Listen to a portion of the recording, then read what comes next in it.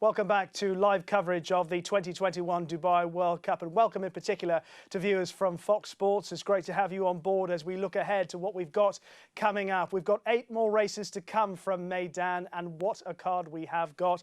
I'll be enjoying it all alongside Tom Stanley and Angus McNay, who are alongside me. And just a very brief word, Tom, about what is still to come at Meydan. Well, we've had the purebred Arabian race, Rishi.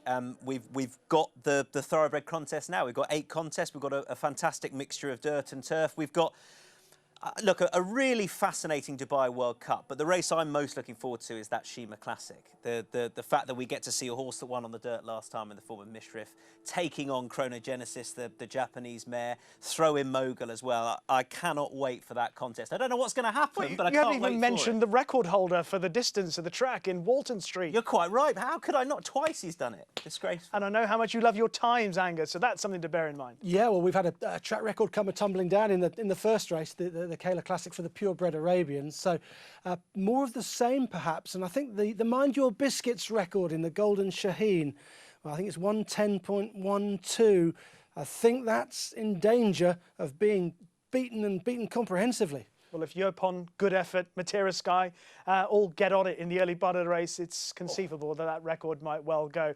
Let's remind you of the 8 races still to come at this year's Dubai World Cup meeting. We've got the Godolphin Mile up next, sponsored by Mohammed bin Rashid Al Maktoum City, District 1. That's over 1,600 metres, obviously, on the dirt. Then race 3 is the Dubai Gold Cup, sponsored by Altair Motors. That's on the turf, over 3,200 metres. Race 4 for the speedsters on the turf, over 1,200 metres, the Al Quoz, sponsored by Azizi Developments. Race 5 is the UAE Derby, sponsored by Emirates NBD. That Group 2 race over 1,900 metres on the dirt. And then the race that Angus referred to, that Mind Your Biscuits set the track record in all those years ago, well, it could be lowered in this year's Dubai Golden Shaheen. Sponsored by Gulf News, 1,200 metres on the dirt, fast and furious it will be. Race 7 is the Dubai Turf, sponsored by DP World, a Group 1 race over 1,800 metres on the turf. The penultimate race is the one that Tom referred to, Mishrif versus Mogul and Chronogenesis and the track record holder, Walton Street. That's the Longines Dubai Shima Classic, obviously presented by Longines, 2,410 metres on the turf. And the final one, the big one, the $12 million Dubai World Cup, sponsored by Emirates Airline, a Group 1 race over 2,000 metres on the dirt at Meydan. 3 non-runners to tell you about. The first of those is in race 6, number 5, Important Mission, out of the Golden Shaheen. Race 7, the Turf, No Regal Reality, number 11. Race 8, number 6, Berkshire Rocco, is out of the Dubai Shima Classic. Well, we are, of course, celebrating the 25th edition of the Dubai World Cup, and a man who has been there from the very start since Cigar won the first edition of the race back in 1996 is Doug Watson. Here he is, chatting to Nick Lightfoot.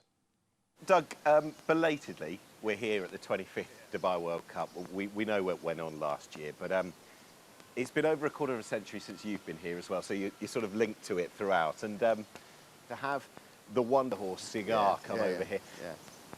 I suppose to people in the States, it put Dubai, where a lot of people wouldn't have necessarily known at that point, it put it on the map, didn't it? I said before that, I would go back home in the summers from working here and say I'm in Dubai, and 3/4 of the people would say, oh, that's in Saudi Arabia, right? And which is what people thought in America. Obviously, everybody in Europe knew Dubai, and you know it had been on the map for a while for them. But after Cigar came and made his appearance here, didn't have much of that anymore. Everybody kind of knew where Dubai was.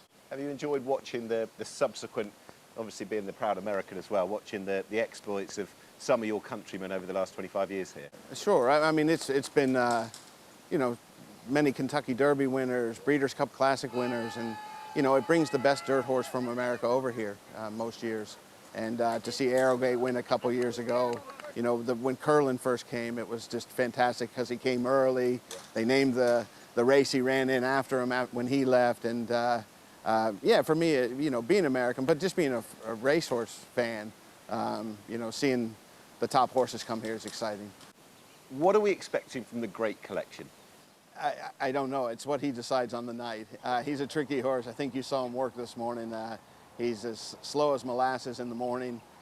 But he does put it in the race, and he's in really good health, which is a key.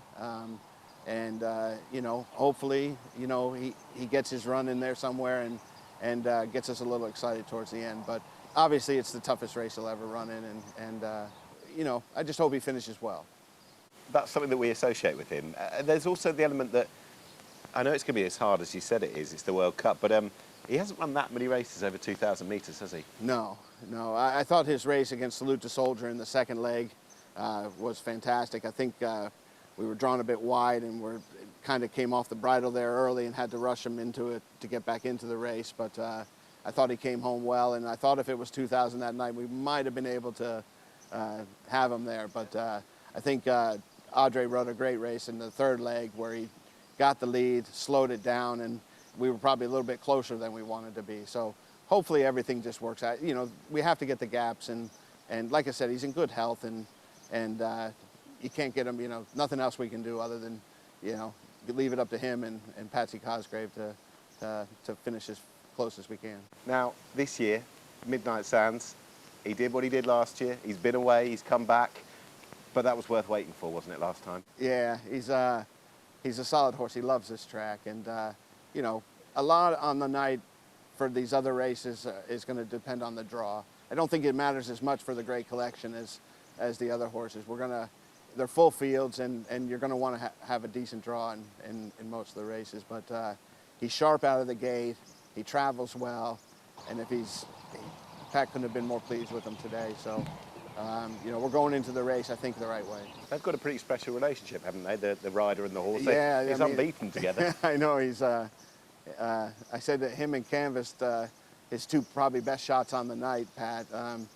One's got a 6 or 7 race win streak, and the other one's got going for 3 in a row. So I said, you're up against it a little bit. But anyway, yeah, he rides him very well, and the horse, you know, I think they both have a lot of confidence in each other. But in your heart of hearts, did you think he put up a performance like that going into it? That's what gets me so excited about the night, because I thought with the draw, you know, 12, and the amount of work we were able to put in him, you know, knowing that he had had a layoff, it was going to be tough. And the way he did it was pretty nice. You know, he looked good doing it. It's back in 3 weeks. He could go one way or the other. I think he's going the right way. You know, I don't think it took a whole lot out of him that night, and you know, we're very hopeful. I'd say he's our best shot on the night. You go into the Golden Shaheen this year with not just chances, I would say, but you've almost got chances because they're banging form, coming in from the right races, the right horses at the right time. Is that fair? Yeah, and yeah, they're all three in good form. I got, I don't know if Premier Star got in the race now, and they're all stalkers, and there's going to be a huge pace on. So I think it sets up for any one of them coming from just off the pace.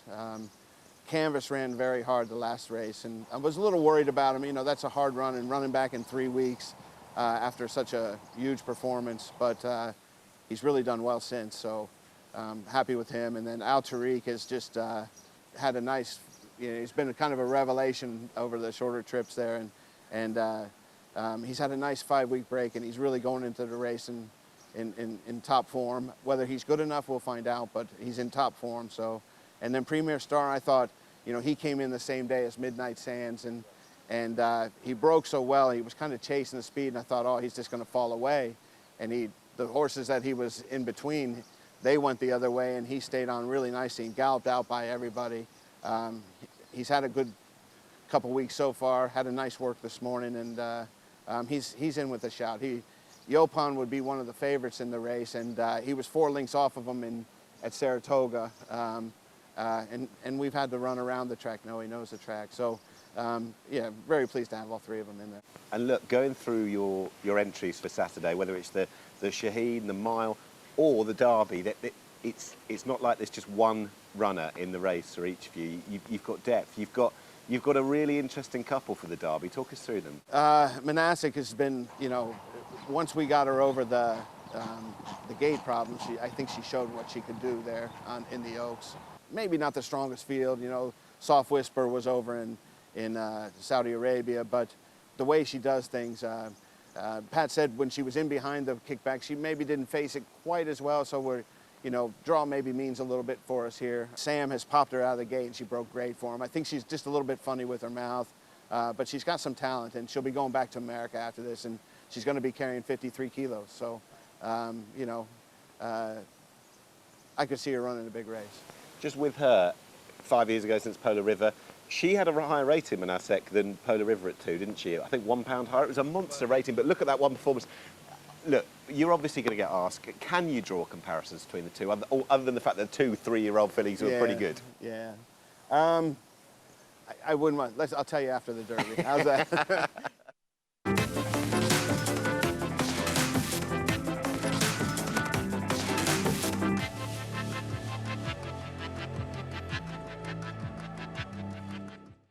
Ironicus. This graded stakes winning millionaire defeated over 20 Grade 1 winners, a Grade 2 winner and course record setter at Saratoga. He won 3 graded stakes and was runner-up in multiple Grade 1 events.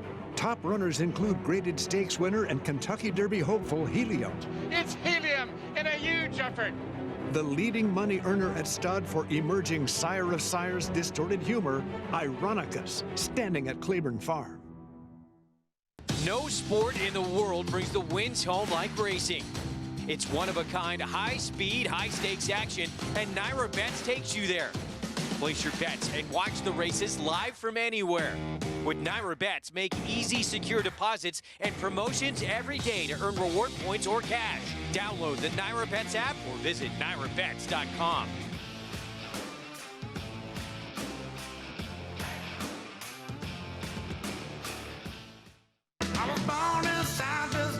Gaining late, boat outside. Detroit Tribute who's storming home. My mama was raising horses. They come down to the wire, and Minute to Stardom upsets them at 20-1.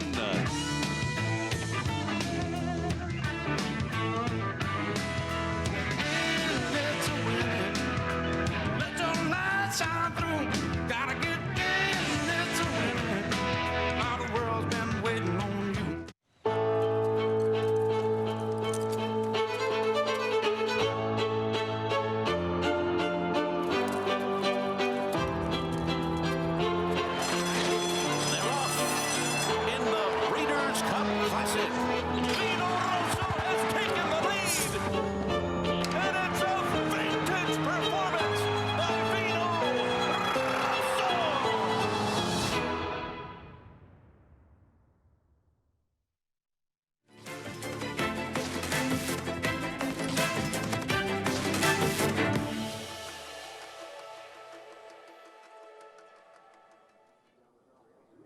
Welcome back. The horses are making their way down to the start for our second race of the card, the second race of the meeting, but the first for the thoroughbreds. It's the Godolphin Mile.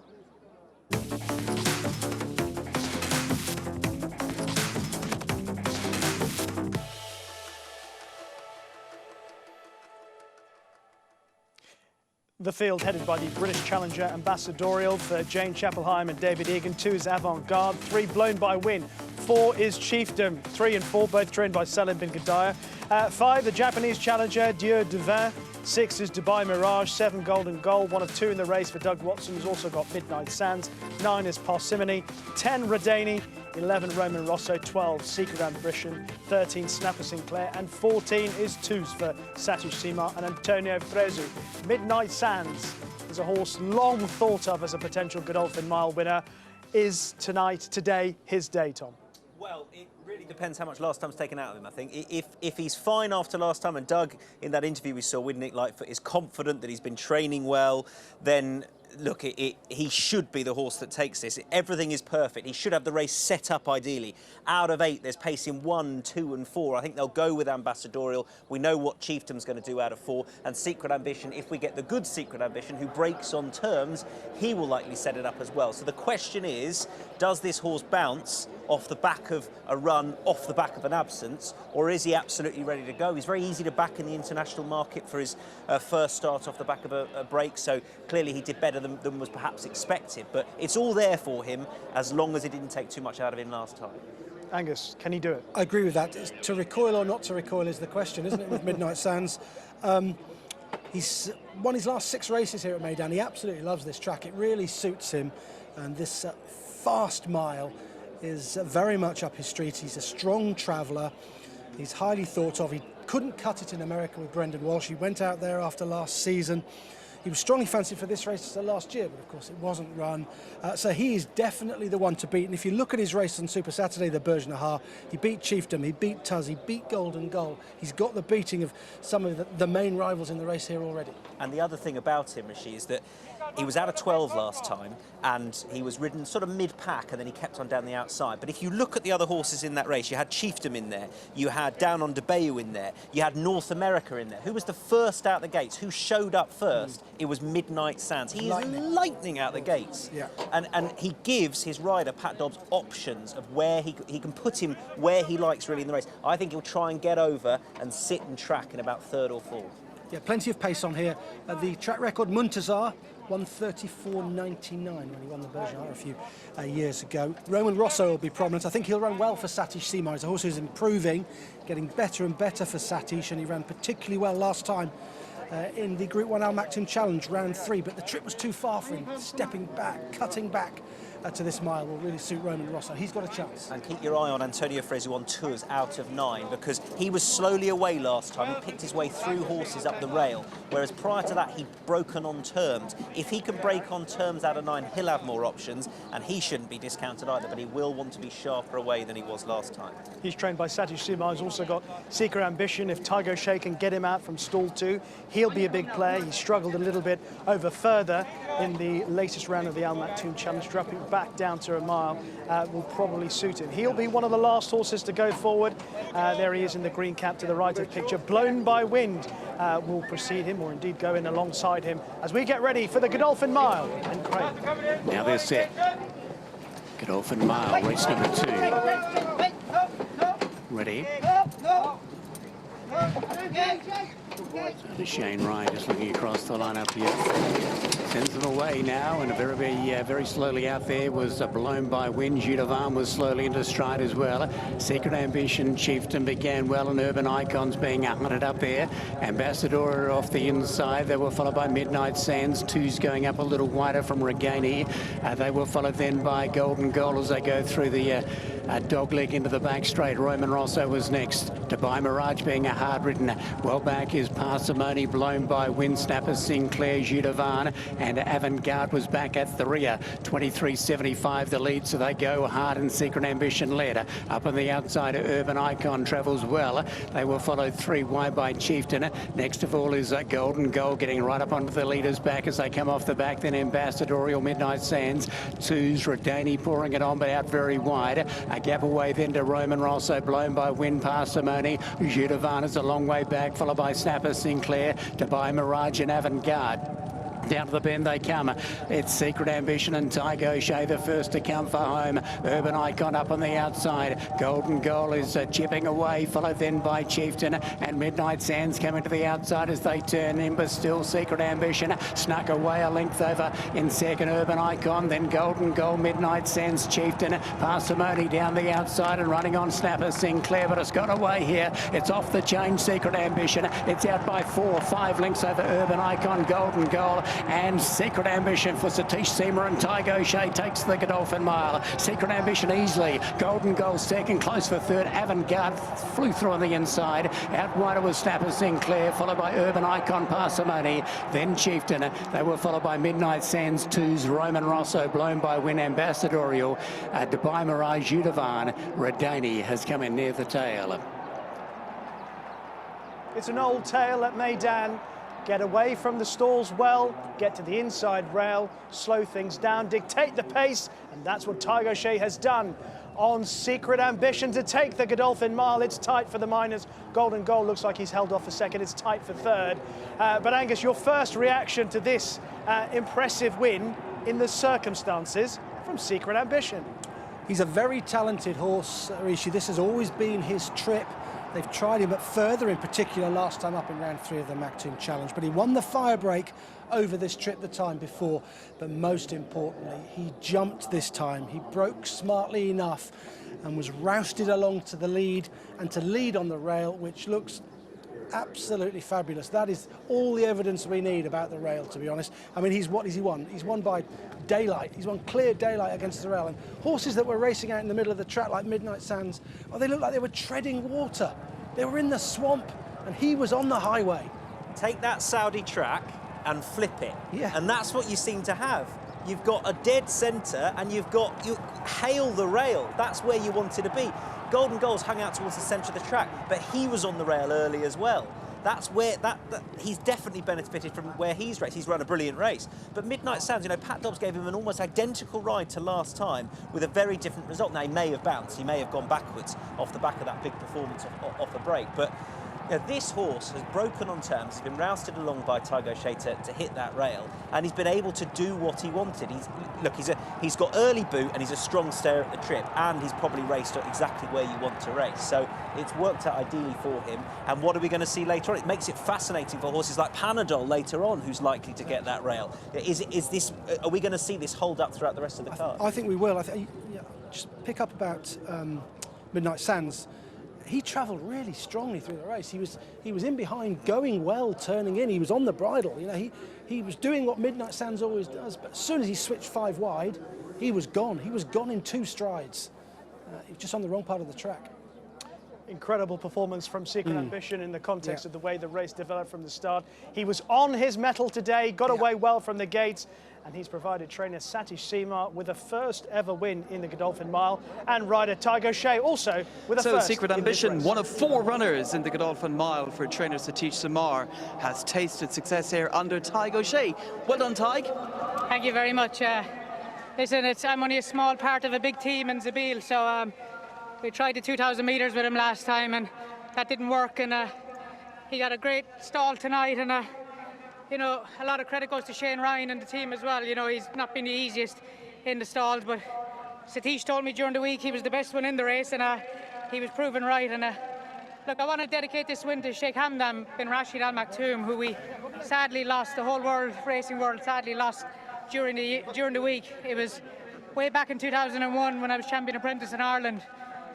His Highness Sheikh Hamdan sponsored an all-expense trip paid to Dubai, and I've been coming back ever since. So I want to dedicate this win to His Highness Sheikh Hamdan. And you know, I've been in Dubai a long time, but without him it wouldn't have been possible. And listen, I'm very, very fortunate riding for Zabeel stable, and I have the easy job. They do the hard work, Satish and Bupert and the whole team. It's a huge team effort, and it's great for his owner as well, Nasser Asker. You know, it's his first horse he ever owned, and what a way to win World Cup night. Absolutely. Lovely words about His Highness Sheikh Hamdan, Tig, and many congratulations. Well done. Thank you very much. Appreciate it. Poignant memories from Tiger O'Shea of the late Sheikh Hamdan bin Rashid Al Maktoum, who played such a significant part in Tiger O'Shea's success and role in the UAE. And he is playing a significant part in the success of the Satish Seema Zabeel stables, who enjoyed their first ever win in the Godolphin Mile. Tiger O'Shea and Satish Seema obviously forging a stronger bond over the last couple of seasons, to the point now obviously that the announcement was made recently that Richie Mullen is no longer stable jockey for him. Yeah, and to be honest, this owner I think has been all part of that. Nasser Askar, it's a huge win for that team as well, because Satish, Nasser and Tig have been a real threesome over the last few years or so, and you know, forged their way right towards the top of their respective departments. Tiger O'Shea, he gets on so well with the horse. He's given the horse a brilliant ride. He's a stalwart to the UAE champion jockey scene, and there is Nasser Askar alongside. It's great to see them with a win in the Godolphin Mile after what happened with North America a few years ago. He was quick to thank Hamdan Al Maktoum, wasn't he, when the sad passing of Hamdan Al Maktoum. He said that he gave him a chance in Dubai. He brought him to Dubai and gave him a chance, and it's made him a winner. It's helped him into the winners' enclosure today on Secret Ambition. We'll be back after the break.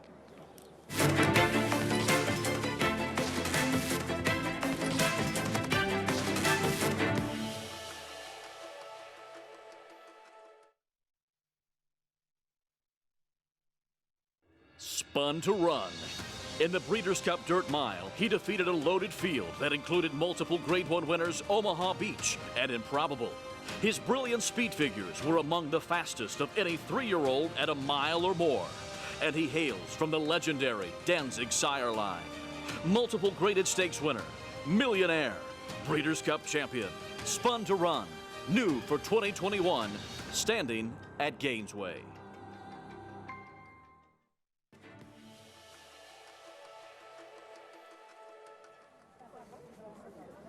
The first race for thoroughbreds, the Godolphin Mile, has gone to Secret Ambition, a first win in the race for trainer Satish Seema and rider Tygo Shea. The oldest horse in the race, Secret Ambition, broke well from the gates and dictated matters and dominated in the closing stages.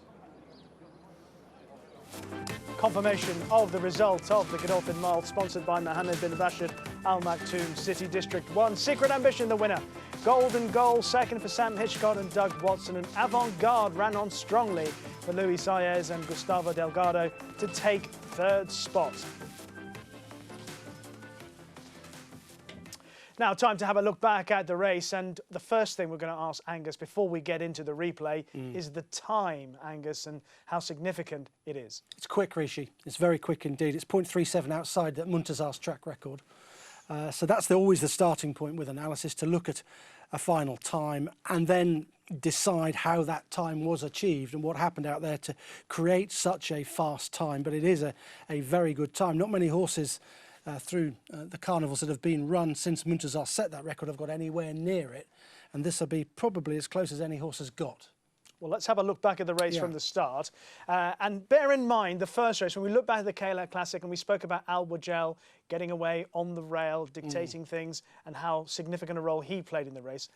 We have a similar story, but this horse goes on to win it. He does. He had a good draw. There he is, coming out of stall number 2. That's played a huge part in this, I think. I think you had to be down towards the inside. Stall 6 was in second place, and the third horse has run a huge race. He ended up finishing strongly towards the inside, so he's fashioned a trip somehow from that wide gate. But this is so important. As with all races, particularly on dirt, though, the start is crucial, so much more important than the finish. And Tygo Shea had to get this horse going and had to get him rolling. And look at him, look how animated he is on him. He's down here, right towards the inside, and he does not stop pushing. He doesn't leave him alone until Tommy's established that lead. Yeah, and poor old Ambassadorial, he's got gate speed. David Egan, he can't get anywhere near it because Tygo Shea is holding his position. Chieftain's another one. He's got plenty of gate speed. Again, he can't get near it because Tyg says, I want to make that rail my own. Golden Goal missed the kick, was actually in the sort of second, third wave, but Sam Hitchcock has managed to get a spot on the rail running behind Secret Ambition. Look at the 1, 2, 3. There they are, in perfect formation, Angus. Up against the rail. There's 1, and there's 2, and the third horse is there. That is very telling. That's their track position just before halfway, and they have raced on that rail throughout. Horses that are wider didn't have much chance. I want to pick out Midnight Sands because he was the international favourite for this race. There he is in the blue cap, the white colours. And he will angle out ultimately when they turn into the home straight to attack down the middle. Now at this point, I think everyone would say he's going really well, this horse. He's cruising. He's in a pretty good position. That's how he's normally ridden. Look, he's beginning to make ground on the bridle, going quite well. And suddenly, when he's asked to pick up, he's treading water. It's like he's running in treacle. At this point, I think Tygo Shea is probably just saving a little bit before he goes for absolutely everything, which he's able to do because he's had a soft enough time where he's racing on that particular spot. Yeah, look, we're making the point that he's been in the right part of the track. He's been on that rail, he's been on the speed, yes. But this is a very good horse. He's a strong stayer at the trip and he's got early gate speed. He's got all the attributes to make use of that position. So it's not as if it's a shock winner, but we didn't know what Secret Ambition we were going to get out the gates. We got a fast breaking Secret Ambition who was rushed up to hit that rail. There's Avant Garde flying from the rear, and Golden Goal, where he's finished down the centre of the track, doesn't really tell the full story because in the mid part of the race he was in the right place. Yeah. He's actually run really well because there was a bit of a doubt about Golden Goal seeing out a strongly run mile. And how strongly run was this whole race? Well, it's my contention that we've witnessed a proper dirt race. We've got the efficiency here, the efficiency rating. You see his overall time, 1:35.36. The last 400 metres, 25.78. And his efficiency is 92.47, which means he's slowed down considerably through the final 400 metres. He's gone really hard out in front. He's spread them out and he's just clinging on. And I think we've got further evidence of that from where Avant-Garde comes from, closing, getting sucked into the race, into a race where they went really hard and then stopped. So I don't think he saved that much out in front. I think he had to work hard to establish the lead, and then he's on empty in the final 200 or 300 metres. But he'd gone so hard, he'd got them all at it, he'd got them all in the kickback as well, and he was able to sustain his run on that favoured rail, but he has sucked a few of them into it, notably Avant-Garde, who's flown home down towards, where was he? Down towards the inside. Of course. And of course the presentation for the Godolphin Mile being made, and you heard from Tom before the break about the significance of Nasir Asker, the owner, Tygo Shea, and of course Satish Seemar, along with his nephew Bhupat Seemar, and Caroline Seemar, who's also there, Bhupat's wife, who have been such a successful team for such a long spell of time over the years, but they've joined forces this year with really significant success, and this horse summed it up. Of course, Nasir Asker has another big run a little bit later on when he's got military law in the Dubai World Cup itself. We'll take a break. Lots more to come from Aidan.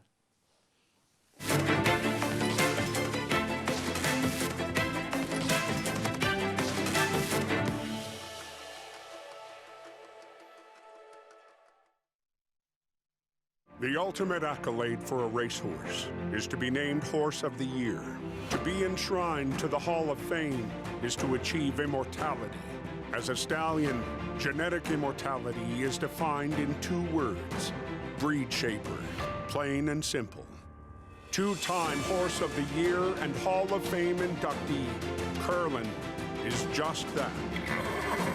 Breed shaper, Curlin, the classic sire. It's America's original sport, and no one covers it better than americasbestracing.net. From the sport to the lifestyle, the best races, horses, and destination venues, cocktails, gambling, fashion, and more. americasbestracing.net is a sport for you.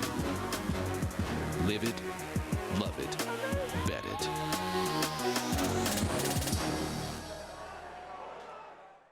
On December 28, 2014, just days after Christmas, a then 2-year-old Run Happy won his juvenile debut, setting the stage for a record-breaking 3-year-old campaign as Eclipse champion sprinter. Now his progeny are mounting a year-end rally similar to their sire. Recent top runners include Runway Magic and Nikki the Vest. By 3.5 lengths. The Run Happy rally has begun. Price for success at $10,000. Run Happy, standing at Claiborne Farm. Racetrack Television Network brings you every race, from every track, on every screen, every day. With monthly packages starting as low as $5, RTN gives you great value and access to more live HD streaming and race replays than anyone. Visit RTN.tv today to sign up and watch on almost any device, including Roku and Amazon Fire. Use promo code TRYRTN for a 5-day free trial.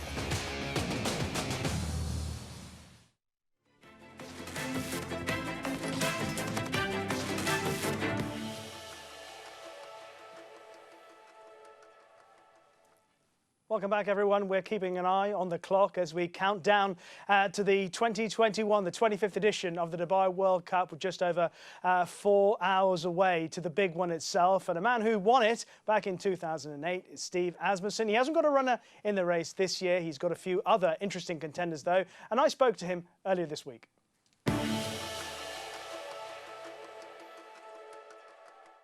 Steve Asmussen, thank you so much for joining us.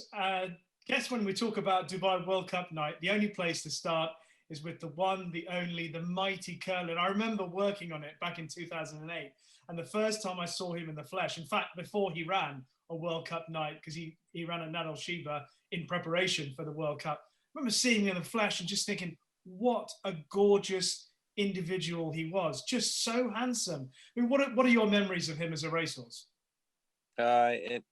Obviously, Curlin's a very emotional horse for me. He was he carried himself with such a presence, and he just he separated himself. He was actually different. He really was, and he is who has propelled us to the heights that we never dreamed of, and to be fortunate enough to be associated with him, to think of him carrying us to Dubai and winning the World Cup. From it just one of the memories that you can only imagine in your head, and he made it come true. Just remind us about the success, because when I look back at it, obviously remembering it vividly as if I was there 13 years ago, the actual race itself, there was never a moment's concern during it. He won by, I think it was 7 and a bit lengths, but he could have won by more than that. Yeah, he was, like I said, separate. It's so hard to put into words the feeling he gave you about, I got this, I can handle this. After he won the Breeders' Cup at Monmouth under very trying circumstances, I mean, the deluge, the amount of water they got, and just the way that he handled an amazing field that was assembled and came out of it, and wanting to, have a strong 08, felt that allowing him a prep race, not Al Sheba, in the Jaguar Trophy it was, and being able to go watch him basically parade around there for that, and the confidence that he had on World Cup night on that stage under those lights was, like I said, just a memory you can only dream about. I throw in the tape of the race, from the red, white, and blue, and the running of the replay of the World Cup regularly, because of what a beautiful memory it is. I can imagine magical memories, and let's hope that Very there much. might be. Let's hope there might be some more magical memories for you. I think one of the most fascinating runners all night on World Cup night is Cowan in the Al Quoz. Right. No matter how long I live, I'm not going to quite get over the Saudi Derby run. To leave it there, you're never getting it back, and there it was for the taking. Just talk me through that. And the emotions that you must have felt. Not only that, the build up to it. I mean, his run in the Breeders' Cup Juvenile Turf from a bad draw, which he's great at getting. Again, only time he got a good draw, he turns his head at the start and misses it, and then so it's time for him to overcome. He's on the cusp of being a Breeders' Cup winner and winning the Saudi Derby. How different his resume would look with clean runs. And again, he does cause his own problems. He is a very cantankerous, playful horse. Blinkers on him early. He has caused his own problems in his races, but he has very good ability and is capable of a very good run.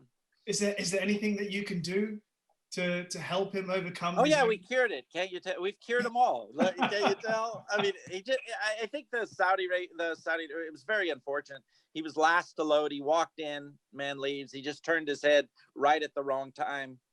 Different. The Saudi gates are very narrow, not comfortable. I don't think there's room for a handler. And it was different for him, and he missed the break and was beating a neck and missed the break badly in a full field. And then he comes shortening him up in distance. The one thing I didn't want was the inside, and then he drew the 1 hole. But he's in the capable hands of Luis Saez, who I think will get the best out of him, and he is capable of running fast. If he overcomes all the issues that may have affected him in the past with a misfortune as much as anything else, Steve, do you think that the talent is there to take down that field in the Al Quoz? Him being a 3-year-old against the olders, he's meeting men. Maybe they'll teach him how to pay attention. But Cowan's an exciting horse that I think ideally he would be the kind of horse to go back there year after year. Well, we'll talk about it in 12 months' time, hopefully. I hope so, yes. One more race to talk about, but 2 horses in the Dubai Golden Shaheen. And you've got Jalen Journey, who has first start for you, and obviously Yopon, who started favourite for the Breeders' Cup Sprint, but obviously only finished 8th on that occasion. Just a brief word on Jalen Journey and what you've learned about this horse. He's won 2 of his 3 runs for us. This will be our 4th time to run him. Extremely talented, very quirky horse. I think we have him in the right spot mentally where he will, go forward. Saez is a great fit for him, and he's capable of running very fast. Under the lights, a lot for him to experience, but the talent is there. And you had mentioned Yao Pen's disappointing run in the Breeders' Cup Sprint. It was a bit too much, too soon for starting 3-year-old, just maybe the stage. He's matured beautifully. He is an eyeful to look at, just absolutely amazing looking horse that his speed figures suggest how fast he is. Well, just since that time of the Breeders' Cup at the end of last year to moving into March now, the end of March, what sort of development has he been able to do? I mean, is he strengthened up? Because as you say, he's always been an attractive individual. Right. He's went from a high school student to a pro. He just very, very pliable-minded horse, and just not aggressive like most sprinters.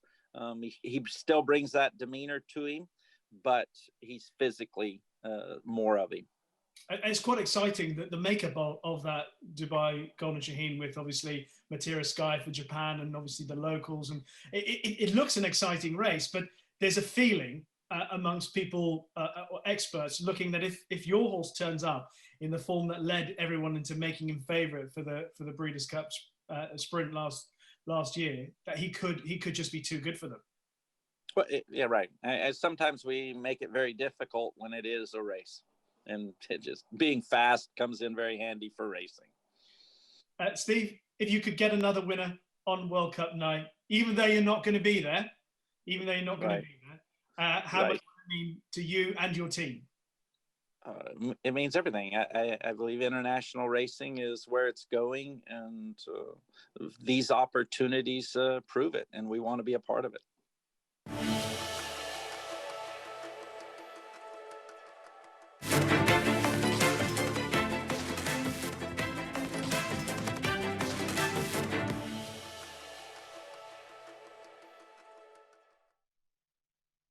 Coming on strong. Minute to stardom. On top, coming down to the final 16th, opening up a 2-length lead. My love for you. Wild About Star, shining big here in Berry 1. Oh, why did I wrong? Gaining late on the far outside, Guitar Tribute, who's storming home. Go, Guitar Tribute! My love for you. Coming on strong.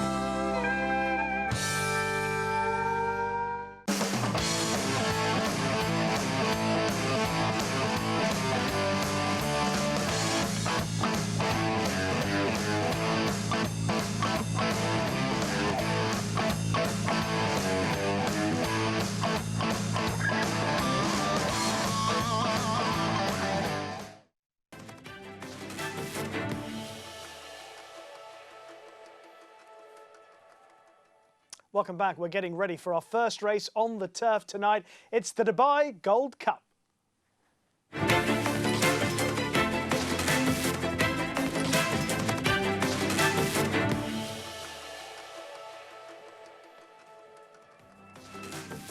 This race sponsored by Altair Motors. Over 3,200 metres on the turf. The field headed by Away He Goes for Ishmael Mohammed and Pat Cosgrave. 2 is For the Top, Salah Bin Gadine, Mikel Barcelona. 3 is Global Heat, Said Bin Saror teaming up with his old pal, Frank Idatori. 4 is Mekong for Jemmy Osborne and Jim Crowley. 5, Red Verdon for Ed Dunlop and David Egan. 6, Royal Marine, Said Bin Saror and Shaheen Murphy. 7 is Secret Advisor. For Charlie Appleby, the one that most people think is the one to beat, William Buick. 8, Spanish Mission. 9 is Volcanic Sky. 10 is Valderbe. And 11 is the Group 1 winner, Subjectivist for Mark Johnston and Joe Fanning.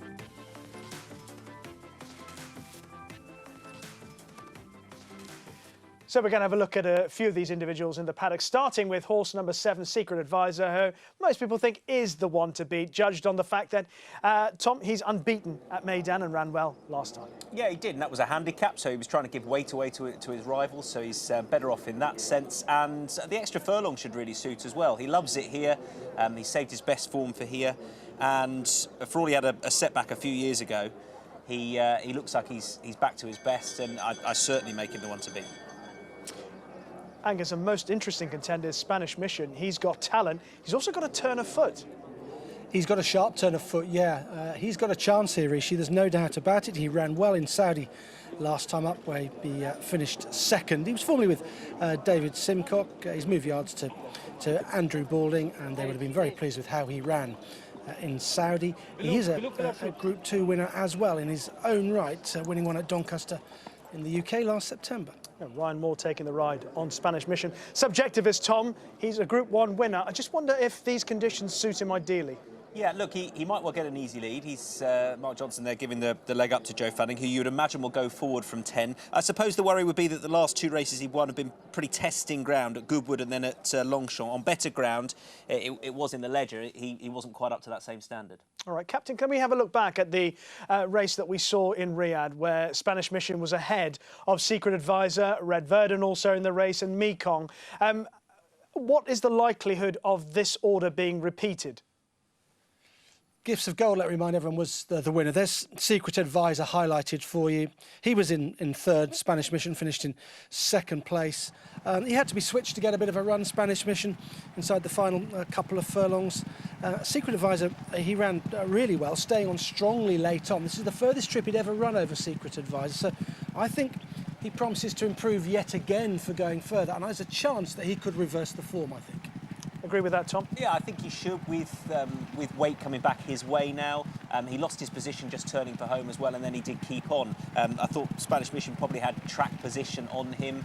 Spanish Mission, since he's transferred to Andrew Balding, I think has benefited from racing more prominently. Andrew Balding doesn't tend to have his horses ridden too far back anyway, and I think that's definitely helped him.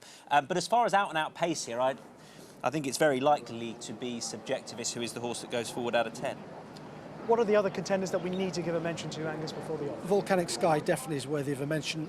Christophe Soumillon taking over on this horse, who won last time under Frankie Dettori, a very good ride in the Nadal Sheba Trophy, which is often a bit of a guide to this.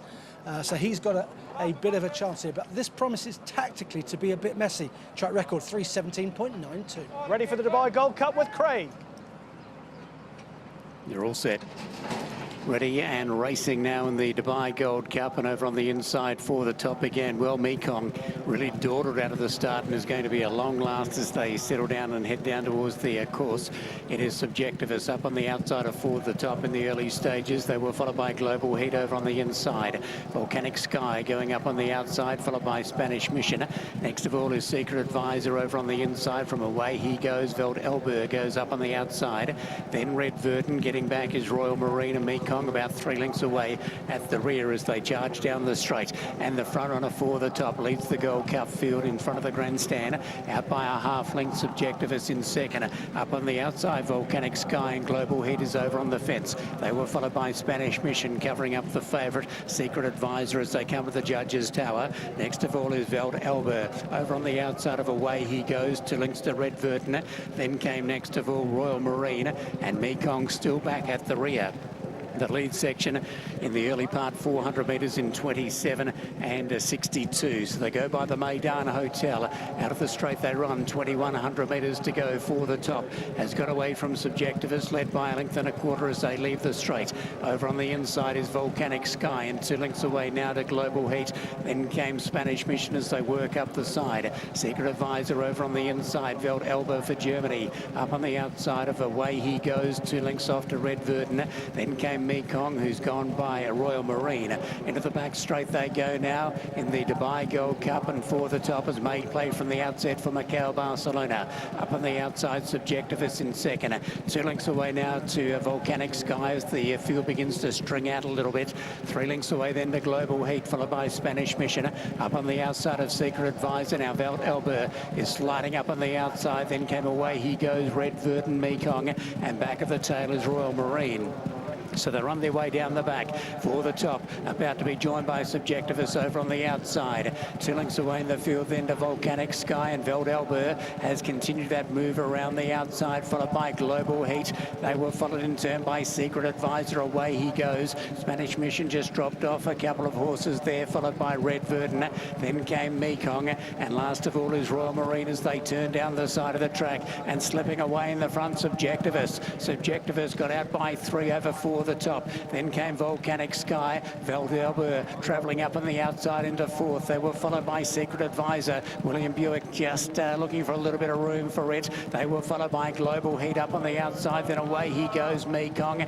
Well back Red Verdun as they turn in Royal Marine, but it's well clear Subjectivus as they turn in. Subjectivus out by 4 lengths. Veldelber ran to second, followed by Global Heat. Then came Secret Ambition. They were followed by Away he goes, Spanish Mission down the outside. Still Subjectivus below the 250. Out by 4, Veldelber battles away strongly, followed then by Away he goes, and Secret Ambition is beginning. Secret Advisor beginning to run on, but the front runner Subjectivus, it's well clear in the Gold Cup, and Subjectivus is going to run them ragged. Subjectivus wins and wins easily. Second, Veldelber just ahead of Away he goes. They were followed by Secret Advisor just ahead of Spanish Mission. Then came Global Heat. Behind them Royal Marine. Well back in the run then was Red Verdun, and a gap away to Mekong, and coming in a long way back was For the Top and also Volcanic Sky.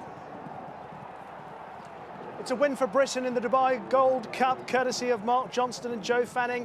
Subjectivist has made most of the running to win, and he has blown this field apart. He's a high-class stayer. I had a question mark before the start about conditions.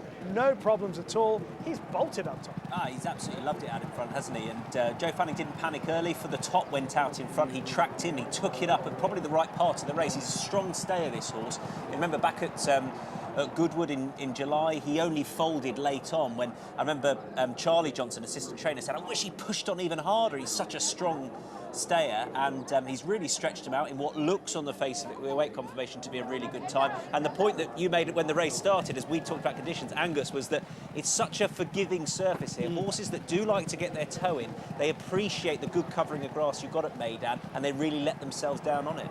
They do, yeah. During the carnival, I described it as a bouncy green trampoline, and they get loads of help from it, and they let themselves down and they stretch on it. So if in Europe they've wanted a bit of cut in the ground, well, they get away with it here at Meydan. They like the surface. Most horses, they get loads of help out of it, and he has absolutely bolted up this horse. I don't think they went very hard early on, and he struck for home a long way out, and nothing could get anywhere near him. Nothing could close from off the speed. I think it was a race that was steadily run for a few furlongs, and then they gradually picked it up, and he was just too good for them. Already a Grade 2 winner in his career in the UK, and he has won as he liked here. The German horse Veldelber running very well. I think he's narrowly held on for second place. We've become so used in Britain to seeing Mark Johnston and Joe Fanning do this. And he's been allowed to do it again, allowed to dictate. I think this will be really interesting to just see how it was run, to see when he put his foot on the accelerator with Subjectivist, because it looked to the eye that they weren't going all that quick early, but it looks as though it's a very, very good time as well. And you could see turning for home, a couple of those Godolphin horses, Secret Advisor one of them, when the pace quickened, he was off it all of a sudden, and it became obvious early in the straight that they weren't going to get to this horse. There's some real disappointments in the race, I think, to be honest. I mean, Secret Advisor's not run particularly well, maybe recoiled from Saudi, who knows. The problem was Spanish Mission as well. Volcanic Sky was quite well positioned the way the race was run under Christophe Soumillon. He couldn't get involved as well. So the race fell apart to a degree, but that shouldn't take it away from just how good this horse is. It's only a second British-trained winner of the Dubai Gold Cup. The previous one was Brown Panther back in 2015 for Tom Dascombe. This one, of course, trained by Mark Johnston. This would be one of the biggest successes of Joe Fanning's career, and it's been done in the style that perhaps has really epitomised what he's been best at. Just getting the time through, Angus. What is it? We've 3:17.77, confirm another track record this evening. Track record in the opener, the Kayla Classic, now a track record here. And he's lowered a record that was set by the great, the one and only Vazirabad, who won this race 3 times. Yeah, incredible, incredible. When you consider that he's set a track record on this sort of surface, which is allowing you to set a track record, and he's won his Group 1 race in France on heavy ground. Yeah, and that just, that shows just how forgiving this surface is. You do see it time and time again. You think of the heat out in Dubai and you think, oh, quick ground, good to firm ground. But horses that like to get their toe in, round action turf horses, they really do appreciate this surface. We've seen Super Saturday last year, we saw track records being low. We've seen on the turf recently track records going and going and going. That's another one. Subjectivist, who took quite a long time to pull up under Joe Fanning. He's just making his way back to the finishing line.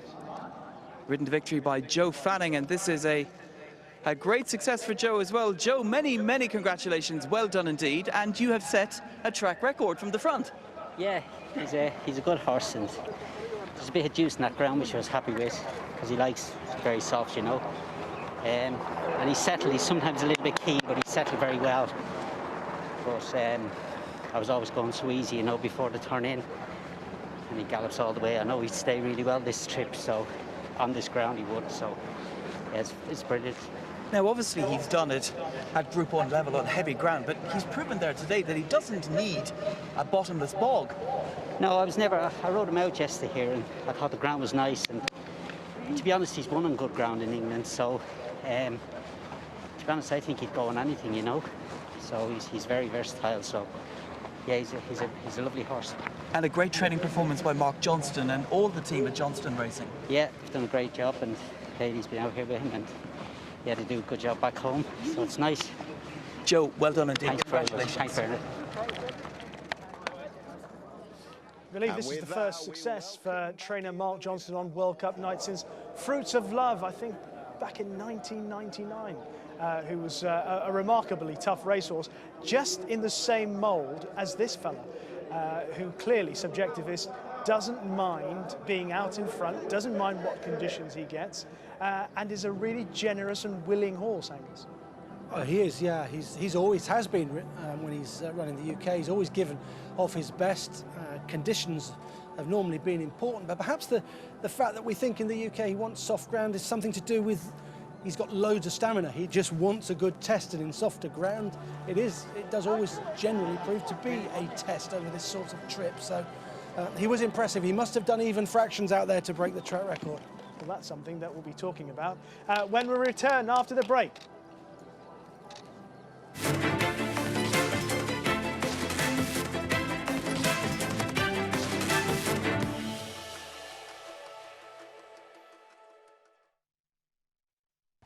Looking for more in your breeding program? How about a sire with more Breeders' Cup wins than any other sire in history? More champions? He's the only sire to have an Eclipse Award champion each of the last 4 years. More Grade 1 winners? He added 3 more Grade 1 winners in 2020, his 4th year in a row with multiple Grade 1 winners. And he's ready for more. Hit the road, wins the Frankie Kilroy Mile. More than ready. He's ready. Are you? Plane spotters would come from miles around just to see one land. For millions of economy passengers, they wouldn't fly any other aircraft as they just knew the difference. For those that flew upstairs, one of the biggest thrills was just walking up the stairs. It's the closest a plane has ever come to a luxury cruise liner. Complete privacy, if that's what you wanted. Or the company of friendly strangers to help the journey seem so much shorter. And when it's time for a nice long sleep, or to wake you up if you prefer, an amazing hot shower was waiting. Yes, a shower on a plane. So as routes slowly open up, it's back to the skies. A little different perhaps for now, but underneath it all, the smile is the same as it was before. So when you're ready to reconnect with our big beautiful world, remember, this isn't just flying. This is the Emirates A380. Emirates. Fly better.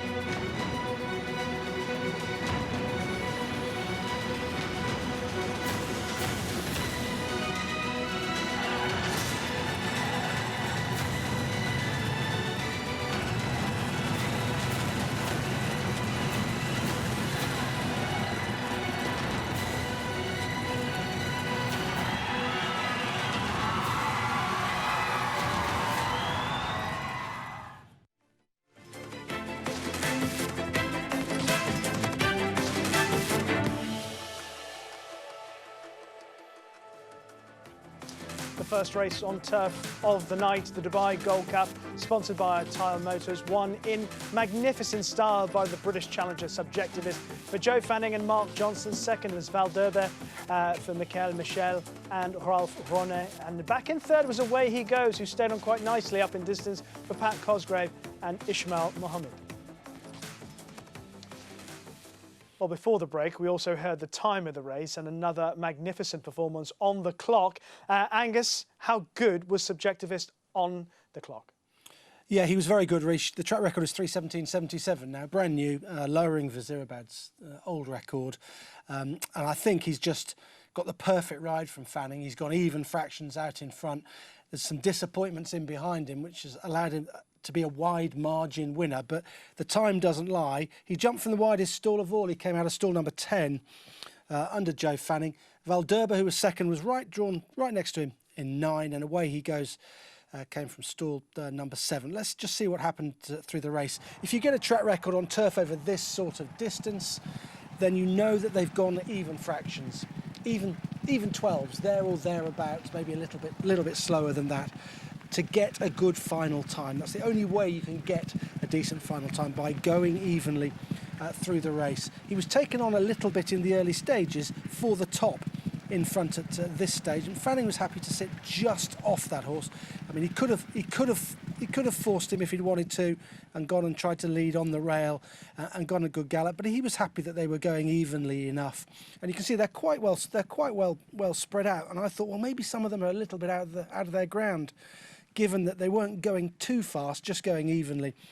But as it was, some of those in behind didn't run very well.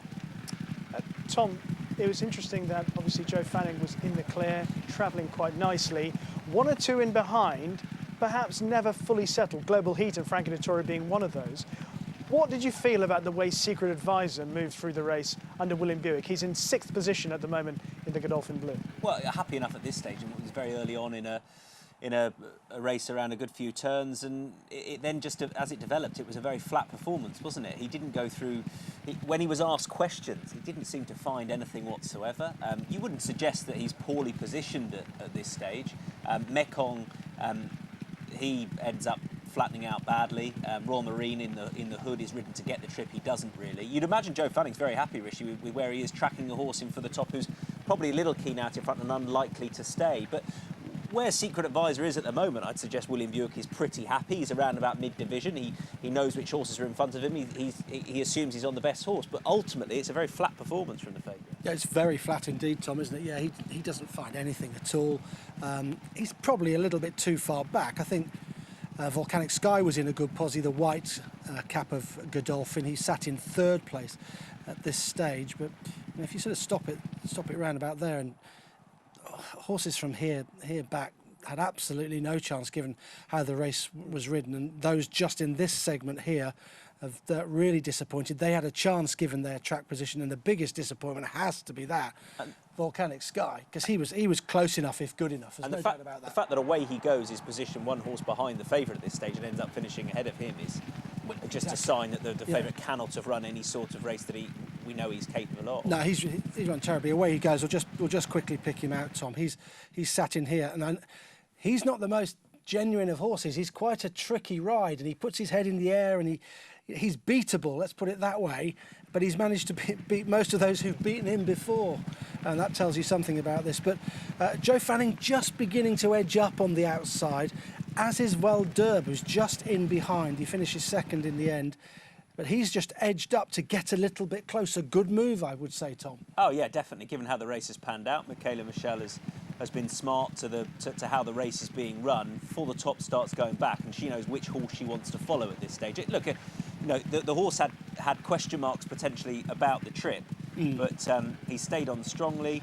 He's just been very much second best on the day. Joe Fanning's going so comfortably out in front. He's always happy with where. He said in his post-race interview, didn't he? I was always going so easy. I mean, nothing's come to pressure him whatsoever. He's not had to. No questions were asked. Can I throw something in the mix here? Yes, of course. The fact that Spanish Mission, Secret Advisor, Red Verdun, Mekong all ran in Saudi, and they've all been fairly well beaten here. They've all run below par, seemingly. Yeah, no, I think that's very valid indeed. They've definitely run below par. The winner's had the run of the race, there's no doubt about it, but if you're going to lower a track record, it's not just about the run of the race. He's come home pretty strongly. We'll look at the efficiency in a moment. He's finished off just a little bit quicker than he ran the rest of the race, but pretty even throughout. It's hard for horses to close in on the horses running that efficiently, but some of them should have been a little bit closer. So what are we to take away from the beaten horses? We're obviously very impressed with what Subjectivist did, but from the beaten horses, are we going to say that a vast majority of them underperformed? I think so. I think, look, definitely for me. Definitely. It's not a surprise winner, Subjectivist. He's a very talented horse. But is he out and out the best stayer in the race? Probably not. But he's lowered a track record, so there's no fluke about it. And he was the best horse on the day, because a couple of those that run in Saudi have fallen a little bit flat. He's got an excellent ride from Joe Fanning, who is lethal when allowed to do that. You know, it's great to see him have his sort of Group 1 career rejuvenated. I think this horse gave him his first Group 1 win since the last Lion a few years ago. It was a while before the one prior to that, and now he's had 2 since he reached the age of 50. So that's great to see on the big stage. It's great for British winners British runners to be coming out here and winning, but I think we can safely say that a couple are disappointed in behind. That's what Sheikh Mohammed wants, isn't it? International raiders and international winners, because international winners encourage other horses to come to Dubai. Let's have a look at the efficiency now. 103.78. So that means that he finished off the race 3.78% quicker than he ran the rest of the race. That's the last 400 metres, which is quite quick for a stayer. 23.82. So he's dipped under even 12s for those last couple of furlongs. And I would put it to you that a horse that's doing that from the front when he's already established a 3 or 4 length lead is totally and utterly, over this trip, impossible to peg back. Impossible to peg back. And for trainer Mark Johnston, I said his previous winner on Dubai World Cup night came in 1999 with Fruits of Love. And it's interesting, a horse like Fruits of Love was a real international campaigner. He was hard campaign. You can imagine a similar story for Subjectivists in time to come. They don't duck a task, a challenge, do they? He's known for working his horses on the track. He runs them, and they're not always the easiest to predict, but this horse is pretty consistent. They're all out there, which is great to see, and that, that's more success at, well, near enough the top level, that Group 2 with him out in Dubai. Good to see him back in the Dubai winners' enclosure. Indeed, a 22-year break between those 2 wins for trainer Mark Johnston, now a trainer who's accustomed to huge success all over the world, and it comes with a great amount of regularity, as of course Aidan O'Brien. Aidan's got Mogul running today in the Dubai Shima Classic. And delighted to have Aidan on the line with us. Aidan, how are you, first of all? Very good, Rishi. Thank you. Very, very well. Well, it's lovely of you to join us, because I know you've got a busy day ahead of you domestically, but we'd love to get a bit more of your thoughts on Mogul, a horse who I'd say progressed with almost every run in his 7 races last year. Would that be fair? I think so, Richie. He's a big, strong, powerful horse, really. Carries plenty weight, and I suppose it just took him a little bit of time to get really fit. We were hoping to give him 2 runs before the Derby last year, and obviously that didn't happen. But as the year went on, he kept progressing. We were delighted with his run in France, and obviously we were delighted with his last run in Hong Kong. Yeah, just talk to us about the Hong Kong race, Aidan, because clearly it was a strange season the way things began because of COVID, and he made his seasonal debut, of course, at Royal Ascot. So to be able to produce a performance of this quality in December, how much encouragement has this given you for what he can do in 2021? Yeah, I suppose we always look forward to him. I suppose when it went a little bit kind of pear-shaped early on, we were always looking forward to him as a 4-year-old. Just took us a little bit of time to get him right. Like I say, he's a big, strong, powerful horse. He'd made like a mile or more than a mile and a half horse, but he's Kenty pace and likes to be ridden for pace. We kind of really discovered at the end, and Ryan gave him a lovely ride that day. He took his time on him and quickened up very well, and he finishes out his races very well when you ride him like that, usually, Rishi. And with that in mind, the way he progressed through his season in those 7 runs, what sort of level would you have him for this return, bearing in mind the way he was campaigned in 2020? Yeah, we have him as forward and as fit as we can. Obviously, he's a horse likes to race. I suppose we couldn't have raced him any later than in the middle of December. Like we're very happy where he is, and we think he's as well as we can have him without having had a run recently, I suppose, really. And Aidan, his 7 runs last year came all over 1.5 miles. But how much speed does this horse possess? Because I like the way he travelled in Hong Kong, and I like the turn of foot he showed there. Yeah, no, we think he's plenty speed, and we think he'll be very happy dropping back to 1.25 miles. He's a little bit deceiving. When you ride him handy, you think kind of he only stays, but when you ride him back, you kind of see the pace that he has. Like I said, Rishi, to look at him, he's more like a sprinter miler than a mile and a kind of middle distance 1.5 mile horse. So I suppose we just discovered really is to ride him for speed and trust that the speed is there. In his canters at home, like our canters would be short. Like you'd never really ever get close to getting him off the bridle, and that's, I suppose, a sign that he has plenty of pace really. It is very exciting what 2021 can provide for Mogul. But this first race of the season, the Dubai Shima Classic, Aidan, as an international competitor, as you have been for so long, to have a horse like Mishrif, who obviously won in Saudi last time, for John Gosden and Thady Gosden now, and of course the Japanese challenger Chronogenesis. How much does this excite you as an international trainer, as an international competitor? You know, I think it's great. It's really important that these races are that competitive, really. And I think it's unbelievable to be starting off the season in such a competitive race, really. Listen, obviously Maidan is a great track and ground is always beautiful there. But I think it's great that like there's the horses in are so good, really. And I think that's what makes racing, win, lose or draw. That's what everyone wants to see, and that's what they're the races you want to be competing in, really. Well, it's certainly exciting for us as well, Aidan. Just before you go, it's been noticeable that you've made a fairly quick start to this season. No slowness for the Aidan O'Brien team. A few winners already on the board. How excited are you about where the team is at domestically for the classics that are not that far away in the grand scheme of things? No, we're happy, Richie. The horses have been running well, which is important. Obviously, our ground is still fairly soft.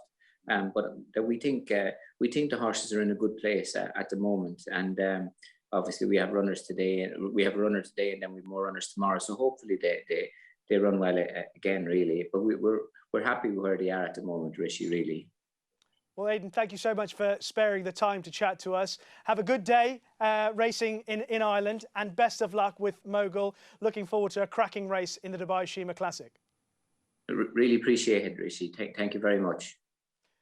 Very good of Aidan O'Brien to take the time to chat to us, and it is an exciting aspect of tonight's racing. The fact that we're going to pitch the best of Ireland, the best of Britain, and the best of Japan all together in Dubai Shima Classic.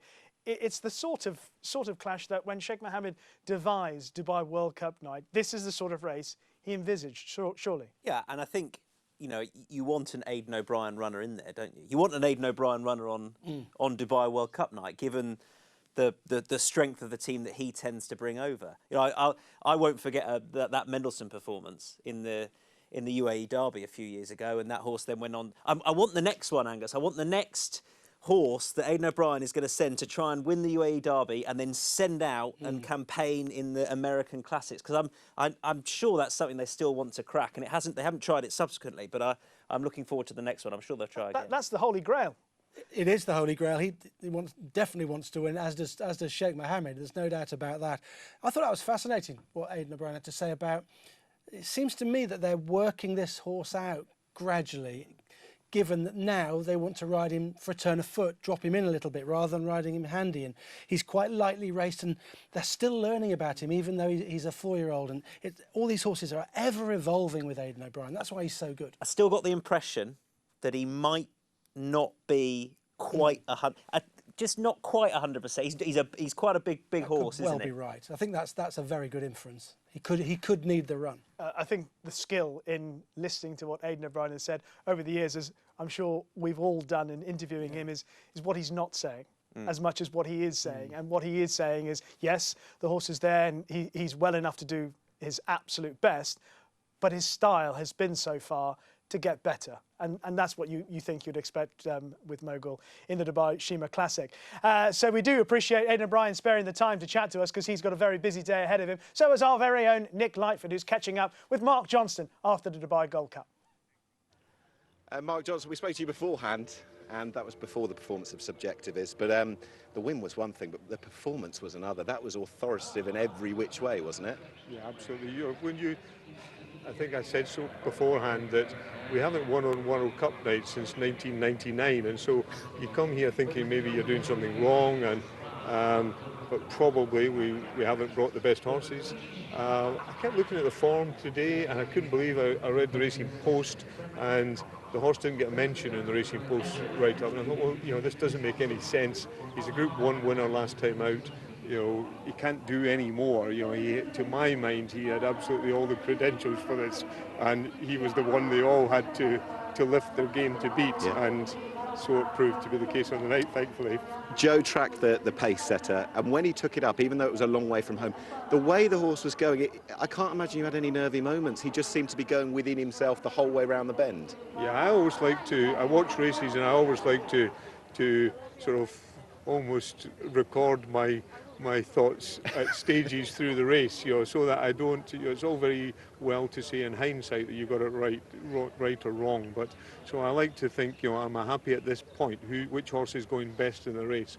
And I think almost throughout the race, I was thinking, well, I'm very happy here. We are going best, and when he hit the front, I was just thinking, every other jockey, they've got a lot of ground to make up on what I know to be a top-class horse, and I wouldn't have liked to have been anywhere else in the field. What we do all too often is what next? I mean, you should celebrate the fact that what a race on a big night like this, but year on year you love to produce a proper cup horse, and this is every model of it again, isn't it? Absolutely. He's every model of it. We knew he's every model of it before he came here. Yeah. But the question would have been that perhaps had he not won so authoritatively tonight, then maybe he'd have been going to the Henry II or the Sagaro Stakes as a prep for the Ascot Gold Cup. The Gold Cup's a long way off. It's June, and it's not usually. I like to run them when they're fitting well, and clearly this horse is fitting well. But I can't really, off the top of my head, see anywhere else that this horse can go. I wouldn't want to step back to a Group 3 with him. He's a Group 1 horse clearly, and Ascot Gold Cup, Goodwood Cup are the obvious places for him. We might just have to think about whether the £1 million bonus is on this year or not, and whether he has to take in one of the other races. Okay. But that's his campaign is virtually mapped out. He's a cup horse. He's a Dubai Gold Cup winner. Enjoy the night, Mark. Thank you for talking to us. Thank you very much indeed. Thank you. Thanks. Well done to trainer Mark Johnston, his first World Cup night winner in 22 years. From Subjectivist and the Stairs to the Sprinters next, the focus on the Al Quoz after the break.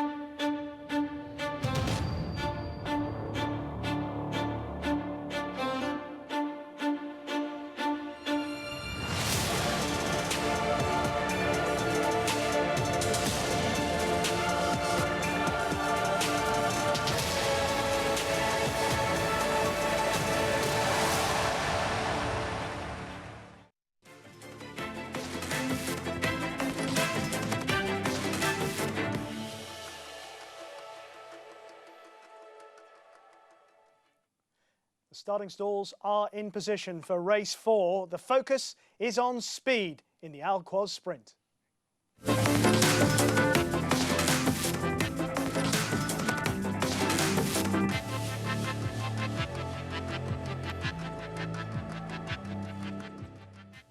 The race sponsored by Azizi Developments in the field headed by Equilateral, one of 2 in the race for Charlie Hills.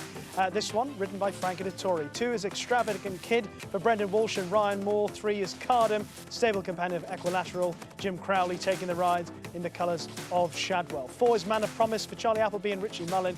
5 Moss Gill for young trainer Ed Bethel and Danny Tudhope. 6 is Motafawe, Doug Watson and Pat Dobbs. 7 is Royal Crusade, Charlie Appleby, Mikel Barcelona. 8 is the favourite, Space Blues, William Buick riding for Charlie Appleby. 9, Speaking Colours, Joseph O'Brien and David Egan. 10, True Valour, the American Challenger for Graham Motion and Joel Rosario. 11, Final Song, Side Bin Saror, Christophe Soumillon. From Britain, Nigel Tinkler's Acclam Express, Rowan Scott riding. 13 is Cowan for Steve Asmussen and Louis Sayers. Space Blues, first of all, Angus, just how good is this horse and how good is he over this distance? Well, that is the big question, Rishi. He really is a 7-furlong horse. He won last time in Saudi, and he's a very good 7-furlong horse, but this sharpish 6 furlongs is not certain to suit. He's only run at the distance once. It was here at Meydan, and he was well beaten. It would be a very poignant success were this horse to win, Tom. Carden. Oh, wouldn't it just for Sheikh Hamdan, of course, now officially Shadwell stable. Cardem, he's got that red hood on, which we know is going to come off. When he's good, he's very good, as was the case at Goodwood back in August. Subsequently, he's not quite matched that up, and it's his first go for 259 days. His stable companion is Equilateral, who's had a good carnival, Angus, but the trip is the question mark. It is really. He's blessed with loads and loads of speed. Frankie Dettori won on him here in January, and he's normally best fresh. But he was turned out again relatively quickly, 27 days later, and he went in again. That was a good performance under Andrea Etzeni, winning a Grade 2 here at Meydan, but an extra furlong today really stretches him. Really tough filly is Final Song. She looked perhaps at her best last time out. Oh, definitely. She's an unexposed sprinter. She too has that red hood on. At one stage, they talked about her aiming at the dirt sprint out in Saudi, but that didn't materialise. She won on Super Saturday. She into a headwind. She was on her own for quite a long period of that race. I thought she was good value for it. I was initially left feeling a bit flat after that contest. We were alongside each other. The more I looked at it, though, I thought she won on merit. She might not be good enough to beat a Space Blues, but I thought at the prices she was very interesting. She's a very talented horse, and she perhaps is still progressing. Right, we're heading down to the paddock now, and here once again is Nick Lightfoot. I'm very pleased to be joined before the Quoz Sprint, the first Group 1 of the night, by Dr. Jim Hay, who, along with wife Fitriana, owns the top horse Equilateral. We've just seen on the big horse, that horse going down under your great pal, Frankie Dettori. Just to talk about what he's done this season so far, well, it's unblemished. He's had 2 fantastic runs out here. How pleased have you been to see what he's done out here so far? Oh, it's been great. I mean, he loves Dubai. Like the rest of us, he likes the sun in his back. So he's thriving here. He's not been trained hard, which seems to be the way to look after him. He loves this track. So it's all to play for today. And he sort of snapped that illusion that we might have had that, oh, he needs 50+ days, because he's won off shorter breaks now, hasn't he? Yeah, I think Charlie and the team are really understand the horse now. I mean, Andrea told me after the last ride it was an armchair ride, whereas before, when they last rode him, he was very, very difficult. The question, I suppose, today might just, I mean, he has been campaigned purely as a 1,000-metre horse in recent years. What's your view on the trip stretching out to the 6th furlong? I tend to believe what Frankie and Andrea tell me. Yeah. They think he'll get it. Do they? So time will tell. And what's it been like for you and obviously wife Fitriana as well to come here with a leading chance in a Group 1 on one of the nights of the year in racing? I mean, we've been coming here since, oh God, early 2000s basically. Yeah? All our businesses are headquartered here, so this is home from home to us. Yeah? So we love coming here. But to have a horse in a night like this is as good as Royal Ascot or the Arc de Triomphe or anything. Yeah? So this is a big, big event for us. We wish you the very, very best of luck with Equilateral. Thank you for talking to us. Thank you. Yes, a great deal of investment in the talent of Equilateral, and it's finally paying off. He's certainly showing some excellent form at Meydan this year. Whether he can stretch his stamina out, they're saying that they think he might be able to do it, but it'll be a tough test because Space Blues sets quite a high standard in this race. I guess the question mark, as Angus has already pointed out, Tom, is whether or not he can transfer his absolute best over 6.5 and 7 to the speedier test at 6. Yes. With not a great deal of obvious pace on either. I think that's the other question mark. We know how good he is over 6.5, over 7, but this is a pretty fast 6 that he's got to face today. Look, he was the horse to beat here. He doesn't master Dark Power immediately, but he's well on top at the line. I think we shouldn't look necessarily at his sole run out here, and he was clearly way below form that day. That wasn't him, and he's unbeaten subsequently. But how this race is likely to develop over a fast 6 is a concern for me with him at the top of the betting. Well, if it is a concern, Angus, who would be the obvious horse to benefit from Space Blues not being suited by this flat 6? Well, we've mentioned some of them that have got a good chance. I think Final Thought's got a great chance, but I want to mention Cowan. For Steve Asmussen, you spoke to him, Rish, and this is a really good horse coming back to sprinting now after running in Saudi and running an absolute blinder on the dirt, missing the break and staying on very strongly in the closing stages. It was a big effort in the Saudi Derby. But this horse has got form sprinting. Breeders' Cup Juvenile Turf Sprint, he finished second in at Keeneland. That was a Grade 2 contest. I think he's fascinating coming back to sprinting. I really do. And he wouldn't want to blow the start here. And I think Louis Sizes will be well aware of that. And he's quite a player for the Americans. Steve Asmussen is described as a bit of a playboy. He makes a lot of his own mistakes, but he has got a lot of talent. Stepping back, obviously, in distance, stepping back onto turf. But he was second to Golden Pal in the Breeders' Cup Turf. And Golden Pal was very well touted in that race. And he did extremely well to get as close as he did. I quite like the chances of Carden, placed in or fourth in 2 Group 1s last year. Tom, what about you? Yeah, I can see it. I think the track will suit. I think a fast 6 is exactly what he wants. I do think the Americans are underestimated here. I think they've all got ability and they've all got a decent chance. Extravagant Kid is likely to be up with the pace as well. I don't think you're going to want to be too far back. That would be my concern. I think you want to be up there on this track. The Quoz with Craig. Ready now. Ready for the Quoz. They're off and racing and getting a little squeeze out of the start there with Space Blues. Coming across in the early stages, True Valor showing plenty of speed. Up on the inside, Cowan going forward. Next is Space Blues as they settle down. Extravagant Kid speaking colours. Kadem is out in the middle of the track and dropping back Motor Farwit and Final Song. So out in the middle of the track, we've got Equilateral leading that division with Man of Promise up on the outside. They were followed by Royal Crusade. And next of all, as they come through halfway, is Moskill down towards the halfway marker of the race, and Equilateral out wide looks to have the race well within its mercy here. After it is a Man of Promise coming on the outside. They were followed by Royal Crusade, then Cardem. Moskill is running on from a long way back. Acklam Express is pretty well solo over on the far side of the track, but Man of Promise drove through, went to the front of Equilateral, finishing on his Royal Crusade. They were followed by Extravagant Kid. Acklam Express is over on the rail side. The leader is Man of Promise, kicking back strongly Equilateral. Extravagant Kid for the USA is bursting through, and Final Song is late. Extravagant Kid hit the front. Extravagant Kid wins it. Final Song second. Acklam Express third. They were wide apart. They were followed by Motor Farwit. Then came True Valor. Equilateral close up with a Man of Promise, and not far away to us. If hit the line was a Royal Crusade. Then Space Blues. Cowan was over on the far side. Kadema. They were followed next of all by Speaking Colours and Moskill. It's a win for America. Extravagant Kid, trained by Brendan Walsh and ridden by Ryan Moore, has come with a storming run late on. Early part of the race, they were going left and right, and in the end, the stand side had the advantage as they raced to the line, and Ryan Moore timed things just about right on Extravagant Kid. Has beaten Final Song. Acklam Express over on the far side. 1 or 2 disappointments in behind, but first of all, Tom, how good a performance was that from Ryan Moore and this horse? It was excellent. There's one person I want to pick up and frame the race around, a man that knows this track very well. Quite often on Satish Seymour horses, when he's drawn in the high numbers, you'll find him exploring the stand side rail. The pink hat carried by Richard Mullen. He is the person that set the race up in its entirety. He was on the pace horse. Equilateral was up there as well, but he is the one that's angled over towards that far side rail. Then there were a group of 3 or 4 of them that went, hang on, we need to be over there. And it's really set up towards that near side. And Extravagant Kid, he wasn't too far away. Ryan Moore has ridden the horse pretty positively. He's kept on well.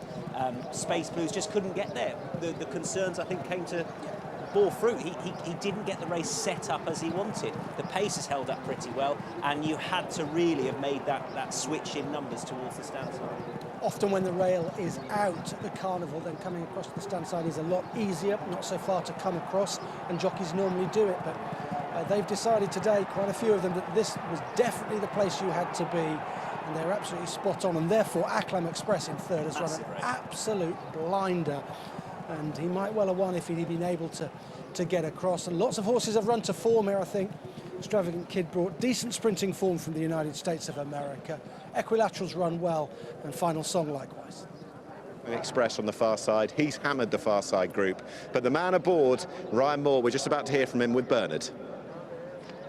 Yes, Extravagant Kid has won at group and graded level for the first time in his career under a brilliant ride from Ryan Moore. Ryan, well done. That was a fantastic ride. How did the race go for you? It was a very messy race. The speed looked like it was going to be stand side, and then it's changed and we had to make a decision, and Space Blues was going and Carden were going. They were the best two horses in the race. We got a nice toe. He's a very talented horse. He ran a super race at Keeneland.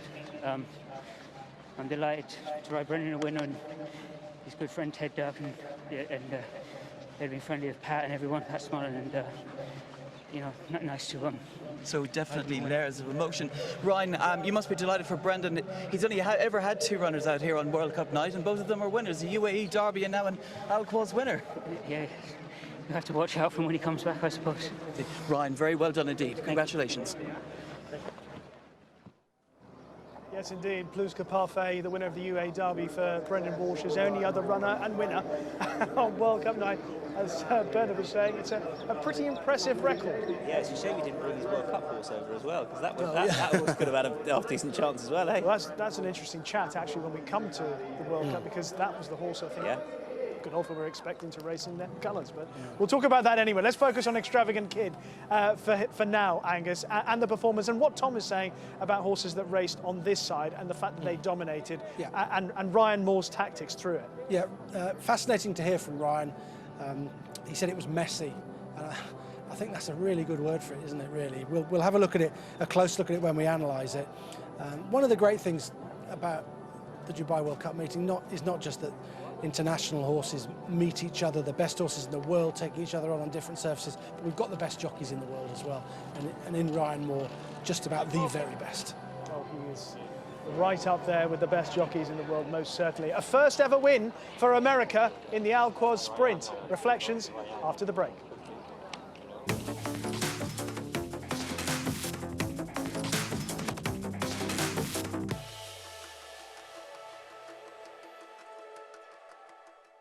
The more they run, the more they win. The Run Happy Rally continues in 2021 with winners from Santa Anita to Churchill to Aqueduct.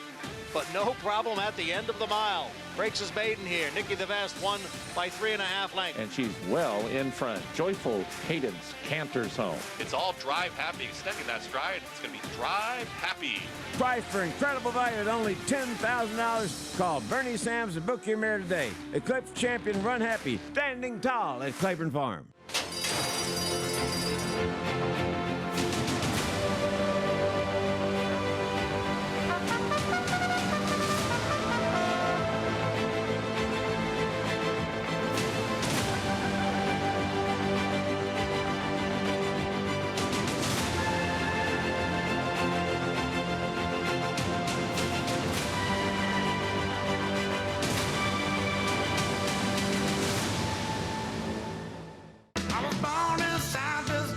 Gaining late, far outside, Guitar Tribute, who's storming home. Mama was raising horses. They come down to the wire, and Minute to Stardom upsets them at 20-1.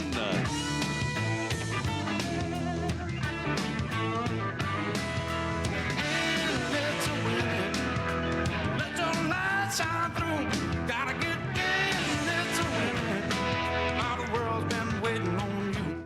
Racetrack Television Network brings you every race, from every track, on every screen, every day.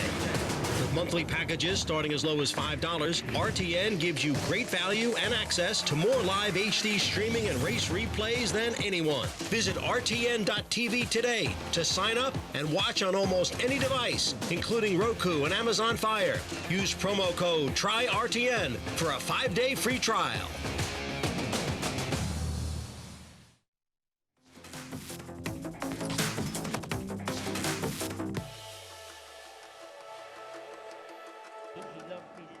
Jockey Ryan Moore described it as a messy race. Well, he tidied things up late on rather neatly aboard Extravagant Kid to give America their first ever victory in the Quoz Sprint. Brendan Walsh, the trainer, 2 from 2 on World Cup night. He's, of course, the trainer of Pluska Parfait, who won the UAE Derby a couple of years ago. And now he's trained Extravagant Kid to win the Quoz Sprint under Ryan Moore. Final Song has run brilliantly once again. She's clearly in tremendous form at the moment for Sai Pintaror and Christophe Simeon. And considering the way the race panned out and who raced near side and who raced far side, it was another massive run from Acclam Express, who is clearly a high-class sprinter, for British trainer Nigel Tinkler and Rowan Scott. That's your 1, 2, 3 in the Quoz Sprint. Well, I'm looking forward to how Angus is going to assess what Ryan Moore describes as a messy race, Angus. Yeah, it was. There's going to be lines everywhere, I suspect, because they went all over the place. They covered every bit of the 6 furlong turf track here, which was at its widest. Let's have a look at it from the start. You've got the winner from stall 8. The second horse, Final Song, came from 4. And the third horse, Acclam Express, from 2, who we've already said did remarkably well to be beaten less than a length in third place. Send them on the way, and we'll try and make some sense of this as they go. The most immediate thing that happened was them to split into 2 groups, so we can easily divide them there into those 2 groups. You see Cardam, he's been angled across towards this side, so Cardam anxious to come across to join this group here. And on the far side at this stage, Tom, just the 4 of them. And then it all changes completely off the back of that. You know, Ryan Moore, I think there he makes his decision, and he says, actually, I want to be over the other side. Cardam still gives him an angle out there, and then William Buick has a decision to make on Space Blues as well, because at one stage he's sort of been carried over towards this side, and there's strength in numbers here. I wonder what it was that in the jockeys' minds that made them think maybe it's just track position. Maybe they just sees them further ahead on the far side. I was going to say, at that point already, within the first furlong of the race, it looks as if, Angus, and you can tell me whether you think I'm just looking at the camera, but it's already clear that they're miles ahead. I think they were miles ahead. Yeah, you've got Equilateral circled there, and next highlighted is Man of Promise, and they were a few lengths clear at this stage, and this stand side group panicked, and they had to get across as quickly as possible to join them, and this is what they did. I think Equilateral's run a massive race. Huge. He's not a horse that's ever really backed up a good run. Well, he's done it last time by winning again, and now daylight in his face. That's not what we tend to expect from Equilateral. You know, they've obviously worked out the key to him to backing up his performances. I know he hasn't run, but I think he's run a big race for him, given what we normally see. Yeah, so look at that's the distance there, Rishi, to just highlight what you were saying then. These horses here are the horses that have come across to that group there, come across to join the others that were in front of them. And look how Equilateral, Man of Promise, and well, they're a long... Acclam Express. What are they, 4, 5 lengths ahead at that stage? And that's why this little group with the circle on wanted to get across and chase the pace. Acclam Express, he's a long way back, isn't he, at this time? And Rowan Scott's probably thinking to himself, "Oh, wish I'd gone across," but it's just there he is. It's just too late now. Oh, he's got so much ground to make up. He's run a mighty race in the circumstances. Meanwhile, the worry that we had about Space Blues before the race is now coming to fruition in the contest itself, Tom. Yeah. What happened here, though? I mean, there's no obvious excuse. He travelled well behind Cardam, Tom, didn't he? I mean, it doesn't quite pick up. I think, you know, he's come back from his run in Saudi, which was what we expected, and this. He's not as strong at the finish as I think. He's got every chance here, but we had our worries, Angus, about this setting up, whether it would set up ideally for him. He is a horse that's shown his best over a bit further, and he was probably going to want a really strong pace to chase here. The early switching wasn't ideal. Might it be that he ran in Saudi? Saudi bounce again? Is it the Saudi bounce? Yeah, but then the winner of the first race on the dirt had run in Saudi, so yeah. I'm talking about the horses that ran on the turf in the Dubai Gold Cup and now here, Space Blues. He's run very flat, hasn't he? Very flat. Yeah. I suspect trainers are now going to start asking themselves about whether you can go and then you can come back and race effectively in Dubai, because we've had a fair bit of evidence that says it's pretty tough. Can I add something to that as well? We didn't get the direct evidence last year because we didn't run the Dubai World Cup night. Yeah. And next year Saudi's going to be a week later again. They moved it this year for the Formula E. and it will be a week later. You'll have less time as well next year. So I think we'll see what happens for the rest of the night. While we're on the Which meeting subject, will it impact on? That's the point. Well, while we're on the subject, because of course we're talking about horses, I think, on turf that have run disappointingly back on turf. But of course, when it comes to the Shima Classic, we're talking about a horse that ran on the dirt last time out, going on the turf in Mishriff. So there are all sorts of equations at play, including the efficiency for this, the Quoz Sprint, Captain. What have we got here? Yeah, well done, Rish. 1 minute 9.26. It's slow overall time, this. Wildman Jack, we'll see him in the Shaheen later on. He's got a chance as well. Holds a course record here, which he set Super Saturday 2019 of 1:7.61. So miles behind that in sprinting terms, and 106% efficiency suggests that they've not gone flat out for a sprint. They've gone hard enough, but they've finished off the race quite strongly in the end. And that's a function of it being a little bit messy. I think you probably find that Man of Promise and Equilateral, they're both here right against the rail, have probably gone, they've run really well, particularly Equilateral, but they've probably gone really hard to take advantage of coming across. And they've not run quite as efficiently as the first three, who were the horses who tacked across from the, first two who tacked across, and Aklam Express. What a superb run. If he'd come across, he might well have won. Yeah, and that was a massive run from Aklam Express. But in the end, it is a win for America, a win for Brendan Walsh, a win for Ryan Moore in the colours of DARS, David Ross and Associates, celebrating this success. Azizi Developments, the sponsors of the Quoz, a magnificent performance from Extravagant Kid. As messy as it got, you can count on Ryan Moore to keep things straightforward and simple. We'll take a break. When we come back, we'll be hearing from one of the stars of the season in Dubai.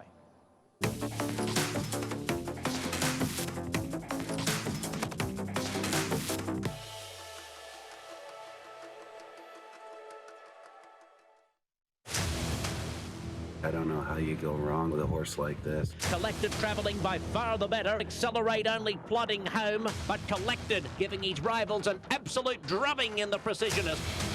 Arrogate now is plugging away on the outside, but Collected won the Pacific Classic. I've got 8 Collected foals, absolutely thrilled with every one of them.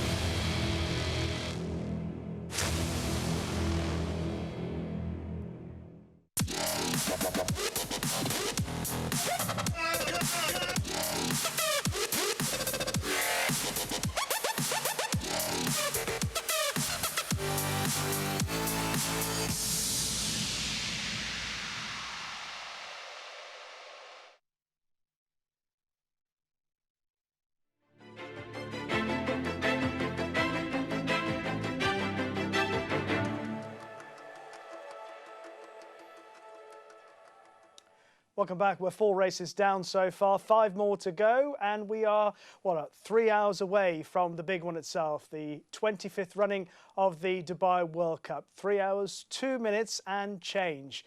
Right, now we're going to focus on someone who has been a big part of the scene in Dubai for a very long time. He's won a number of the major prizes, but tonight he's got the big one in his focus, the Dubai World Cup. It's Adre de Vries chatting to Nick Lightfoot. Adri, I mean, a season to remember so far, and I know it could get better still on Saturday, but it has been quite a special period for you, really, over the winter months. Yes, definitely, yeah. Enjoyed a great season. Well, we started off good with a couple of winners early in the season. And I was lucky to get on some good horses. Fauzi stable in good form. A few nice spare rides. One little Arab who won 4 races for me, I think. Hamim, or was it 5? I think it was 5. It's never too bad when you can't remember whether it's 4 or 5. Yeah. He won a lot of races for me anyway. So yeah, enjoyed a really good season so far.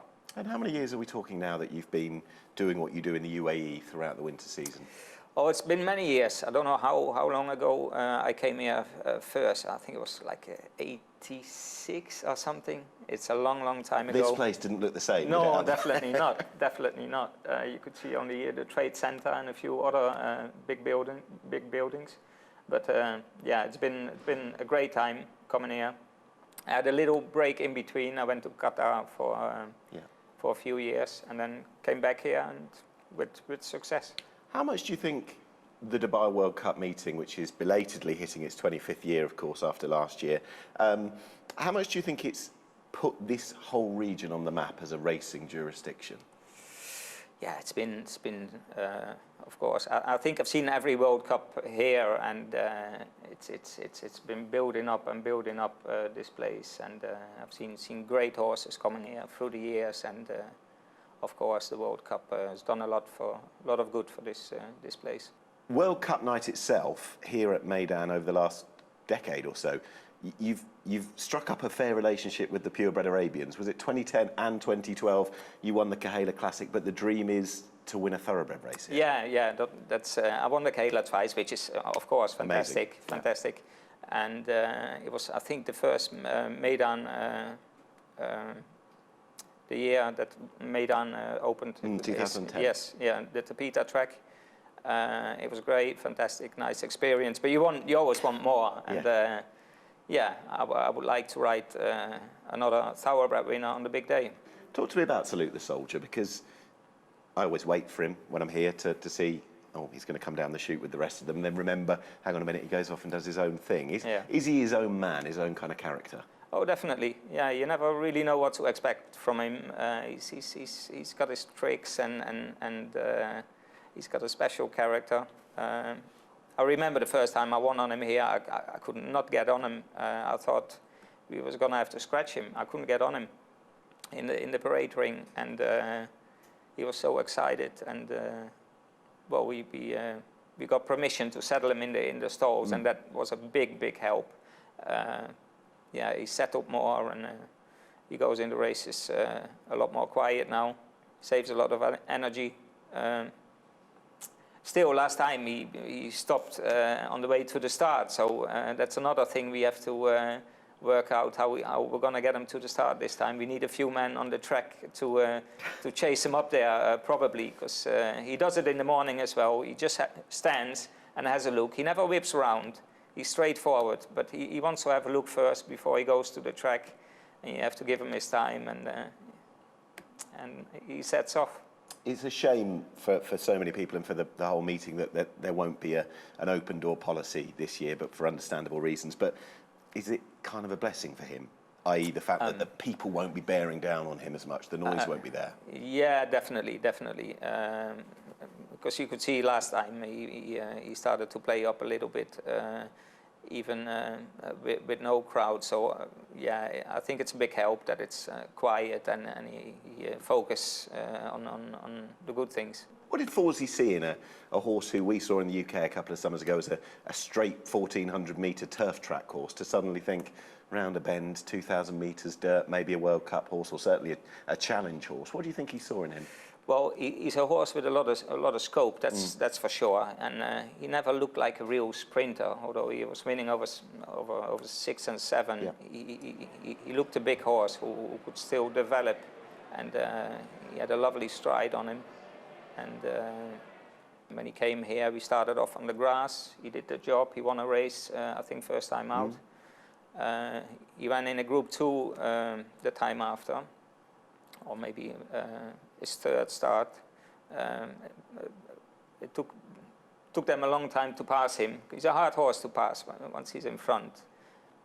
And then came the opportunity to switch him on the dirt, and it was always working really good back home and here on the dirt track. So it was a good choice.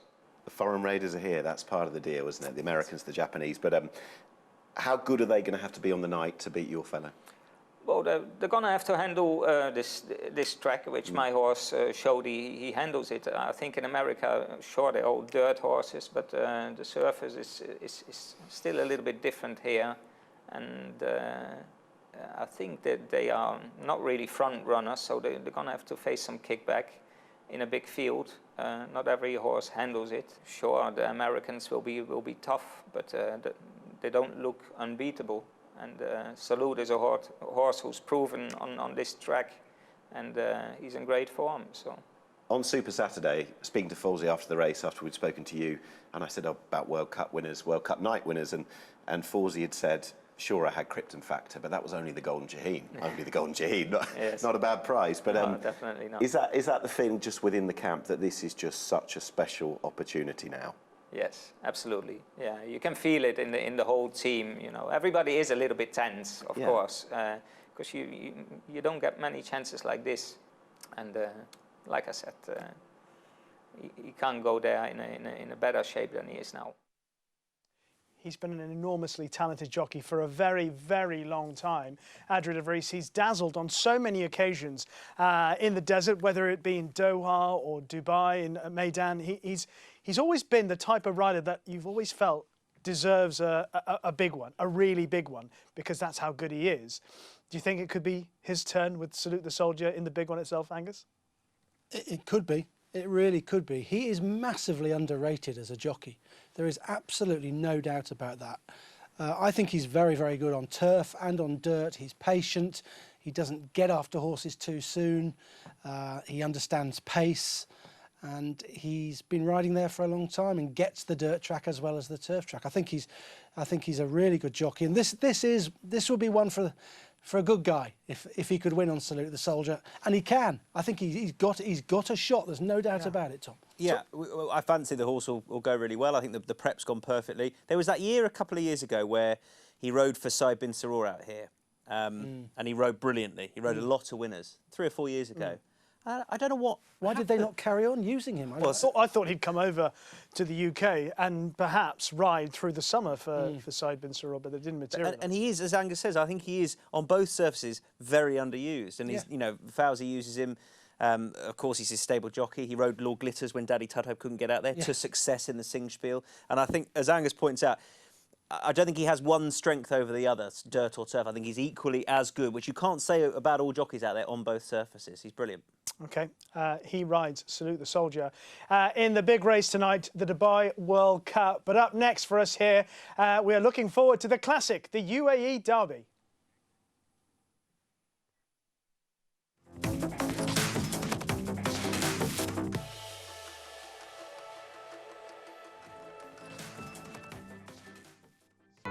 Plane spotters would come from miles around. Headed by the Uruguayan challenger El Patriota for Antonio Sintra Pereira. Next we've got Ambivalent for Doug O'Neill.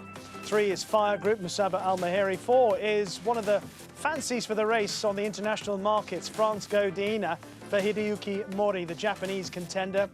Next is Lugamo for Antonio Sano. 6 is Mohib, Nicolas Bacalard. 7, New Treasure for John Golston and Franco Dettori. 8 is Panadol for Salah bin Gadaya. 9, Pink Kamehameha for Hideyuki Mori and Keita Tasaki. 10 is Rebels Romance for Charlie Appleby and William Buick. 11, Spitesper Comet for Doug Watson. 12, Takuri Pegasus, one of the Japanese challengers as well. 13, Manasek for Doug Watson. 14, Soft Whisper for Said bin Saror. The latter 2, of course, are the fillies.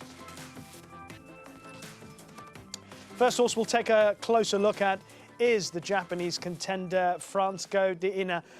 Tom, I know you've had a look at what he's done on the internet at least. Are you impressed? He looked really good, I thought, with what he did last time. He's a big powerhouse of a horse. He can race up with the pace. And look, I don't know how much depth the form has got to it, but for me, he's the one to beat. Depth of form of Panadol, Angus? Not particularly strong, Darishi, but he's been mightily impressive in his 2 starts to date. He won both of them. He won 8 lengths on his debut, and he won here last time up, beating Spates Comet and El Patriota in the Albastakaya. What about Mohib, who won last time out? He had to battle really hard, Tom. Yeah, he fought really hard to give Ryan Curatolo and Nicholas Bachelard a group-level winner. Their first one out there. And I just worry with how the track's riding now, from the limited evidence we've seen, just whether he'll get this set up. He was second to Rebels Romance. He then went on and won subsequently last time. But I just wonder if he's going to want to be a little bit sharper away and on the speed, given what we've seen so far. Angus, the Albastakaya is a race that has often been an excellent guide to this race. When you're trying to sort out the headache of who is the best local hope, who do you go to? Well, whenever I have a headache as far as a race is concerned on the dirt, I go to Panadol. And on this particular occasion... You paused for your own tumbleweed. On this particular occasion, he made all the running. He's trained by Stallion bin Gadaya, Mikel Barcelona. What a combo they are, and they like to bowl along and get on with it on horses on the dirt, such as Heavy Metal, such as Capizano. And the track has not always been riding how we have seen it so far today, i.e. speed on the rail being favourable. It's been a fair track through the carnival. So he rode the rail to success here when it was not riding as fast as it is today, and he'll try and do the same again at this horse for Stallion bin Gadaya, and he could prove very tough to peg back from the front. He's got quite a few of these in behind him reopposing. Spatzer Comet staying on quite strongly in second place. He's a bit of a closer though. This race might not suit him, and it's well, there's every chance that Panadol could make it a hat-trick of successes. What did you think of that race, Tom? I thought the time wasn't electric, given that he did get a relative easy early on. I'm not sure, given what we've seen so far, whether he will get such an easy. We've got some American horses in here. You know, I don't think Ambivalent will be too far away. I think France Go to Ina will try and press from 10 under Joel Rosario. But I'm more confident based on what we've seen already about his chances now. OK, we'll take a short break, and when we come back, the 2021 running of the UAE Derby.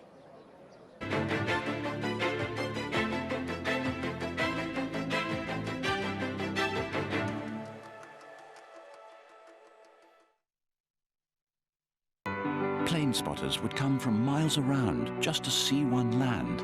For millions of economy passengers, they wouldn't fly any other aircraft as they just knew the difference. For those that flew upstairs, one of the biggest thrills was just walking up the stairs. It's the closest a plane has ever come to a luxury cruise liner. Complete privacy, if that's what you wanted. Or the company of friendly strangers to help the journey seem so much shorter. And when it's time for a nice long sleep, or to wake you up if you prefer, an amazing hot shower was waiting. Yes, a shower on a plane.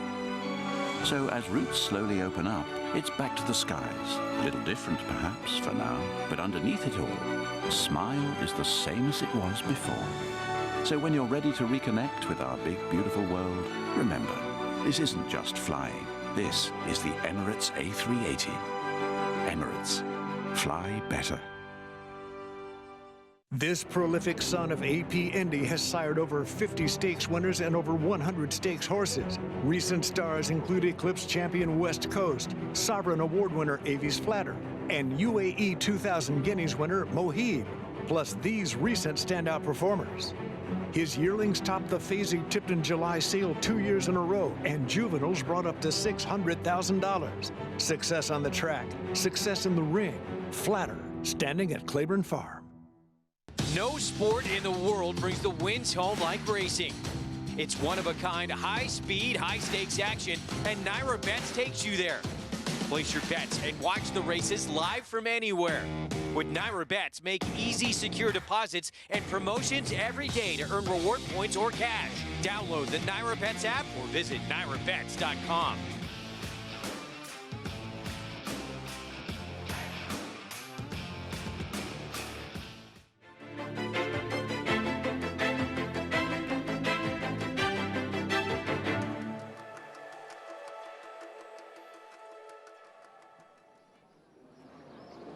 Well, it's worth having a look at a couple of the fillies lining up for this race. Manasek, first of all, for Doug Watson. He obviously has had a great deal of success with fillies in the UAE. Just how good is this one, Angus Manasek? I think she's pretty good, Rishi. She won the UAE Oaks last time up. She won 6.5 lengths. It was a weak race. The fillies division can be a little bit weak, but she was very impressive under Pat Dobbs, who, speaking afterwards, sung her praises. Notably, he doesn't ride her today. Sam Hitchcock's the man on board. It's just tougher in this division, taking on the boys. That's the problem for her. But she's lightly raced. Doug Watson can get fillies to improve rapidly. He's good with horses on the dirt. She's possibly got a shot at being placed, but I think it's tough against the boys here. It is tougher against the boys, but Saeed bin Saror has trained a filly to win this race before. Caller, he's got Soft Whisper in the race this time around. What are her chances? I'd have Soft Whisper over Manasek, really just based upon how they race. I know that Soft Whisper's got form ahead of Monasek from the end of January, and I think Pat Cosgrave will tack with her. Mike Smith rode her last time out in Saudi, and she was up against that dead rail for a lot of the race. So, and she folded a little bit late on. I think she'll fare a little bit better here, but I think they're both up against it, just given the level of their form up against these colts. The Japanese obviously have a strong hand in this race. We'll see number 12, Takuru Pegasus. Ryan Moore looking for a second winner on the card. This one has been backed on the international markets. Angus Lani, a grey, won this for Japan a few years ago. Yeah, much underrated as a nation as far as their horse racing is concerned. They've got some good chances here. Pink Kami Mahima, I think that's how you say it, won in Saudi last time, badly drawn here in stall 14, but would have a shout as well. There are some good dirt horses in this race. Takeru Pegasus was fourth at Tokyo last time in a really, really good race, and won there also late last year and handles a dirt surface. So they've all got a shout, the Japanese horses. This is open. Takura Pegasus took in the same race that Lani took in before winning this. I think the trainer line through Pink Kamehameha and the favourite, I think the favourite's going to be. There's Craig. UAE Derby. Let's go back, and they're off and racing. Panadol speared away very quickly. Legamo, Spadesper Comet both bounced away quickly. Soft Whisper into its stride early on, and coming across too is New Treasure. Very wide, Pink Kamehameha into the first corner. Fire Group just drops in behind it. Takaru Pegasus, Muhi, May Ground. El Patriota's over on the inside, then Ambivalent. Dropping back in the field then is Rebels Romance as they go to the back. Manasek was poorly out, and France Godolphin sees the entire field as they race up the side towards the back. 24.81 was the lead, and Panadol shows the way. New Treasure up on the outside in second. Spadesper Comet down to the fence. They will follow then by next of all as they run down the back. Pink Kamehameha. It's trapped out wide from Legamo. Muhib sneaking forward over on the inside. Next is Soft Whisper on a wide trip, followed by Takaru Pegasus. Then came El Patriota, Fire Group. Behind them is Ambivalent. Now taking off is Rebels Romance from the back, circling the field. France Godolphin is over on the fence, will need luck, and Manasek now brought wide. Off the back they come in the Derby, and Panadol shows the way over New Treasure. Muhib has continued to make ground over on the inside. Pink Kamehameha is up 3 wide. Spadesper Comet next. Here's Rebel Romance with the white cap right around the outside. Takaru Pegasus next from Ambivalent. Legamo. Manasek's made a long run. They were followed by El Patriota. France Godolphin travelling well, but needs room over on the inside. Then Fire Group and Soft Whisper. For home they come, and Panadol the leader. 400 metres to go. After it is Rebels Romance out in the middle, followed by New Treasure. Muhib a gap away then to France Godolphin, picking up some ground, and Ambivalent down the outside, but Rebels Romance went for home and went by Panadol. They were followed then by Muhib, finishing on well, battling away nicely. New Treasure down the outside. Takaru Pegasus, but William Buick and Rebels Romance careers away and wins the Derby. Rebels Romance in a breeze wins by 5. Second Panadol, third in New Treasure, just ahead of Takaru Pegasus. Muhib, France Godolphin, Spadesper Comet then El Patriota, Manasek, Pink Kamehameha. Next in is Ambivalent, a gap to Legamo, Fire Group, and one of the last to come in, Soft Whisper. It's a first win in the UAE Derby for Charlie Appleby and William Buick. Rebels Romance has been given a beautiful ride, delivered to perfection, and has picked up Panadol in the closing stages. And this was a super performance, and a horse bouncing back after his run in Saudi, Tom. Yeah, on the dirt, and he's clearly appreciated stepping up in shape. He's relished this extra distance. He was keeping on last time over the mile in Saudi, and he's relished the extra furlong here. He stayed on really strongly to win. It was a bold mid-race move by William Buick, because the horse had come out of 11, but he knew he wanted to be up with the speed. I think he's made his challenge at the perfect point. And Panadol, Mikhail Barcelona, perhaps he's been asked to go, or had to go a shade faster because he had pressure from New Treasure, a shade faster than he wanted to. But no excuses, I don't think. He's been beaten by a better horse. The big surprise was the horse that headed the betting, France Godolphin, who was dropped right out of it at the start, was an absolute mile off them and could never make up the ground. Angus, your reaction to the quality of the performance that Rebels Romance has delivered today? He looked very good when he won here at Meydan a couple of starts ago, didn't he? It was his first run on dirt, and William Buick looked after him in that race, and he won narrowly, but he gave the impression that he won with plenty up his sleeve. I was disappointed a bit with him in Saudi. I think he ran okay, but clearly this surface suits him a little bit better. He likes Meydan, he goes well here, and he's won comprehensively. Panadol, he had to go quite hard early on, didn't he, to establish a lead, but I think he's been beaten so readily by Rebels Romance. You can't offer much of an excuse. He's still run well in second place. New Treasure was always up there, and he's hung on for third. So I just think the winner was too good on the day. I think he's been beaten by a really good horse, a really smart horse. I bumped into Charlie Appleby in Saudi on the way back as he was walking away from this race. I said, are you happy with that? He said, happy enough. He's a big horse, he said. He's going to need a bit of time and he will want to go further. I just wondered if he was going to be, whether he'd be absolutely ready enough for this, but he's got a really confident ride. And I think, as Angus says, the pace has held up really well. New Treasure and Panadol have been up there throughout. They finished second and third. They've been beaten by a really smart horse here. The winning time, 1:56.28. I believe that's 1.1 seconds outside of Mendelssohn's track record. We've seen, obviously, Angus, some pretty sharpish times today, and more reflections on that as we head to Bernard Contry. In the UAE Derby for Charlie Appleby and William Buick, and they found a very smart horse to win the race with as well, in the shape of Rebels Romance, who's taken his record now to 4 wins from 5 starts. William, that must be a career best performance. Yeah, absolutely, in his career best performance in his short career so far. So, no, look, fantastic training performance from Charlie and the team at home. This horse is, he started late as a 2-year-old, but he's only grown up and he's taken every step very well. So, Charlie was adamant to Mr. Guineas, go to Saudi instead, and how important a step was Saudi for him? Albeit he didn't win, but what did he learn out there? Massive. He learned a lot. He learned to, obviously, from what he's used to from the UK, the pace difference in the race, and but we always knew today we were never going to be in the hunt going into the first turn today. So we were quite happy with our draw because we knew coming down the back he'd come into his own, and it was just a matter of, tonight he came good so quick underneath me. I just had to contain him a little bit, but he ran out a very impressive winner. So that was a very, very good performance. The world his oyster. William, congratulations. Thank you very much. Well done, William. And that word from Bernard, the world his oyster. Is he, Angus, given what you were saying at the start of the show about UAE Derby unearthing a viable Kentucky Derby contender, a horse for the American Classics? Can this son of Dubawi do something of note? They're likely to try, aren't they? I think that's all I can say at this stage. I think that why wouldn't they had to go with Thunder Snow, didn't they? And that went horribly wrong at the start. And Thunder Snow won this race, didn't he, in 2017, and that's what prompted them to have a go. I think whenever Sheikh Mohammed's got a horse who's shown this sort of ability on dirt, it's Kentucky bound. Why would you've got it? You go, wouldn't you? You've just done that. I like the way he's done it as well. Yeah.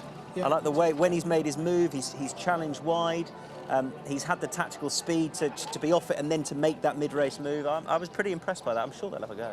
Rebels Romance wins the UAE Derby for Charlie Appleby, William Buick in the colours of Godolphin. More on that when we come back after the break.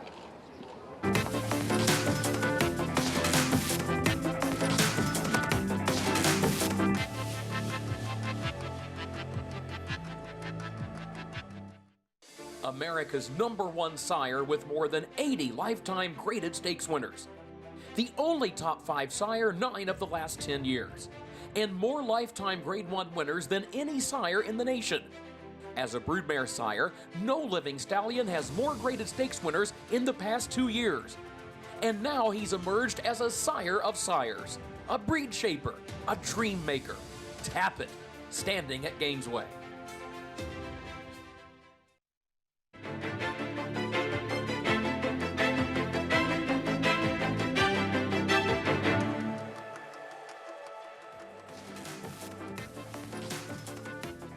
William Buick has just won the UAE Derby on Rebels Romance. That's easy to do. It's a lot harder to work out which camera to sign after a success in a classic. It was the wrong one, William. Nonetheless, it won't matter when you're being paid out for winning the UAE Derby, sponsored by Emirates NBD. A first win in the race for William Buick, and a first win in the race as well for trainer Charlie Appleby. Second was Panadol for Mikel Barcelona and Salim bin Gadai, and back in third was New Treasure for Frank Editori and John Johnston. Well, when we have a look back at the race from the start, a lot of what Tom and Angus were talking about was identified and manifested itself in the early part, which was Panadol getting away, getting to the rail, and things going as well as you'd wanted for Panadol, Captain. Yeah, I think they did, Rishi. Yeah, the overall time, 1:56.28, 1.1 outside the track record set by Mendelssohn. We're still dealing with a fast track. That's a good overall time, so the track is still really fast. One thing I think we should discuss later on when we get to the end of the race is, has the nature of the track just changed a little bit from earlier on? 11 was the winning stall number. Sorry, 11. Have you got the William Buick illness? I've got the William Buick, yeah. I'm which is signing the wrong camera. Panadol from 6, and a New Treasure was out wide as well from 13, interestingly.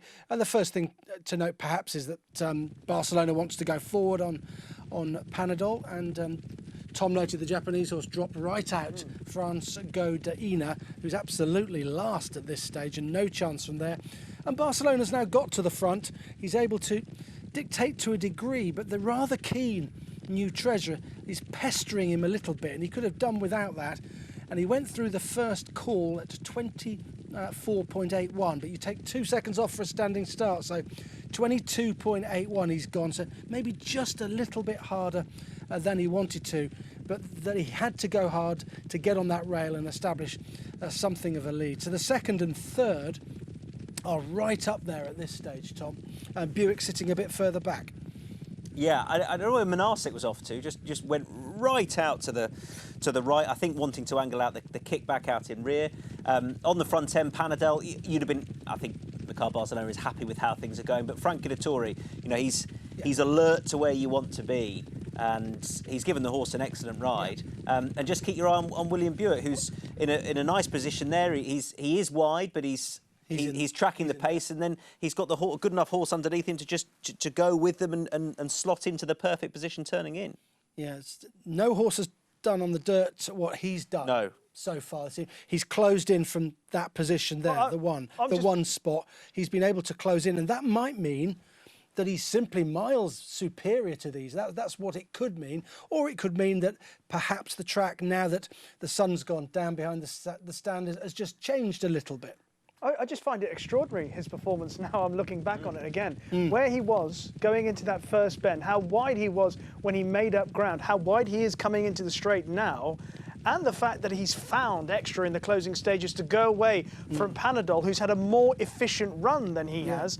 I think this is a massive performance from Rebels Romance. Absolutely. Because actually, everything else really that has raced out there, Pink Kamahama has fading away now, Shakespeare Comet's fading away now. The front two that have been up there throughout, out of that kickback, they finished second and third. Nicholas Bachelar's horse, who was up there in behind, he's not going backwards. But this was the one horse that's raced wide and that has still managed to keep going towards the finish. I agree. I think he's run an absolute 90 race. Yeah, just a quick look at the home bend, just so I can just quickly make a point about where he's challenging. So he's out wide here. Now this is kind of the Midnight Sands style route, wasn't it? He was about 4 or 5 wide when we saw him earlier on in the Godolphin Mile, and he looked like he was treading water out in the middle of the track, whereas this horse surges away from them. It's a very taking performance. Panadol, he might have done a bit too much out in front, but Secret Ambition did far too much in front, and he was able to hang on against the rail. So he's probably just been beaten by a really good and improving young horse.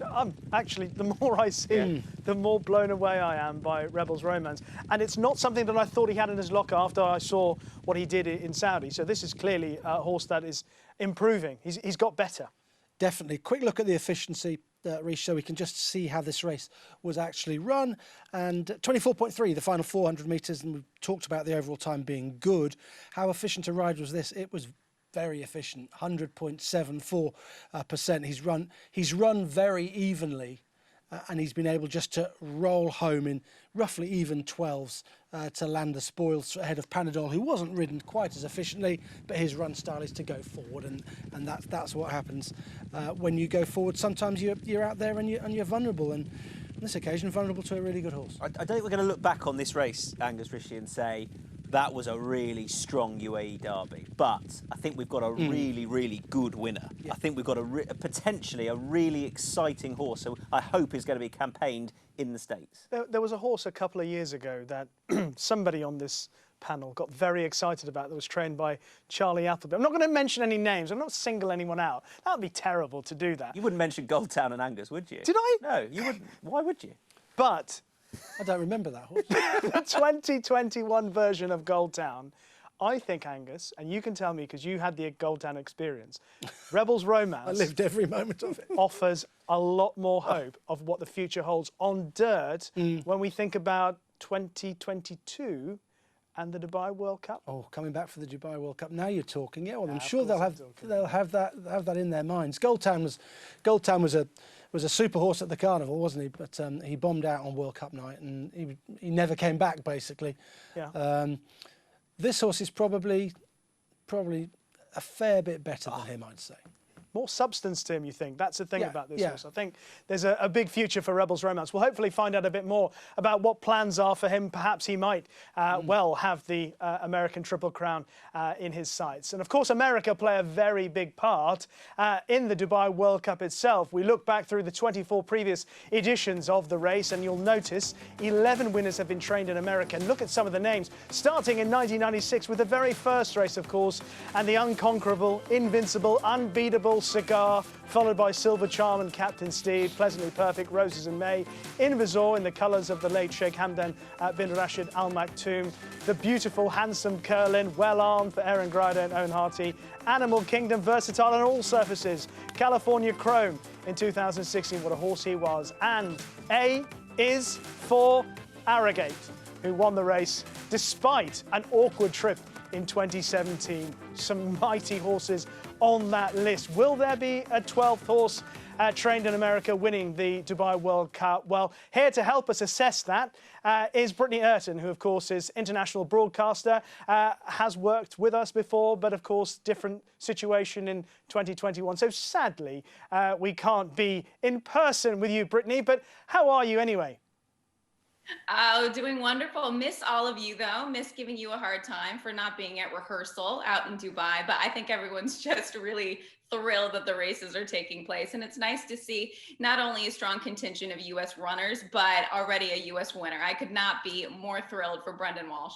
It's such a shame that you single out Tom for missing those rehearsals all those years ago.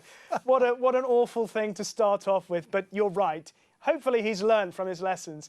But it's great to see you. And we're going to focus, of course, on the Dubai World Cup itself. And I find a couple of the trainers hugely interesting. And, of course, Jesus' team, trained by Jose D'Angelo, his story is fascinating. Perhaps you can enlighten us a bit more on someone from Venezuela. Well, Jose D'Angelo, I love that he's finally getting the attention that he deserves. Come from a horse racing family, spent a lot of time in South Florida, and that's really where he's been plying his trade. But Jesus' team is the type of horse that's put him on the map, not just in America, but globally as well, as you can see. And this horse shows up every single time.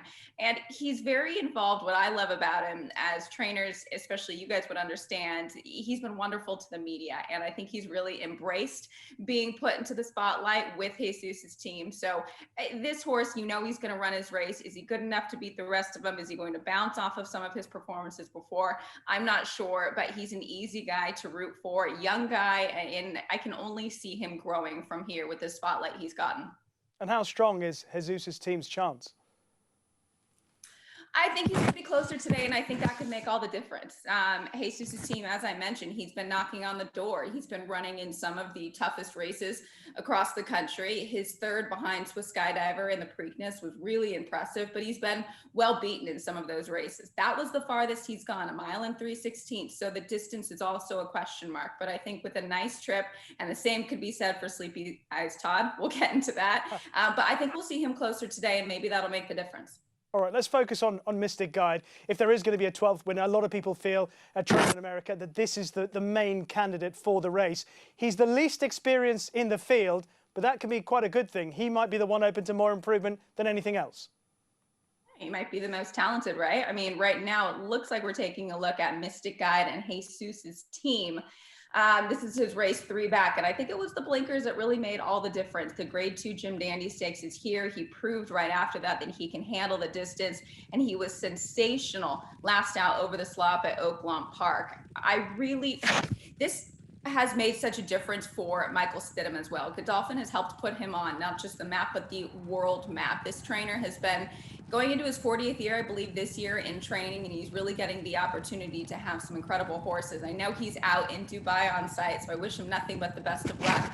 My question, though, with this horse is he going to bounce off of his most recent effort in the Razorback Stakes? That was a huge performance. So you factor in that he's not only traveled halfway across the world, but he's coming off of his strongest performance, second off of the layoff. It would be my only question mark in terms of Mystic Guide. The talent is there. They know that he's a horse from day one. He's had some hiccups along the way in terms of missing the Pegasus due to a virus, but the bounce factor is definitely something I'd consider with that horse.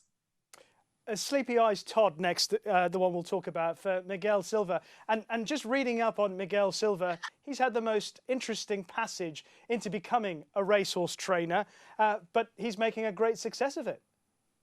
His father, a well-known trainer, and he has a bond with Sleepy Eyes Todd like no other. I had the opportunity to speak to him prior to the Pegasus World Cup and just talking about Sleepy Eyes Todd and the travel. 9 different racetracks with 9 different jockeys, and he said what's really made the difference for him is his travel team. He gives a lot of credit to the groom, the exercise rider, and his pet pony, I guess you could say, that's traveled with him around. He's had a myriad of tough trips, though, and I think that's what it comes down to for Sleepy Eyes Todd. Most recently, in the Saudi Cup and the Pegasus World Cup, he has not gotten a clean trip, so I know that's what he's looking for today. I was quite surprised, though, to see him so far off the pace in the Pegasus World Cup, because in speaking with Miguel, he said, we want to be up there close to Nick's Go and press him. Obviously, quite the opposite happened. So today, it would be a nice homecoming for him because he's been out in the UAE for quite some time, so he's hoping to come home a winner. And the final horse in the quartet, trained in America, is title ready for Dallas Stewart, a man who learned his trade obviously under D. Wayne Lucas and teaming up with Ryan Moore. What are the chances of that combination proving successful? I think he's a little bit up against it in terms of competition, but he's coming off of a nice victory. And if anyone's followed Dallas Stewart, they know that he can pop at a massive price. I mean, he's finished twice in the Kentucky Derby with odds over 30-1. So if he's going to surprise, it could be at a big price. And Chuck Fipke, this is a homebred for him, who I know is also on site. I think he might be up against it from a competition standpoint, but I've seen crazier things. We certainly have. So, Brittany, we've discussed the 4 American horses. A, will it go to America? And B, if it does, who will it be? Mystic Guide? If it's going to go to America, yes, I think it will go to Mystic Guide. But if it does not go to Mystic Guide, I think it might be a local horse. Salute the Soldier was probably where I would land. And just before you go, Brittany, I don't know if you just saw Rebel's Romance performance in the UAE Derby. Of course, you're a seasoned veteran now of watching these classic races in the States, and you know what it takes. You obviously know what it takes to be able to beat the Americans. So does Rebel's Romance offer any hope of that prospect? You can be honest with us. I hope they go for it. I mean, that's the first step, right? With essential quality, Godolphin looks loaded for the Kentucky Derby. I would think if they have the opportunity to put another horse in the starting gate, they should. That was an impressive run, but the travel is tough. And we always talk a lot about the Dubai bounce, but we have seen horses be able to run well in Dubai, come back to America, given that appropriate amount of time off, and run well. So I hope that we can see that horse in the starting gate. I was very impressed by what he did earlier. Brittany, thank you so much for sparing the time. And I look forward to seeing you in 2022, the day before rehearsals, please. I'll be golfing, so. Always, always. Unbelievable. She has no shame. Brittany Erton, thank you so much for joining us. Awful for you, Tom, that she singled you out like that for not rehearsing. Golfing over rehearsals. Terrible. Let's just remind ourselves of the field for this year's Dubai World Cup. And as open as it is, it's interesting to hear the confidence in Brittany's voice talking about the American horses and the chances of Mystic Guy. But the field headed by Ajuste Fiscal for Uruguay. Capizano, well, he started favourite for the race a couple of years ago. Might there just be a twist in the tail in 2021? Chua Wizard for Japan, Gifts of Gold for Side Vitzeror, Great Scott for Frankie Dettori, Hypothetical, Jesus' team, Manico for Andre Fard, Military Law. Those colours already carry to victory tonight for Nasir Asker. Mystic Guide in the Godolphin colours, Salute the Soldier, Sleepy Eyes Todd, The Great Collection, and Title Ready completing the field of 14 for this year's Dubai World Cup. Just a couple of hours to go, I think, 2 hours and a bit till the big race, 2 hours and 20 minutes just about for the Dubai World Cup 2021. We're heading down now to the paddock once again to rejoin Nick Lightfoot. Charlie, time's against us, but Rebels Romance has ticked off another race on your CV out here. A brilliant win in the UAE Derby. That was much more like it after Saudi Arabia, but he didn't run badly out there. What were you expecting today? Yeah, I mean, to be honest with you, we were expecting a better, not a better run than Saudi. Again, as you say, he ran well in Saudi. Yeah. He looked better tonight. He's still very much a horse, a work in progress type of horse. He's a big unit, and he's, you know, you can still see he's very unfurnished. Yeah.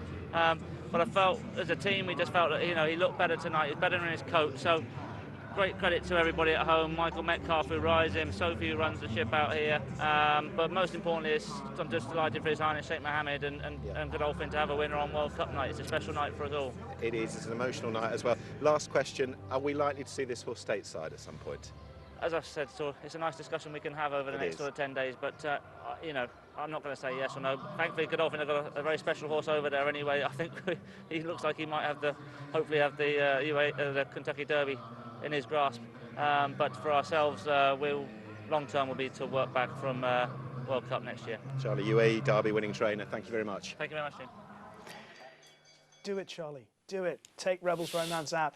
Add to the strength of Godolphin in the American Classics with Rebels Romance. Right, the UAE Derby now behind us, and we can focus on our next big race on the dirt. It's the Dubai Golden Shaheen.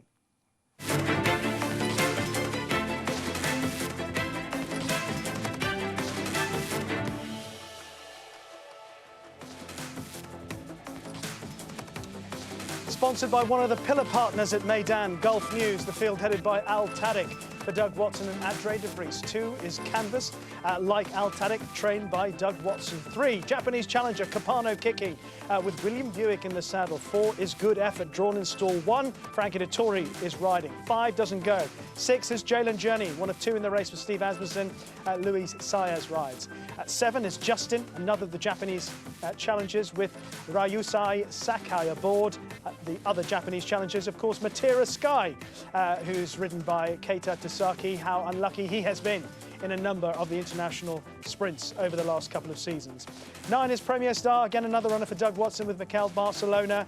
10 is Red Lazelli with Ryan Moore in the saddle. 11 Switzerland, Sadish Simon, Tygo Shea. 12 Wildman Jack for Doug O'Neill, Fernando Hara. 13 Yorpon for Steve Asmussen and Joel Rosario. 14 is Zenden for Carlos David and Antonio Fresu.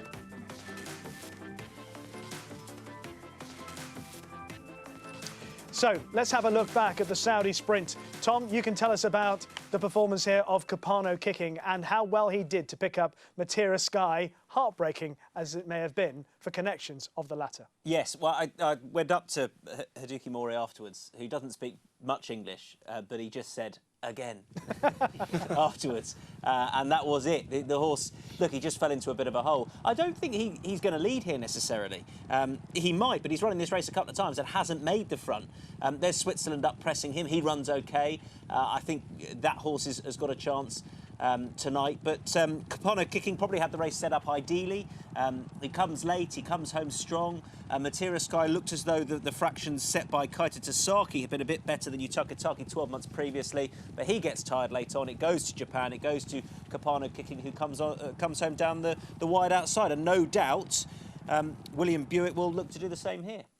Right, let's have a look at some of the other contenders for the race, Angus, and let's focus on Wildman Jack for Doug O'Neill and Fernando Hara, who last time out, he won. That was obviously stateside. He comes into the race, you would think, though, on the previous form that we knew of him, with a bit to find. I think he's a very good and versatile horse. You mentioned Animal Kingdom being a horse for all surfaces, a previous winner of the Dubai World Cup. Well, he's the same. He's okay on dirt, same on synthetic and on turf, and he holds the record here on turf, the course record over 6 furlongs. He's very good, and he was excellent when he won easily at Santa Anita last time. He's a big player. So is this horse, the horse who started favourite for the Breeders' Cup Sprint. Disappointed that day, Yopon. He couldn't get to the front. I wonder if it just all came a little bit too soon for him to be thrust up into that company. I think out of two, they've got really one option to try and attack, as they will with this horse, Materia Sky.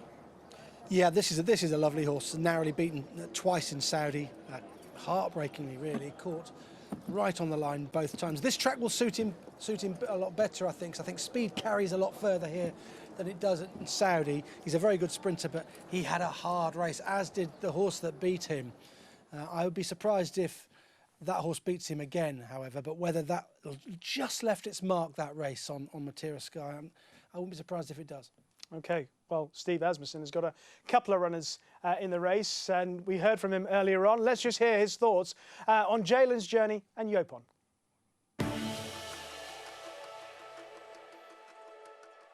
Just a brief word on Jalen's Journey and what you've learned about this horse. He's won 2 of his 3 runs for us. This will be our 4th time to run him. Extremely talented, very quirky horse. I think we have him in the right spot mentally, where he will, go forward. Saez is a great fit for him, and he's capable of running very fast.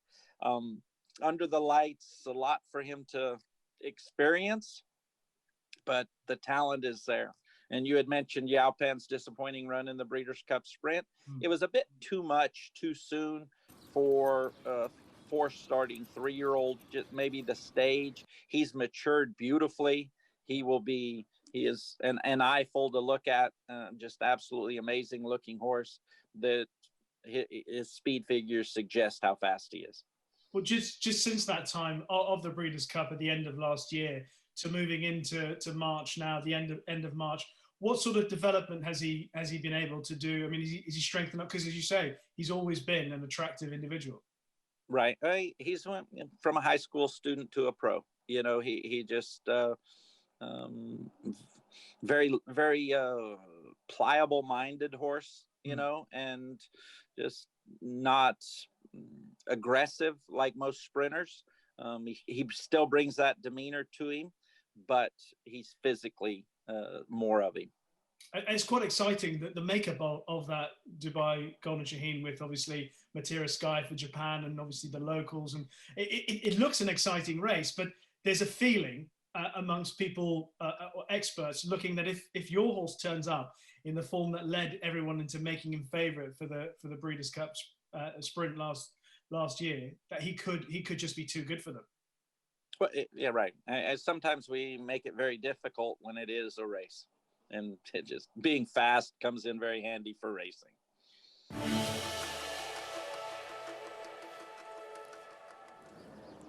And there's a chance that Yopon might just be too fast for the rest of them. But Angus, he's a horse that has something to overcome after what happened in the Breeders' Cup Sprint, although you're hearing from Steve Asmussen that he's bigger and stronger now. Bigger and stronger, and Tom was right. He simply just fluffed the start there, and he likes to lead. And once he messed up the start last time at Keeneland last November, that was race over as far as he was concerned. He might lead here, but there is a lot of pace in the race. Materia Sky, we've already spoken about.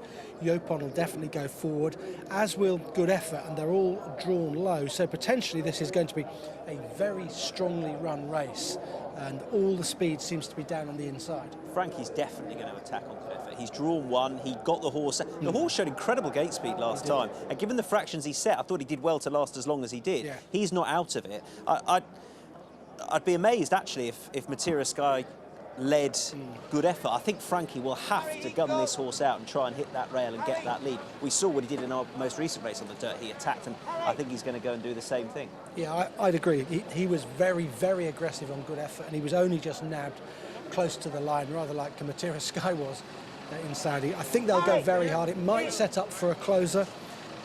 If they go too quick, and there's a few closers in there. Wildman Jack canvassed. He's a strong travelling horse for Doug Watson, the best of the local contenders possibly.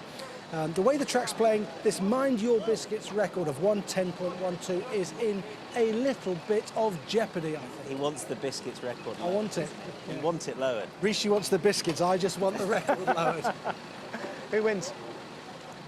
Well, I'm with Wildman Jack to close off into the strong pace and pick them up late. Yeah, I think Switzerland's got a good chance here. If he does what he did last time, this track will suit that a little bit better. There we go with Craig. Dubai Golden Shaheen, the gates are open, they're off and racing. Out wide, Zenden shows a stack of speed. Johnston pushing up, good effort with us. He is ridden off early. Matera Skies handy, Wildman Jack.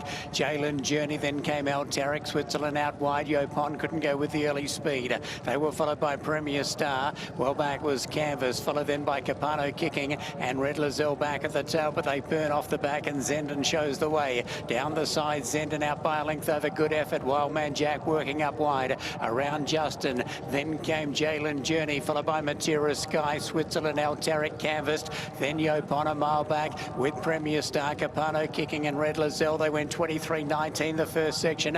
And Zenden is the leader for Antonio Frescio is out by 4. Wildman Jack begins to stalk it, followed by Good Effort. Switzerland is down the outside. Canvas is weaving a passage through. Red Lizelle is late down the outside, but Zenden clear inside the 200-metre mark. Red Lizelle begins to steam home with Canvas, but Zenden from the outside draw for Antonio Frescio has stolen the Golden Shaheen. It is Zenden winning well. Second in will be steaming home. Red Lizelle ahead of Canvas, then Capano Kicking, Wildman Jack, Yopon. Then came El Tarek, Switzerland. They were followed next of all across the line was Premier Star. The winner has come off across the line. Hopefully he's okay.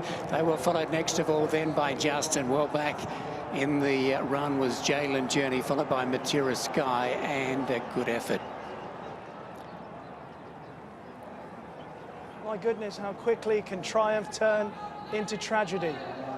The emotions of the high, of the magnificent performance of Zenden, but the scenes of distress in the immediate aftermath of the race. Antonio Fresu comes off board after an awful injury to Zenden, winner of the Dubai Golden Shaheen. But at the moment, it is a very somber and silent Meydan. Very difficult to know exactly what is the right thing to say, other than we have just seen an extraordinary performance, but also a very sad postscript to this year's race. In fact, I'm a little bit choked up watching that because it was a magnificent effort from Zenden coming out the gates and Antonio Fresu from stall 14. And I'm just preparing to say just what a fantastic performance, probably one of the best that we may have ever seen in the Dubai Golden Shaheen, to maintain that gallop. And then those scenes just after the race, it's just knocked me for 6. We were all saying, wow, wow, what was the time? It was a stunning performance. The pace that was on in the race, the pace that Zenden showed to get out the widest stall of all and to absolutely blitz them from the front as he did. And then it's not what anyone expects. Hope Antonio Fresu's okay. Zenden, unfortunately, that was a terrible injury we saw, and nothing really prepares you for that sort of incident, I don't think. Commiserations to Carlos David and everyone connected with the horse.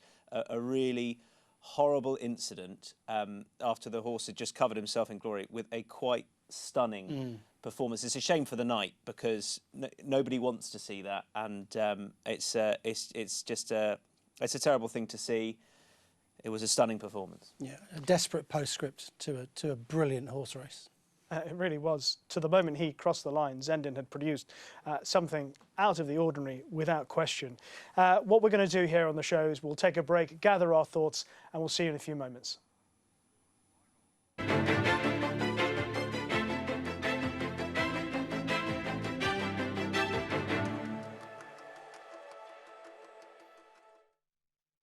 Coming on strong.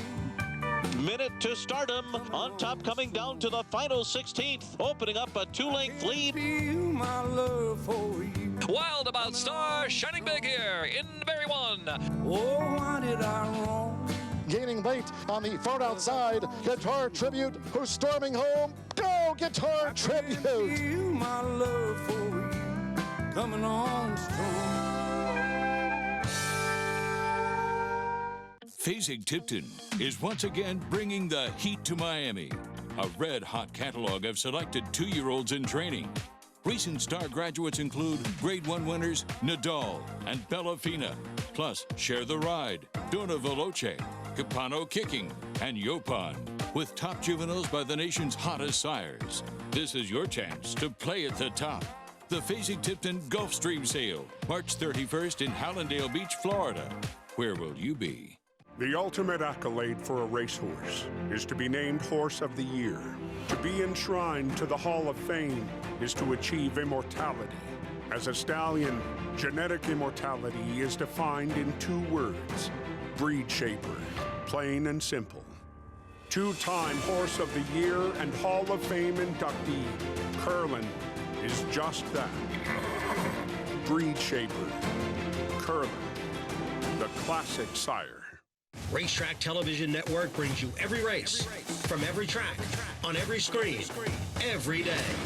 With monthly packages starting as low as $5, RTN gives you great value and access to more live HD streaming and race replays than anyone. Visit RTN.tv today to sign up and watch on almost any device, including Roku and Amazon Fire. Use promo code TRYRTN for a 5-day free trial.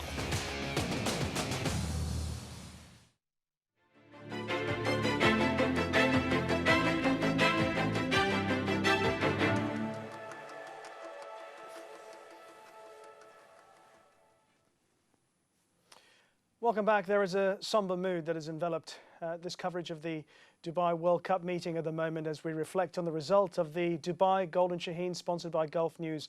It was won by Zendin, one of the most extraordinary displays of speed we've seen in the Dubai Golden Shaheen in the history of the race for Antonio Fresu and Carlos David. But tragedy striking after the winning post, the horse breaking down. We hope that Antonio Fresu is okay, and we'll bring you news as soon as we know of it. Second was Red Lazelli for Japan under Ryan Moore, and the third horse home was number 2 Canvassed for Pat Dobbs and Doug Watson. We're going to look back at the race from the start, and Angus, we just focus on what was an extraordinary effort from stall 14 and just a show of brazen speed from Zendin. Well, such was this horse's brazen speed that he has hammered the Mind Your Biscuits track record, and that's what we, all of what we're going to say now is obviously tinged with sadness about what has happened after he crossed the line. But factually, what he has done something very special indeed in running 1 minute 09.01. The previous record was 1:10.12. So this is, well, an amazing, amazing display. There's the winner, the second, and the third. He comes from 13 because Important Mission was a non-runner, so they've moved in one. What happens in dirt sprints often is when there's loads of pace signed on towards the inside, it falls into the hands of closers that are drawn wide. But this was totally different. This was a unique race because this winner has blasted out of the gates and got to the front and got across in a matter of strides. And he has just blitzed them from the front. Craig Evans, calling the race, gave us 23.19 for the first couple of furlongs, and that's 21.19 really from a standing start. So he's going a pace where normally you would expect something to close and something to get to him, but he was just too good for them. It was... I mean, in different circumstances, we would be acclaiming this as one of the greatest sprinting performances we've ever seen. It was truly stunning, the early speed he showed, the ease with which he travelled under Antonio Fresu. And he, he's just kept going. He has piled it on. We know how much pace was in the race. The time is frightening. I don't know how we'll reflect on it would be hard to look back at this because it's important to remember what's happened as well. It would do a disservice to the horse not to, in time, look back and say it was such a sad postscript to the race. But also, you want to celebrate the performance. What a stunning display of speed in a race littered with just that. It's a great win, a biggest win of Carlos David's career. He's the former assistant, I believe, to Jason Service. He had his first win a couple of years ago. I mean, this could really have been a flag bearer horse for him, given what he's done there. And it, you know, what's happened immediately after the line is just terrible. But first and foremost, I won't forget that performance, Angus, for the right reasons. First of all, for what he's done from the gates.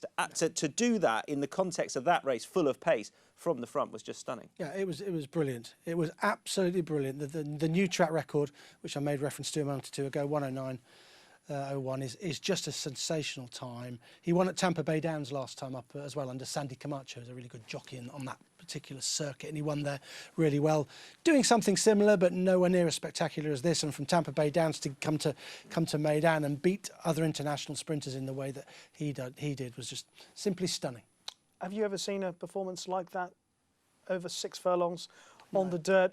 I can't think I've seen a performance like that, even in Breeders' Cup sprints or indeed in the Dubai Golden Shaheen. I'm just thinking of the big 6 furlong sprint races or dirt races. No, I mean, mind what we've seen is races won in a different fashion. Mind Your Biscuits was a horse who'd come from off the pace. XY Jet won from the front. Mind Your Biscuits, when he set the track record, came from quite a long way back and caught a front runner such as Zenden. But such was Zenden's power today that nothing was going to come and catch him, and that's what's so stunning about it. The fractions that he went, he should have been tying up in the closing stages and should have got caught like Matira Sky did in Saudi late on, but he just kept going. From 14 as well, from the stall he was in. It was a truly stunning performance. And for all sorts of reasons, it's a performance that I'm sure we'll remember for a very long time. We will try and bring you whatever news we can as soon as we get it on Antonio Fresu, but at the moment we're still a little bit in the dark as to his particular well-being. What we are going to do is just recap what we've seen in the 6 races so far for the thoroughbreds. Of course, we had the Kahela Classic that was won by Dedian in the very first race, but the second race of the night was the Godolphin Mile, and it was won in some style by Secret Ambition. A first win in the race for Satish Seema, a first win in the race for Tiger O'Shea. This horse who'd run over 10 furlongs on his most recent start, dropping back to his favoured distance, got out well, Tiger O'Shea dictating down on the rail. And in the end, he was just simply too good for his rivals, and he won by a few handy lengths, Tom. This was a horse who, when he shows gate speed, is very hard to peg back, and he stays the trip well. You know, nothing was getting into it from wide, and I think he made use of his rail advantage coming out of stall 2, and he dominated and dictated. And you know, he's improving as well. He's an Exceed and Excel. That's up there with a career best, I think. They've certainly found his trip as well. This is where he wants to be, and a big win for Nasir Askar, Satish Seema and Tiger O'Shea. 8-year-old, the oldest horse in the race. Yeah. Amazing, isn't it? Well, Satish Seema's got a course record of doing this sort of thing with older horses, hasn't he? Ronaldo the Wizard, the obvious one, but he manages to train them in such a way that they retain their zest for the game and to ripe old ages, and he's managed this horse's career very well. He doesn't race him a lot, and he's got him to win in really good fashion. I mean, he was a bit disappointing, fluffed the start last time in the Maktoum Challenge, and he'd won the Fabre, which is a race that fell apart a bit really before that. But here he had to work, he had to be at his best, and Satish Seema had him spot on. Similar comments as a handler applied to trainer Mark Johnston for Britain. His only previous winner on World Cup night came with Fruits of Love back in 1999, but he finally got back on the score sheet, courtesy of Subjectivist, who got away on the front and just kept rolling. He's obviously very talented, and he's going to play a big part in staying races around the world this year, isn't he? Yeah, I think. Look, he's improving. He's got a slightly rounded action. You can see it there. I do think back in the UK or back in Europe, I think he's going to want to get his toe in. I still have the overriding feeling that there were those in behind here that disappointed and didn't run quite up to form. I don't want to take anything away from Subjectivist. He's run an excellent race. You know, really, it was a track record time, so the clock doesn't lie. But I think unfortunately for the race and the fallout from it, not everything ran up to form for what was a great performance from Subjectivist. It fell apart a bit, Rish, I think, the race. A lot of the horses that are raced in Saudi, like Secret Advisor, disappointed quite badly, actually. They didn't really perform at all. So it was quite a weak race on paper, but those that were fancy to run good races didn't, to be honest, and it fell apart. But he was out there on a time trial, and as such, it was a good performance.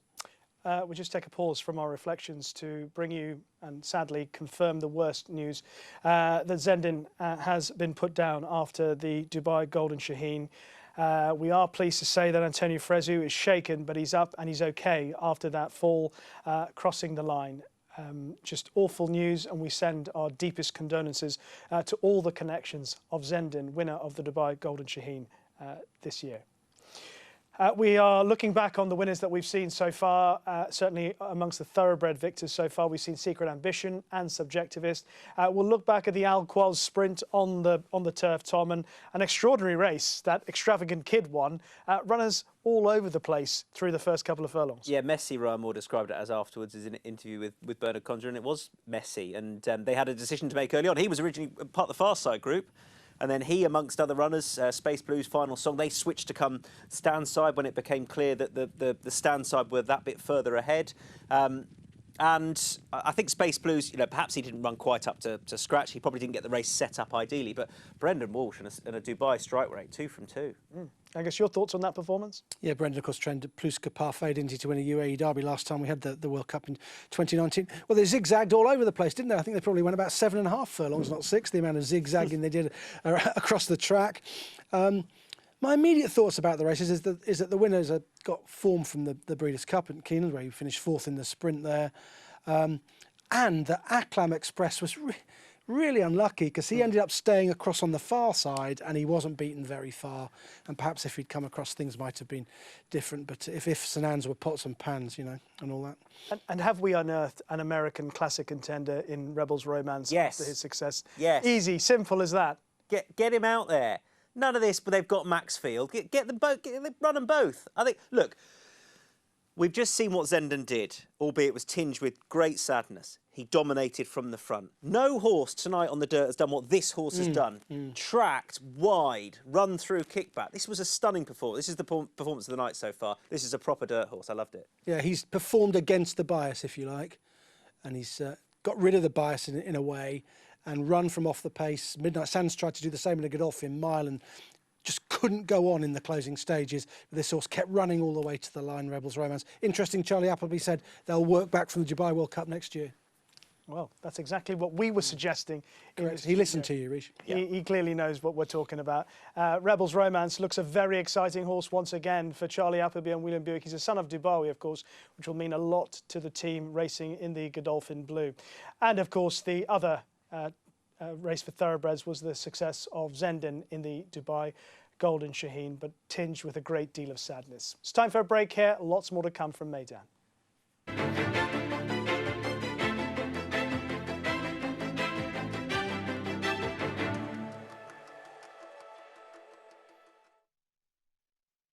I think that Collected has all the ingredients to be a phenomenal stallion. Collected travelling by far the better. Accelerate only plodding home, but Collected giving his rivals an absolute drubbing in the Precisionist.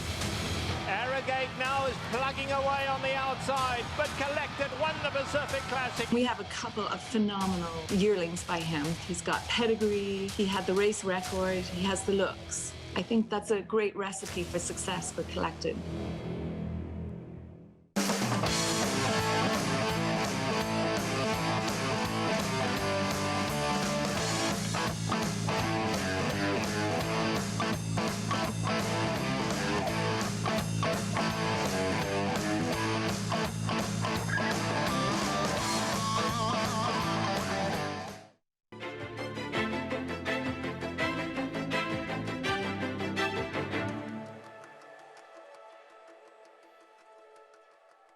It's a duel in the Dubai Golden Shaheen. Muarram, XY Jet. Muarram, XY Jet. The noses together. Muarram sticks his out now. Muarram's forging clear. Muarram has won the Dubai Golden Shaheen.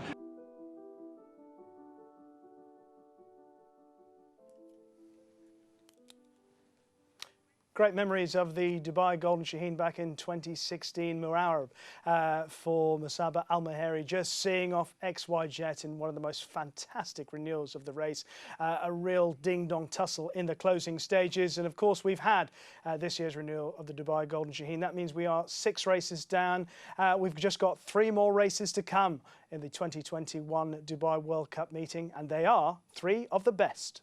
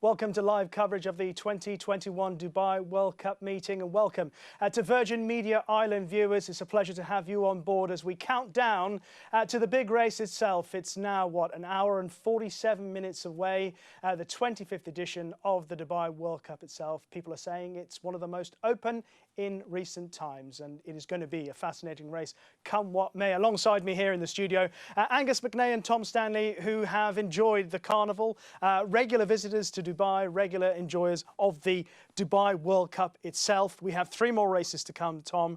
What is it that excites you most about those 3?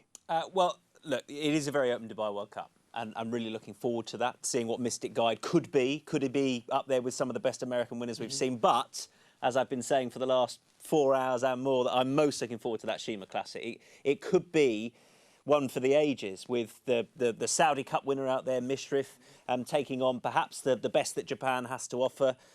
Throw in Mogul, and I haven't even mentioned Channel Maker all night. The American, I feel terrible for not even mentioning Channel Maker. It's a proper Shima Classic. That's the race I'm most looking forward to.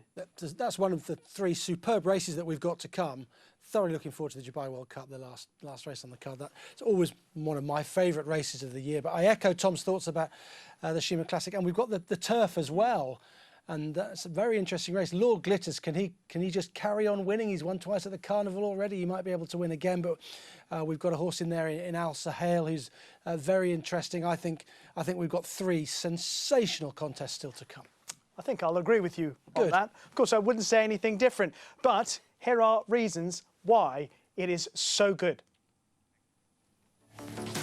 Age is but a number to the mighty grey Lord Glitters, who seems rejuvenated beyond his years. 2 wins of this year's Dubai World Cup Carnival shows his enthusiasm for the sport remains undimmed, but it'll be tested tonight in the Dubai Duty Free.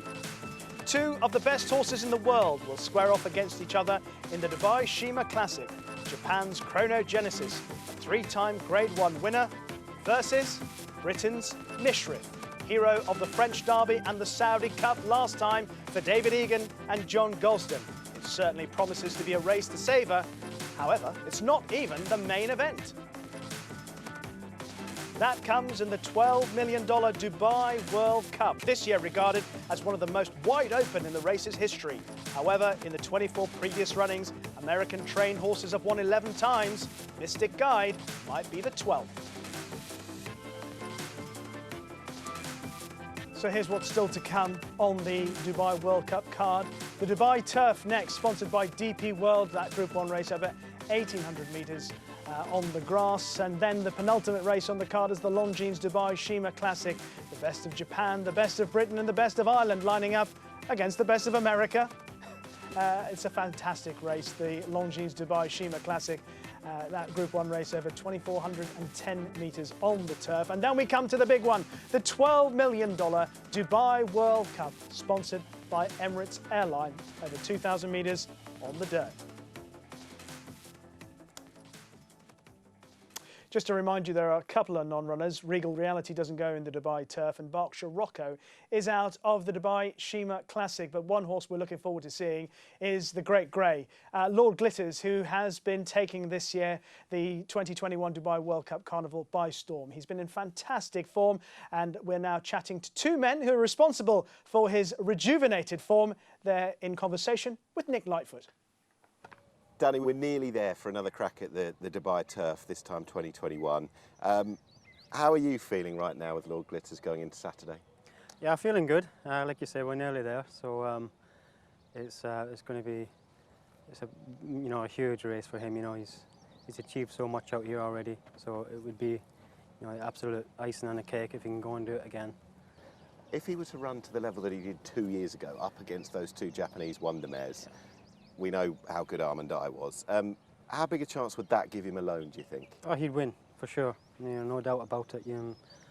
I think Lord North is probably the big danger coming into the race. He's a classy horse there. But he's got the advantage here. He's had a few runs out here. He loves this track. He's 2 from 4 out here, and he never run a bad race yet. So we're pretty confident. It's always great to have a few runs behind you going into a big race like this, and Lord North hasn't really.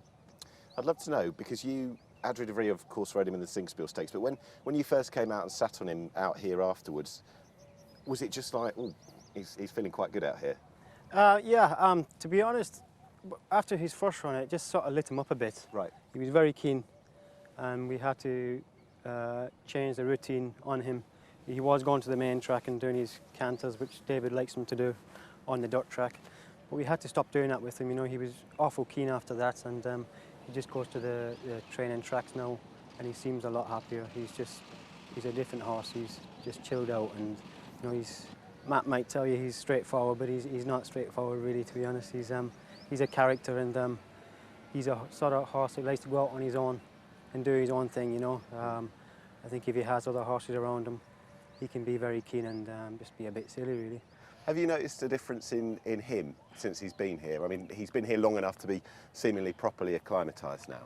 Yeah, he's relaxed well into it. He obviously enjoys the sun, so he's been very good and easy to deal with, to be fair.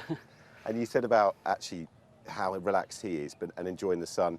Swimming's been quite a big part of his activity out here, hasn't it? Yeah, we swim him on an evening just to keep him relaxed, it's another mode of fitness for us, so it's good to get him active in an evening as well. And it just chills him out. And when it comes to ticking him over, does he look as good now as he's ever looked in the UAE since he came out here to you? Yeah, well, obviously the sun on his back and his coat's improving. He's just such a happy horse, so he's definitely a happy horse anyway. David's been on record recently saying that this is the horse of a lifetime. Do you echo that? Absolutely. They're not easy to come around, these good horses like him.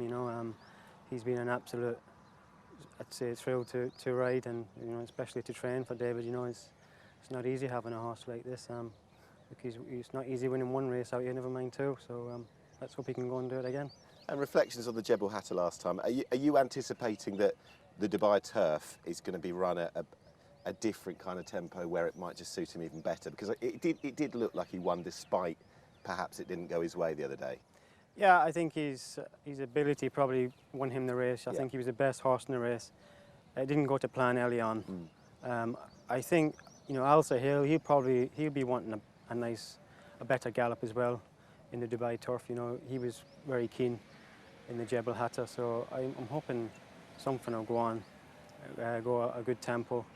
And again, I think Lord North, he'll want a good pace to aim at as well. Do you think they'll be coming here? Lord North, you mentioned, is coming over from Britain, but all the other horses, do you think they're coming here thinking, hang on, we've probably got Lord Glitters to beat, given the form that he showed out here so far? Yeah, for sure.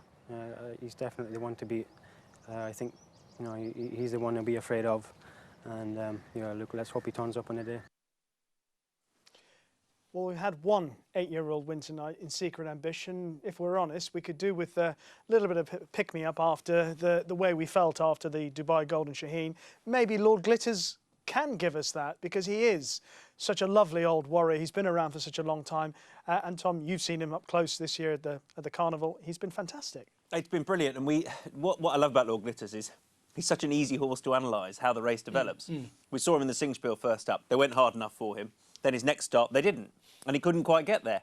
And then last time, they just went hard enough for him. And, you know, I think how Danny Tudhope approaches is going to be interesting because Adjie de Vries, when he rode him in the Singspiel, went sort of through horses up the inside. I think Danny Tudhope will be a bit more cautious and just try and get him out and just want a clear run at them. If he gets a clear run, he's not a slow horse, is he, Angus? He's got to turn a foot. No, not at all. He's fired some quite fast furlongs out in Dubai. He has got a good turn of foot, and he's pretty quick once you set him alight. But you've just got to time it right, and you really want a decent gallop to come off. That's the main thing that he wants. He doesn't need them to go mad, but he needs a good gallop, not a crawl. Who would be the horse that is the most talented in that race? Oh, I think Lord Glitters is the most talented horse in the race. Do you? I would disagree with that. I think Al Sahel is potentially the most talented horse in the race by some way. I think he's a mercurial talent. I think he's got loads and loads of ability. He's a strong travelling horse with a sharp turn of foot. When he won at Newmarket last season, he posted a sensational winning time, a very, very good speed figure. He won as he liked. And I think there's a lot of untapped potential as far as he's concerned. And I'm worried about going further than a mile with him because he is so speedy. But he had that run behind Lord Glitters here last time. He was too keen early on. He got tired and he hung to his right. I think the best way to describe him is that I personally think he's the most talented horse in the race by some way, but he's got his quirks. But do you not have to take? Isn't part of talent in here as well? It's not just pure what you do with your four legs. You've got to hold it all together. And he was keen early in the race, and he hung late on as well, as if he was perhaps feeling something, perhaps something wasn't quite right. Maybe he doesn't allow himself to harness his full potential. But he has done part of it. He has done it in the past, though. He can do it. If he does what he did, if he runs how he did at Newmarket, that race I refer to, he beats them. He'll win. Yeah, I thought he came there to win the race last time, and then he got tired and hung right because he'd pulled too hard. He'll need a good gallop to go out as well. Well, if he does get it right, he's quite a formidable foe for Lord Glitters. But yes, Lord Glitters is more solid though. If you're looking at the horse who you feel you can rely on, well, it's the old 8-year-old grey to deliver his absolute best. Yes. And the thing is about all those three at the top of the market, they're all going to want some pace, and they're not guaranteed to get it. I think that's what makes it really interesting. You know, all of them, I think, would benefit from something to aim at, and I'm not certain where it's going to come from. Yeah, Lord North, of course, being the other horse that Tom's referring to, who clearly has an enormous amount of talent. His form tapered off a little bit at the end of 2020. Didn't run too badly at the Breeders' Cup, but he's got a bit to prove on his return to action. So a lot to talk about ahead of the Dubai Turf when we come back after the break.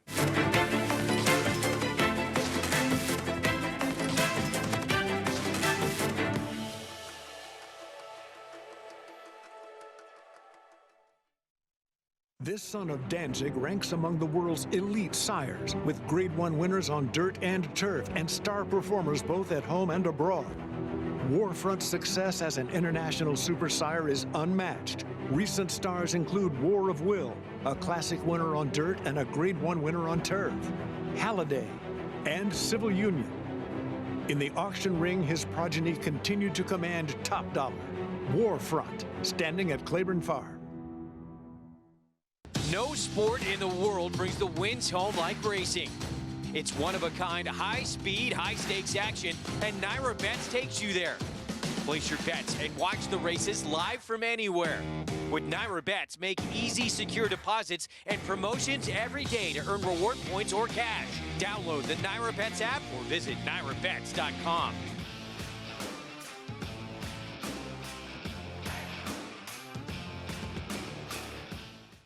Smiling Tiger is now the #1 fourth crop sire in America. You heard that right. Smiling Tiger, standing at Harris Farms for a special discount of just $5,500, is the #1 fourth crop sire in America. His progeny scored 4 stakes wins in just 6 weeks, including Smiling Shirley, Grinning Tiger, and Tiger Dad.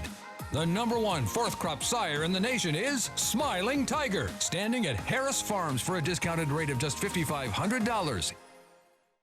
Racetrack Television Network brings you every race, from every track, on every screen, every day.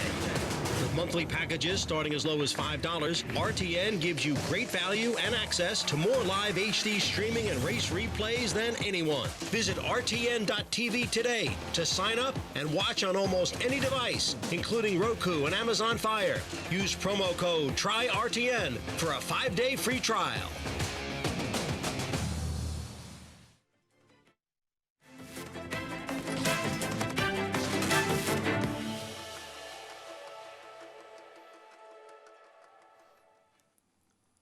Three more races to go on Dubai World Cup night, and up next it's the Dubai Turf.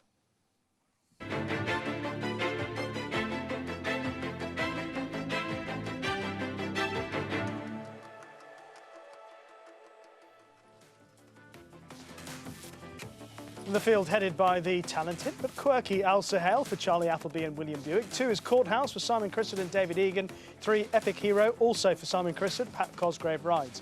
4 is Ector Run for Ali Al-Rahi and Jim Crowley. 5, Felix for Marco Botti and Oisin Murphy. 6 is First Contact for Satish Seema and Tiger O'Shea.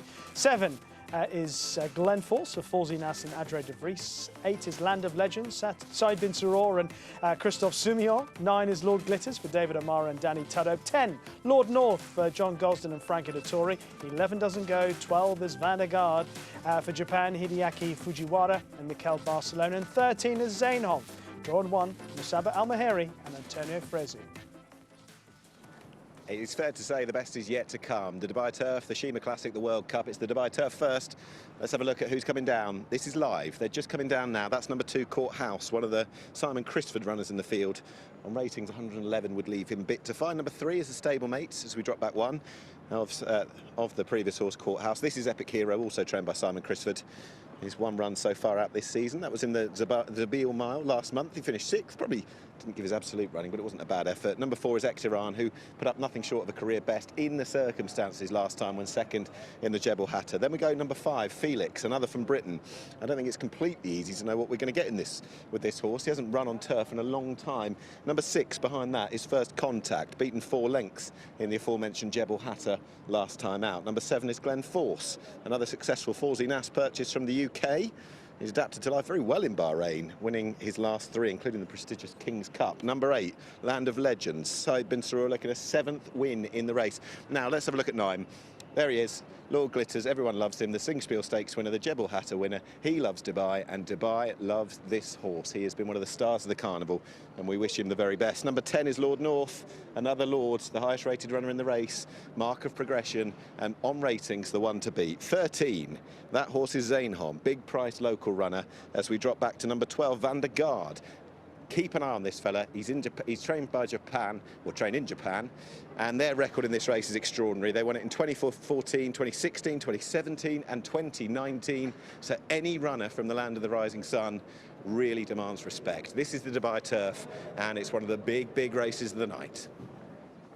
It really is one of the big races of the night, because you look at the quality of the top of the market, the international market for this race, and you realise that perhaps any of the top 3 wouldn't be out of place in any Group 1 around the world. When you look at Al Sahel, Lord Glitters and Lord North, and you're talking about horses that already have established top-class form, I guess Al Sahel will be the one who still has to prove it consistently, although, as Angus says, the talent is definitely there, Tom.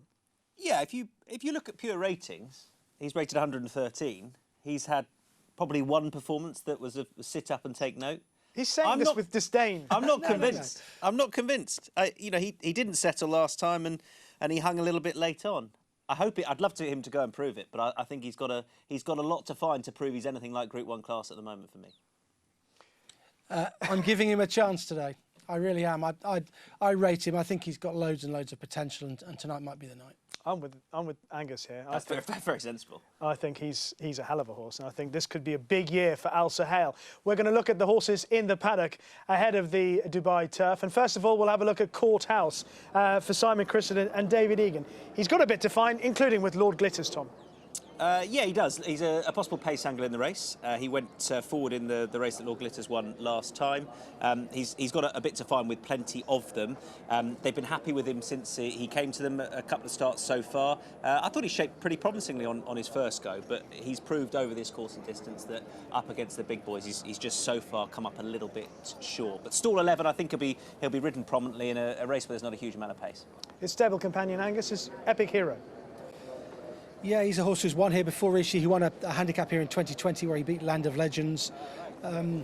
He came here off a layoff to run here last time up. He didn't run too badly behind Dubai in the Zabil Mile, but overall his profile is one of not being good enough to win this. I thought those sort of comments would also apply to Ekteran, but he ran really well behind Lord Glitters last time. Yeah, and he of course finished ahead of the most talented horse in this race last time. Wow. Ekteran. I'm poking the needle. Look, I think he's got a chance of placing in a race that isn't going to be run at a frenetic pace, I don't think. So I think he'll be ridden handy. I think he'll go forward. He should find something too good. Here's a look at horse number 12. This is Vandergaard for Japan. Mikel Barcelona riding. Just what sort of level of form do you think this horse has got in comparison to his rivals, Angus? Well, he's won a Grade 2 contest over a mile in Japan, in Tokyo. Since then, he was well beaten in a Grade 1, and he finished fourth, a good fourth actually, behind a really decent horse, Karate, in a Group 3 contest. They got a hood on him for the first time. I think there's worries about the extra distance he goes today. Here's Felix, who is, I thought, an interesting runner for Marco Botti, because you could conceivably be running in the UK on all-weather finals day, but instead he's gone out for this level of contest in Dubai. I supported him in the Winter Derby when last seen. You made the point to me, he's got to turn a foot even though he's often held up. So it's no bad thing for this contest. His turf form doesn't quite match up to his all-weather form yet. First contact was well behind Lord Glitters last time on Super Saturday, Angus? He was, yeah, he's well beaten. He was 7th. He used to be with Charlie Appleby. He left Charlie, went to Satish Seemar, still with Satish, and he performed well on his first start for the Seemar yard when finishing second here. That was a very good run behind Dubai, and last time he wasn't beaten too far. He's been about 4 lengths or so in a slightly messy contest. Glenn Force has taken his form up a notch since leaving Sir Mark Prescott in the UK and joining Fawzi Nats. Yeah, as plenty do. He looks a decent buy, to be honest, for 160,000 guineas, and the trip's interesting. Look, it's not an obvious one based on what he's been doing out in Bahrain, but his UK form proved that he was capable over this sort of trip. I'll let you talk about this one, Tom. Lord Glitters, seeing that you're so keen. Look, I'm not sure he's going to get the race set up, but he does love it here. It's a big, wide open straight, and that suits him. If they get going early enough, he's got a great chance. But look, it's a hard. I'd love to see him win. I've got a huge amount of affection for the horse. I think David O'Mara is an underrated trainer when it comes to campaigning international horses, and yeah, I think he's got a good chance.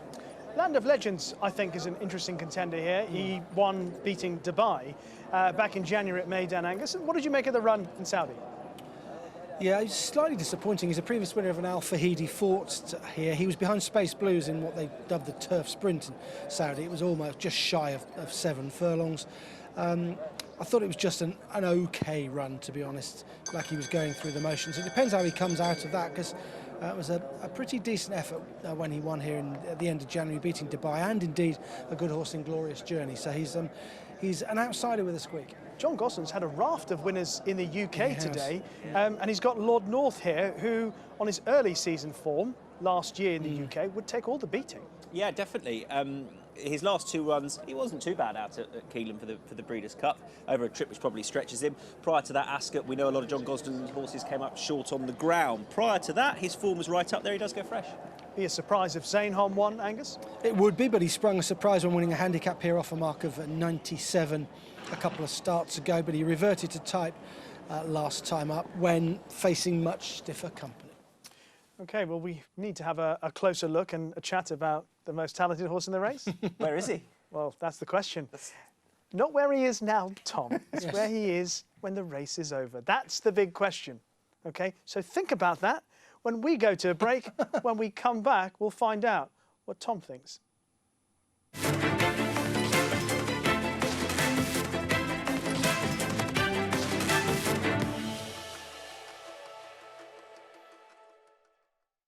the return of Sunday Silence. Sunday Silence surges to the front. It's Yoshida in front. Yoshida takes charge at the top of the stretch, and Yoshida wins the Turf Classic. Here comes Yoshida, storming home in the center with Gunnevera. Yoshida! Yoshida has won the 1 word. The perfect balance. Yoshida.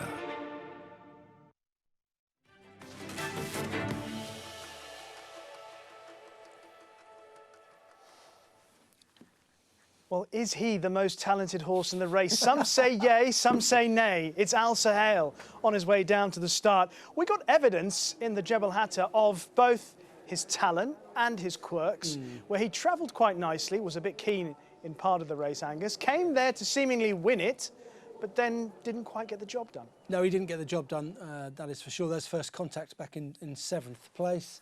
Zainholm, who's found out after his win in Handicap Company time before, Courthouse, he's the likely pace again today. I think he could go forward. There's Al Sahel. He was too keen early on in the race, but he did loom up going very well, and I thought he was going to be asked to quicken and he would clear away like a wild horse, but he didn't, and he hung to his right, and it was a slightly disappointing finishing effort, but it can be put down, I think, to the fact that it was his first run for quite a while. We hadn't seen him since July of last year, and also he'd been too keen, and I'm afraid that the petrol gauge was empty. But just look at him get into contention here. He's going best here on the outside. He's going better than Lord Glitters, who's behind him. And I thought here he'd just quicken at the 300-metre mark and be raced over. But he emptied and hung right. And I just think he pulled too hard, and he emptied. Is there a chance, Angus, that he doesn't stay the 9? Is he a better horse over a mile? That's possible. There is a distinct possibility that 9 might be a bit too far for him. I think they'll ride him. I think they'll ride him chilly. They'll ride him quite patiently today and try and come with one quick burst. They will ride him patiently, as they will ride Lord Glitters patiently. Yeah. That has been his MO through his career. Oh, without a doubt, he's going to be switched off at the rear of the field. He is coming out of 4. I think Danny Tudhope will look to angle away from the red. I think that he will want to avoid trouble. Yeah. He'll know that there's not a huge amount of pace on. There's only one way of riding the horse. And I think he will just look to make sure that in the straight he gets one clear run down the outside. That's the best chance anyway. And as we said, he's not slow. He's got a turn of foot, but he does need the race to develop. If it doesn't develop, if it goes crawl sprint, I don't think we can. Well, rather ignoring Lord North, there he is. Yeah. I mean, he's a very, very talented racehorse, isn't he?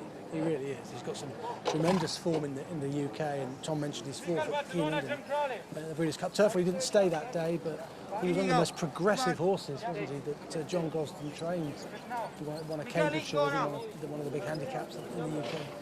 And then he's just progressed into a genuine Group 1 horse. The win at Royal Ascot was outstanding. And he did it in a race where they didn't go all that hard, but he did it from the rear of the field. He had that electric turn of foot off a slowish pace. So I think they'll try and do something similar here. But that was over the 10. This is over the 9, and it's hard to argue that he's going to be better over 9 than he was over 10. You look at the horses that he tried to match strides with at York and Gayeth and Magical, etc.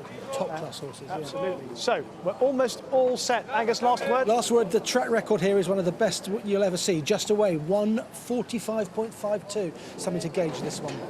The Dubai Turf is up next. Craig Evans is going to call them home. Ready. They're racing in the Dubai Turf, and away well was first contact from towards the inside. Zainholm shows a bit of speed. Nectaron getting his head up in the air out wide. Glenforce, Epic Hero are just off the speed. Vandergaard is getting a little keen. Al Sahel improves between horses, followed by Lord North, Lord Glitters, then Courthouse over on the inside, Land of Legends, and Felix went back at the rear as they run their way down the back. And the front runner first contact out by 3 parts of a length over Ectoran, now a length. Over on the inside is Zainholm, followed by Glenforce in the red. Vandergaard is over on the inside of Epic Hero, then El Sahel, Land of Legends, Lord North, Lord Glitters, the grey down on the fence, then Courthouse, and Felix was at the rear. 25-23 was the lead as they turn off the back, and first contact shows the way. Out a length and a quarter over Ectoran in second. Over on the fence is Zainholm, followed by Glenforce, still fairly keen against the rider. Vandergaard down on the inside of Epic Hero, then El Sahel. It's Felix about 7 lengths from the leader. Land of Legends down on the inside. Then Lord North, Lord Glitters, followed by Courthouse and Felix. They come to the bend. First contact is made play from the outset in the Dubai turf. Shows the way a length over Hector Run as they turn in. Zane Holm now getting a little ride, followed by Glen Force on the outside, then Epic Hero. Van der Gaard, we're back to the inside, trying to pick its way through. Down the outside, Lord North runs on. Elsa Hale is flat-footed. Felix comes from the back. They come across the track, and Lord North booms up on the outside. Van der Gaard gets through. Epic Hero. Felix from the back of the pack, but Lord North streaks away in the Dubai turf over Van der Gaard, Epic Hero and Felix, and Lord North careers away for Frankie Dettori, takes the Dubai turf. Lord North easily by 4. Second Van der Gaard, then Felix running on from the back from Epic Hero. Next in Land of Legends, Lord Glitters, followed by Ectoran, Courthouse. Well back was Glen Force. Then the early leader first, well back Zane Holm, and Elsa Hale didn't finish off at all. Runs in near the rear. Well, it's the first time that Frankie Dettori has won a race on World Cup night since Opinion Poll in March 2012. Dubai's favourite adopted son back in the winner's enclosure on the biggest stage, courtesy of Lord North, who has blitzed his field, Tom. That was stunning. That was turn of foot from a horse who stays further. They'll draw stumps in the mile and a half plan after that. That was a really electric performance. He could have put him anywhere. And a bit like we saw off the break at Ascot when he was held up off a relatively sedate pace over the 10, and he showed that electric turn of foot from the rear of the field. He went through the gears so impressively there. It was easy as you like. As I say, you could have put him anywhere in the race. That was Frankie Dettori at his best. But I mean, you could have anyone on that. I think that was Lord North back to his very best. They had him, I think, right for this race last year, and they had to draw stumps, so they've come back, and that's very much job done. Lord North beats Van der Gaard. Felix has run a big race, but I think turning in there was only ever going to be one winner. Elsa Hale and Lord Glitters have both disappointed to a degree. Elsa Hale checked out even more tamely than Lord Glitters did, Angus. He did. He was very, very disappointing. She ran no sort of race. Lord Glitters just seemed to lack a little bit of zest once he got out in the clear, but he was down on the inside. He was stuck in behind horses, and getting a run was quite difficult, I think, but he wouldn't have beaten this horse. Not on this day. This horse was magic. He really was under Frankie. He travelled strongly, travelled beautifully. Frankie always looked confident, and he's quickened up in tremendous style. That was a very, very good performance. Proper Group 1 horse. Well, he proved it last year in the UK. He was a magnificent performer in the early part of the season. He really progressed quite quickly. Then his form just sort of seemingly hit the buffers after his run at York against Gayeth and Magical, and then he disappointed in the Champion Stakes, but he bounced back with a better run in America. This is another fantastic return to action. It's possible, managed the right way, he could have a massive season. I think he'll tread a pretty similar path. He'll try and 10 furlongs, all those 10 furlong contests in the UK. I think what he doesn't want is what we saw at Ascot. He doesn't want. It was poor ground at Ascot for a Champions League. He doesn't want that. But I think Angus has summed it up really by saying a proper Group 1 horse. Yeah. So an imperious performance from Lord North in the 2021 edition of the DP World Dubai Turf. Frankie Dettori just taking a turn out here on the turf course for the photographers. This was a 13th career start for this son of Dubai, who was a Cambridgeshire winner, big mile handicap at Newmarket back in 2019. He followed up then by winning the Prince of Wales Stakes Group 1 over 2,000 metres at Royal Ascot in June of last year, and it looks like this horse has still not fully finished his curve of progression, very much on an upward trajectory, and he is full of beans as well following this victory. Frankie Dettori in the saddle. Frankie, many congratulations. How did the race go for you? It was a nice pace. Followed William Dawes to beat, and plenty of horse, and I know he stays really well, so I kicked him early and he flew. I didn't do much else after that. He did the rest. And Frankie, he's a horse who won a Cambridgeshire as a 3-year-old, and then he won a Group 1 at Royal Ascot as a 4-year-old. First up here as a 5-year-old, he's won another Group 1. Do you think he has stopped improving yet, or is there far more to come from this fellow? Look, it was a handful in the early days, so he got gelded. He's much more focused now. It's not nothing wrong. He's a horse to go to win all the big races this year. Perhaps try the Prince of Wales again, but I'm sure Mr. Gosden's, they'll have a plan, and we're going to have lots of fun. And one final question, Frankie, if I may. How much have you enjoyed being back at Meydan this year? It's not been so bad, isn't it? I love that, to be honest with you. Coming back to where I started all the years ago, and it's funny, I got a magazine last night, 25 years of the World Cup. I think I wrote most of them, and it's been tremendous memory, and Sheikh Mohammed did amazing things for racing, and may long continue. Frankie, well done. Congratulations.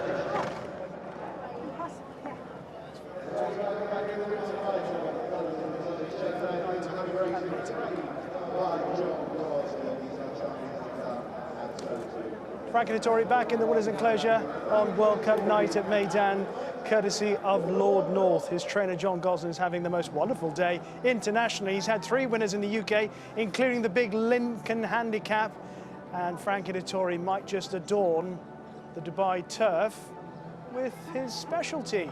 We're about to find out. There it is, a flying dismount, and he's asking for a little bit of a cheer. But we will reflect on this magnificent performance from Lord North when we come back after the break.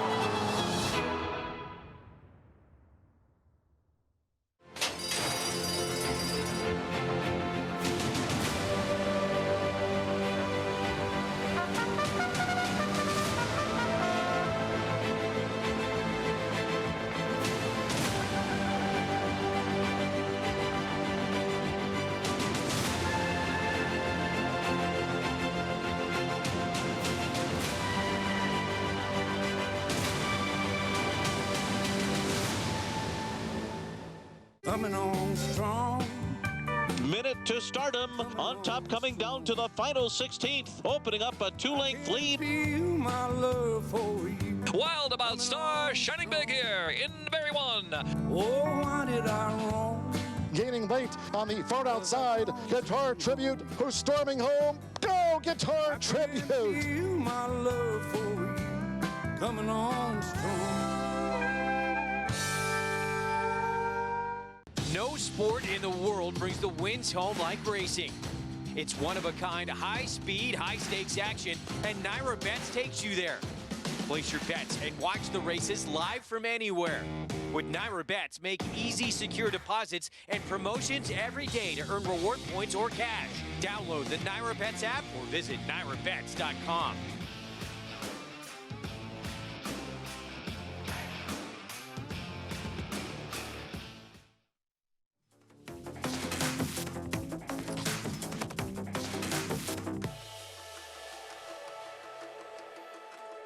Thanks. They are one of the most potent forces in international racing. Frankie Dettori and John Gosden.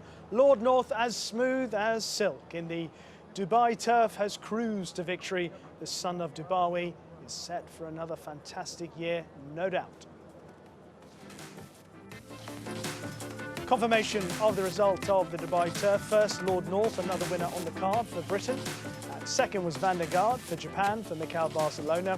And back in third, an excellent run from Felix. He would have been a big price on the international markets for Shaheen Murphy and Marco Botta. And when we look back at this race, Angus, I suspect it's a fairly easy one to disseminate because it was relatively straightforward for Lord North. It was very straightforward. We need to ask why he did what he did, which was destroy a Group 1 field with ease. The final time, It was not going to get anywhere near Just Away's track record. That's one of the most long-standing and best track records you'll see anywhere in the world. But he ran 1:46.46, so he was just about a second outside it. So he's run a good final time. I think the main thing about him is his turn of foot. I think he's a very fast horse. He has got a superb turn of foot in a race that wasn't that strongly run, and I say that because I've been privy to the efficiency figures. I think he's just shown an electric turn of speed, and that has won in the race. And he relaxes, which is so key in comparison to a few of these other, you know, Al Sahel. I don't think he's. What do you think, Angus? Is he fighting for his head as much as he was last time? I felt he might have settled a little bit better, but it's not good enough. No, he settled better, but there was nothing there. Frankie was out wide, wasn't he? But he's got himself into a good position. He's not too far off the rail. He's not being forced too wide. So that's a pretty good effort from Dettori to get a decent position. I don't think they went hard in front. I think they went quite steady. And at this point, all the principals towards the rear. Here's Al Sahel. He was a bit keen, but his finishing effort was really poor. And here's Lord Glitters, who getting himself into a modest position, really, in a steadily run affair. He's going to be stuck down on the inside. And they really went 2 by 2. And look, I don't know if it was intentional from Frankie. Maybe I'm giving him more credit than he deserves, saying that he's keeping Lord Glitters in. But maybe he knows who's on his inside. There's Glenn Force, who's keen, before he was back in trip. But eventually they sort themselves out 2 by 2, and it's the two lords up alongside each other. They've both got similar styles of going about it. I thought Lord Glitters was possibly a bit flat today. He didn't take his rider into the race, Danny Tudhope, for as long as we saw last time. He wasn't on the bridle for as long as we've become accustomed to with this horse, whether that was because of how it was run in comparison to last time. But Danny Tudhope would have wanted to do or be able to do what Frankie Dettori did, and he just didn't have the same horse underneath him. No, he didn't. We know it's quite steadily run, this race. What this horse has done from a long way back is a little more than sensational. There he is. Look, he's only got 3 behind him here at this point, and he's, in a moment or two, he's going to quicken past the lot and win going away. And that's what's so impressive about what he's done. He's got a fantastic turn of foot. He really has. What I would say about Lord Glitters is he's not in a great position. He's possibly a bit far back, but Lord North's only a length or so in front of him, isn't he? And Lord North was just way too good for these. Here comes the turn of foot down the outside. Lord Glitters gets trouble. He got slam dunked a bit. He couldn't get a run. But he's trying to go and catch a horse who's quickening like a wild Mustang out in front. And it's impossible to catch. He does find Lord Glitters does get into a bit more trouble than and it stops his momentum. But I don't even think it made a huge difference. May have been 3rd or 4th at best. Yeah, 4th at best, I'd say, with a clean run. Possibly, yeah. I think it's possible he might have been placed. Here's the efficiency. I want to have a look at this, because this tells us the tail. It really does. Look at that, 107.15. He's sprinted home, 7.15% quicker. That's a fast horse, isn't it? The last 400 metres than the rest of the race. He's quick, he's rapid, he's coming really quickly, and he could put up a better performance on the clock and overall time if he got a more evenly run race. Can I throw something at Angus? Yeah. Not physically, a question. Yeah. Mishrif is a 10 furlong horse, right? Yes, I'm saying that before he's running the Shiva Classic. Any chance that John Gosden rolls the big mile dice with this horse? Could he cut it over a mile? He's won over 9 at Cambridge and here. I mean, yes, I think he could. He's speedy, isn't he? He travels strongly. He's got loads of speed. I don't see why John would roll the big dice. I mean, so he's already won the Prince of Wales's. Why does he run in the Queen Anne Stakes at Royal Ascot on the opening day of the meeting? Possibly. He could do. He's strong travelling horse on the straight track at Ascot. Yeah. There's a better performance than this in him, because he wasn't able to run that efficiently. He had to quicken and get past all of the field. We'll just have a look at the head-on shot, and this will highlight what the trouble that Lord Glitters gets. And I might say he'd finish a little bit closer than 4th if he got out. He got stopped a little bit, but Lord North right towards the outside. This is where he's just about to quicken up, and you can't speak highly enough about what he has achieved here. This is a sensational turn of foot that he's shown. Can I just give a nod to the 3rd horse home, Felix, trained by Marco Botti, a horse who has been running on the all-weather in the UK, could conceivably have stayed in the all-weather, run in big races coming up in the next week or so. But they've taken the chance to go for the Dubai Turf. They've picked up $400,000 for for finishing third. I mean, he's obviously run a really good race, but I think it's worth pointing out excellent bit of placing and thought process by those connections. Yeah, and he came from the back. If we notice as they turned in, he was towards the rear, and he's run on really strongly to pick up a decent paycheck. Lord North winning for Franco Dettori, John Gosden, a team that clearly are doing very well. John Gosden's had 3 winners in the UK, so he had the Lincoln winner. He and his son Thady Gosden now sharing the licence at Clare Haven Stables, and Franco Dettori out there receiving the trophy for Lord North in this Dubai Turf, sponsored by DP World. Right. It's time for another break here on our show, but when we come back, we'll be looking ahead to what promises to be a mighty clash in the Dubai Shima Classic. Just confirm the result of the turf. Lord North, your winner, Van der Gaard second, Felix back in third.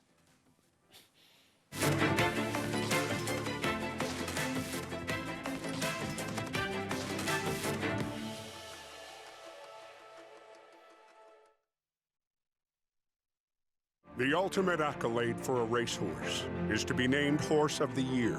To be enshrined to the Hall of Fame is to achieve immortality. As a stallion, genetic immortality is defined in 2 words: breed shaper, plain and simple. 2-time Horse of the Year and Hall of Fame inductee, Curlin, is just that. Breed shaper, Curlin, the classic sire.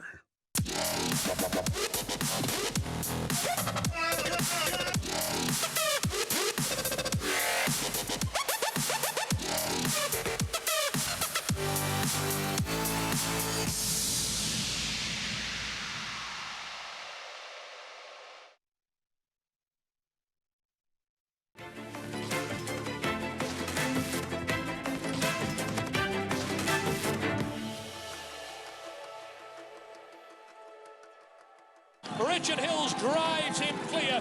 Boreal comes out of the pack to run into second spot, followed by Helene Vitality, but it's Naif in front of the 200 metres mark. Boreal and Helene Vitality are giving chase. Marion Bard on the fence, Naif in front. They won't catch him. The poster's looming up, and Naif wins the Shima Classic.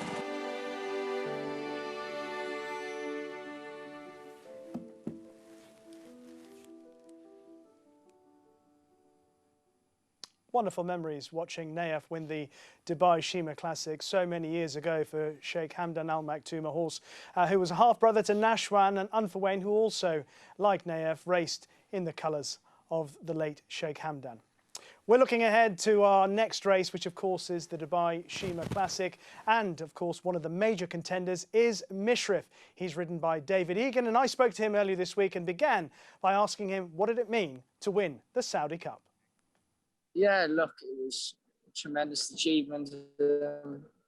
Just lucky to be connected with such a great horse like Mishrif. Mr. Gosden had him primed for the day. He trained well on the training track the week prior to the race, and no, look, everything regarding the race from when the gates opened, everything went to plan, and couldn't have worked out any better. It's the culmination of a lot of hard work, I know, David, because obviously knowing your dad and the relationship that you've had with your dad and being involved in the sport of horse racing for such a long time, it's actually one of the most interesting stories. So perhaps you could just give us a little bit of insight into becoming a jockey and how obvious it was always going to be that would be the career path for you.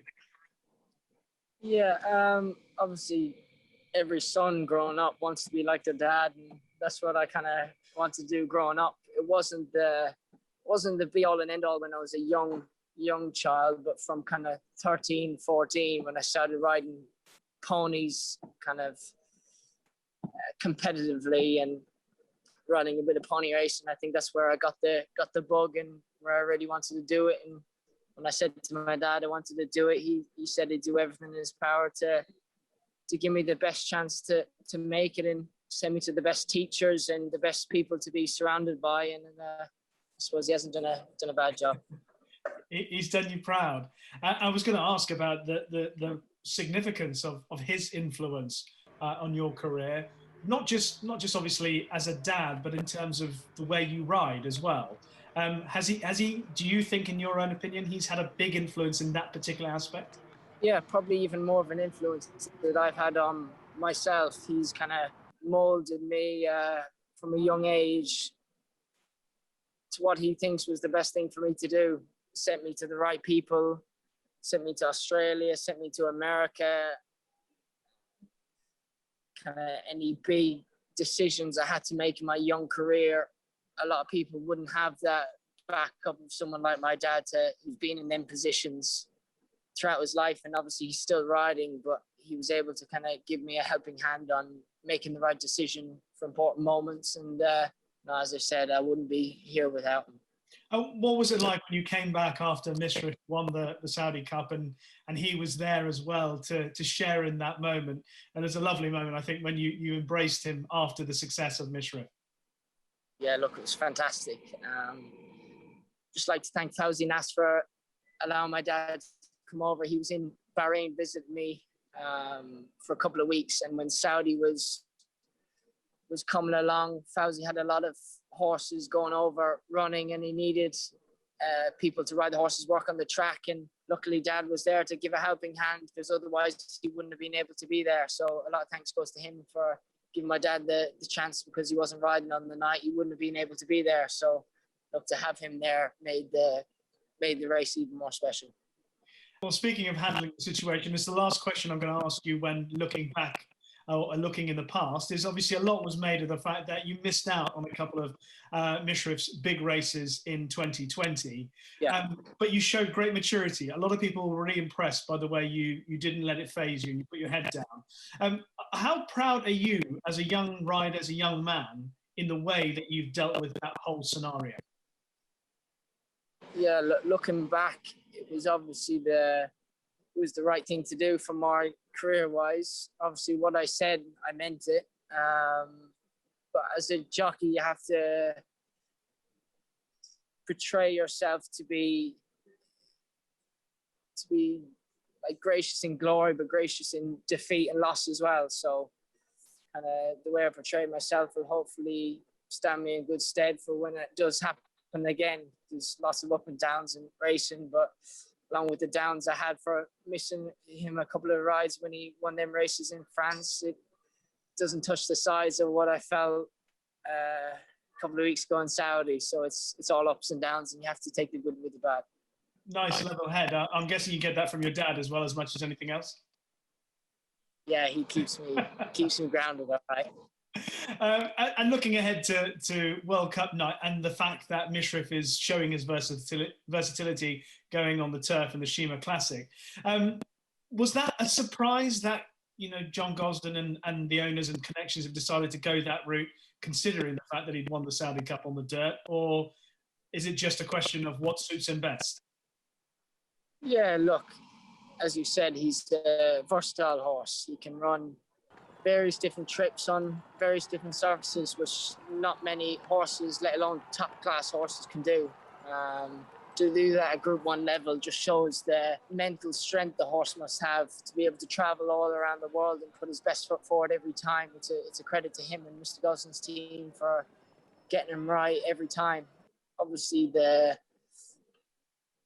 an important night on Saturday, but he's obviously got a long season in Europe this year, and I'm sure they'll be thinking about how they're going to campaign him, whether they're going to stick to him on the quarter or they're going to aim for the mile and a half races, and possibly a go at the Arc at the end of the season would probably be a big aim. But it's all a feather in his cap. We'll find more about the horse on Saturday and move on to the next target. Well, you say he's shown so much great form in a variety of different conditions so far, but his biggest prize, his biggest win so far has been 10 furlongs on dirt. So in comparison to the suitability of a mile and a half on turf, do you think he'll be better, equally as good? Does it make any difference to him? Yeah, look, with the Saudi Cup being 9 furlongs, you're stepping up 3 furlongs. So it's a long way. The pace was very strong in Saudi, which you'd expect on the dirt, which is going to be very different here, a mile and a half around here. They're going to go hard into the bend, I expect, and they'll probably stack him up, and there'll be a lot more sedate pace than what he's used to in recent times. So now hopefully he can take it in his stride. Lucky he's a versatile horse, and I'm sure he can get the job done. And is your lucky mascot, John Egan, there with you? Unfortunately not. He didn't fancy the 10 days quarantine in a hotel, which I have to do when I return. So now he escaped from Bahrain a couple of weeks ago, and I'm sure he's back riding sometime this week. Well, David, thank you for sparing the time. Fantastic what you've done so far on Mishrif, and we wish you all the very best of luck with all your rides, but it'd be great if you and Mishrif can team up for another big one. Hopefully. Thank you very much, Rishi. It's a massive challenge for Mishrif and David Egan because they face such a strong field. But just focus on David Egan for just a moment, Tom. A young man who has had his ups and downs, particularly with Mishrif, but rode the challenge of having to deal with that beautifully last year. Yeah, it was a big deal for him. No, not just because it was in the world's richest race in the Saudi Cup, but for Prince Faisal as well, a Saudi native. It was a huge ride for him. He hadn't been able to always ride the horse due to COVID, and then there was the case where they opted for Frankie to ride the horse. And it was massive for him to get back on board the horse and to give him the ride that he did, because he'd been slowly away the year before. And I think David was hard on himself, I think, in the Saudi Derby. I think he felt he hadn't given the horse the perfect chance of winning. He got it absolutely spot on in the Saudi Cup against some proper American dirt horses. I thought it was we've seen a few coming-of-age rides from him in the last few years, but I thought that really announced himself on the world stage. What are your thoughts on David Egan, Angus? This is an opportunity of a lifetime for him, isn't it? Being associated with this horse, you know, a guy of his experience and his tender age, they don't often get on horses this good and don't often ride for trainers as good as John Gosden. So this horse can really make his career for him. And as long as things don't go to his head and he keeps a level head on his shoulders, he's going to go a long way. Well, David Egan aboard Mishrif, one of the major contenders for this year's Dubai Shima Classic.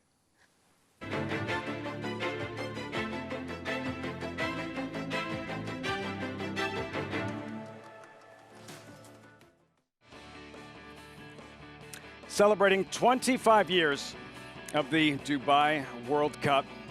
Our coverage brought to you by Star Guitar. Welcome everyone to Aqueduct Racetrack. I'm Lafitte Pinkai. It has been an emotional night of thoroughbred racing in Dubai. There have been spectacular performances. There's been heartbreak, a roller coaster of emotions thus far. We did just have an uplifting event, watching Lord North win the Dubai Turf. 85th career win in Dubai for Frankie Dettori, teaming up with John Gosden. And a little bit later on, Dettori will try for another Dubai World Cup victory aboard Great Scott. There's the field. 25th running, mile and a quarter, $12 million purse already. A productive night for Godolphin and Sheikh Mohammed bin Rashid Al Maktoum, having won the UAE Derby with Rebels Romance, qualifying for the Kentucky Derby. Godolphin represented by the favorite Mystic Guide, North American base for Michael Stidham. North American runners have won 11 of the first 24 runnings. Of course, you want to get involved, you can do so at Naira Bets, earning a $20 bonus on the Dubai World Cup today through the Naira Bets app. To qualify, just place a $25 win bet on one horse in the Dubai World Cup through the app, and if your ticket hits, you'll earn a $20 bonus. Visit NairaBets.com for details on the win bet bonus and all Naira Bet promotions. Up next, the biggest turf event on Dubai World Cup night, the Longines Dubai Shima Classic. There's the field, updated odds, mile and a half, scratch number 6, Berkshire Rocco. Mogul for trainer Aidan O'Brien, the current favorite at 2-1, as we rejoin our host broadcast. Walton Street last time. Yeah, I think he's got a fair bit to find, to be honest. Walton Street beat him comfortably by 3.5 lengths, but he'd won here at Meydan the time before that, beating Volcanic Sky. He's a horse who can cut it in decent handicaps. 103, 105, he runs well off those sort of marks, but this is a tough ask. What about Simsir back on the turf, Tom? It's a plus back on the turf. He didn't seem to handle the dirt last time this sun was off, and he's certainly not bred to. He's another horse that was picked up by Falzinas to go out to Dubai from Mick Halford's yard and has done really well out there. His last win came over the 10 there. This trip might just stretch him, is my question. I quite like this horse, Star Safari. I know some people will consider him a bit of an outsider here, big outsider, but he's still unexposed, Angus. Yeah, he certainly is. He's gradually getting his act together. He possesses quite a decent turn of foot. He's won his last 2 here at Meydan. He won a handicap off 99, then he progressed into Group 3 company last time up. He's going the right way. What about his stable companion, Walton Street? The track record holder who matched his, they didn't beat it, he matched it again subsequently. So he's got talent in that respect. Look, the clock says he's got a really good chance here. I just feel he's slightly short of top class. But if you look at the previous Shima Classic winners, they've been campaigned differently for this yard. They've been campaigned slightly differently. The likes of Hawkbill, Old Persian. We knew they were Group 1 performers. This horse has got to prove he is. Here's Mishrif, the trip. The big question mark for him today. Yeah, he's got a few things to answer. He's clearly very talented. He's a decent, very decent turf horse. He won the Prix de Jockey Club, and he was a bit below form in the Champion Stakes at Ascot in his final start, but the ground, I think, was the reason for that. And he won at Saudi last time up, but wide draw in 10, and he's stepping up to 1.5 miles. That's the worry. Mogul for Aidan O'Brien progressed with each run last year. Just look at his build. You know, you can see why he might not be the easiest horse to get fit necessarily. As Aidan said, they ran him 104 days ago when he was brilliant, and off the back of that, he'd run it just a month prior. So I was impressed with what he did last time. I just wonder where he's going to be for this. Everything's right. Track and trip, I think, will play to his strengths. It's just where he is percentage-wise. Is he 100%? Because he'll probably need to be to win this. How good is this horse, Angus? Chronogenesis. I think she's very good indeed. I really do. I make her the best play on the card. I think she's going to be very hard to beat. Her form is top class. She got very close to Armandai in the Tenor Show when she ran there last autumn. She finished third. She's only beaten a neck and half a length, something like that. She won when she was last seen. She's taking the Ari McKinnon in good style. I think she'll be very hard to beat. And finally, Loves Only You, also for Japan, a daughter of Deep Impact. Perhaps a little bit underrated, Tom?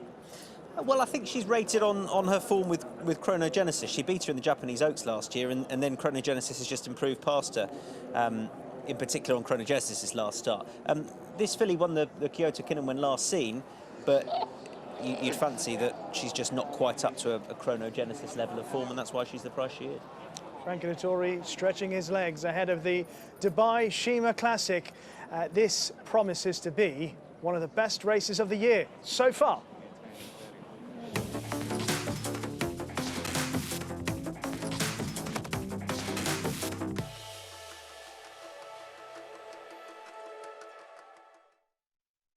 Deep in the heart of horse country, from these Kentucky hills has sprung a legacy rivaled by few.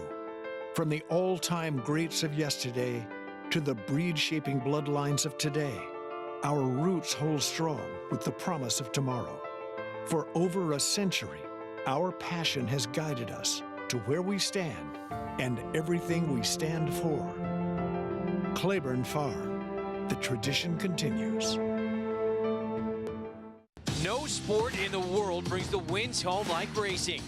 It's one-of-a-kind, high-speed, high-stakes action, and Naira Bets takes you there. Place your bets and watch the races live from anywhere. With Naira Bets, make easy, secure deposits and promotions every day to earn reward points or cash. Download the Naira Bets app or visit nairabets.com.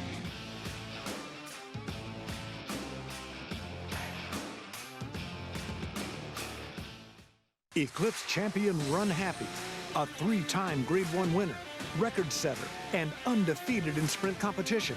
Now his runners are winning from coast to coast. And Hernandez Jr. Run Classic out to the maiden ranks at second asking, won by 4. She's a happy girl, a 7-1 winner. She won by 2.5.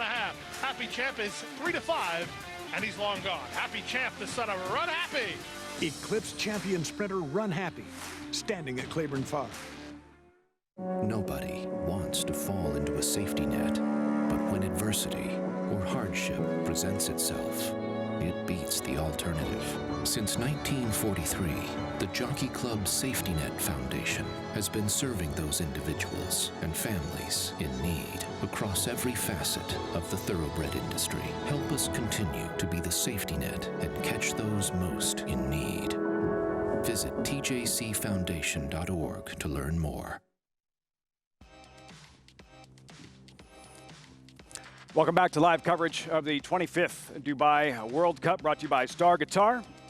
getting closer to the Shima Classic. Great time event involved with Naira Bets. We have this $20 win bonus on the Dubai World Cup today through the Naira Bets app. To qualify, just place a $25 win bet on one horse in the Dubai World Cup through the app. And if your ticket hits, you'll earn a $20 bonus. Visit NairaBets.com for details on the win bet bonus in all Naira Bet promotions. Golden hour in Dubai at Meydan. Biggest turf race of the night, the Longines Dubai Shima Classic, just moments away, presented by Longines. The best of Ireland, best of England, best of Japan here represented. This is what Sheikh Mohammed had in mind when the Dubai World Cup first came together. Chronogenesis, the favorite for Japan at 9 to 5 as we rejoin our host broadcast.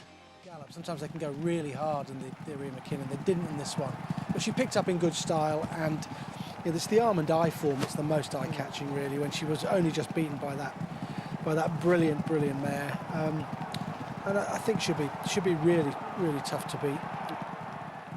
She was only 3/4 of a length behind Armanai on her previous run, Tom, and that obviously puts her in with a massive chance. That's the standout bit of form, isn't it? The arm and eye form. She made a mid-race move that race as well, down the back. You know, her rider, Yuichi Kitamura, just sensed that he wasn't quite as close to the pace as he needed to be, and it was a good move to make as well.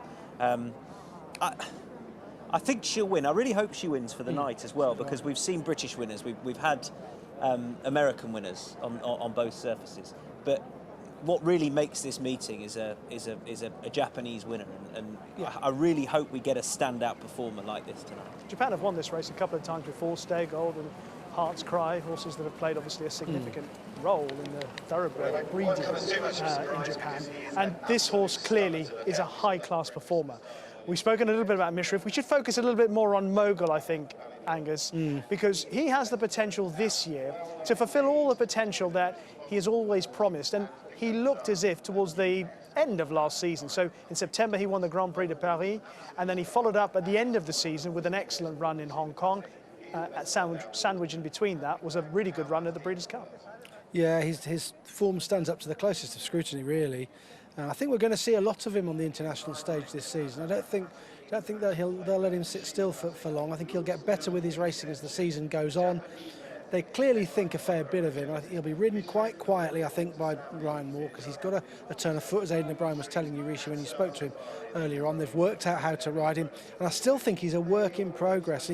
By the end of the season, he could be a very, very good horse. Depending on what 3-year-olds Aidan O'Brien has to develop as ARC horses, they will be aiming that horse as that'll be their sort of chief, I think, older ARC horse. He didn't get his chance for obvious reasons to line up last year, but I think that's what they'll be working back from, if you like. Carries plenty of strength about him, doesn't he? Oh, yeah. As you say, it's going to be hard to have him cherry right first time out. This horse is going to be cherry right because, of course, he won the Saudi Cup. That was over 9 furlongs on the dirt.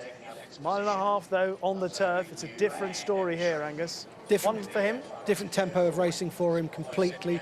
Different surface, although we know that's not a problem from what he did last season. Breeders' Jockey Club winner. It's the trip. It's just the trip for me that's the worry, and the Saudi bounce.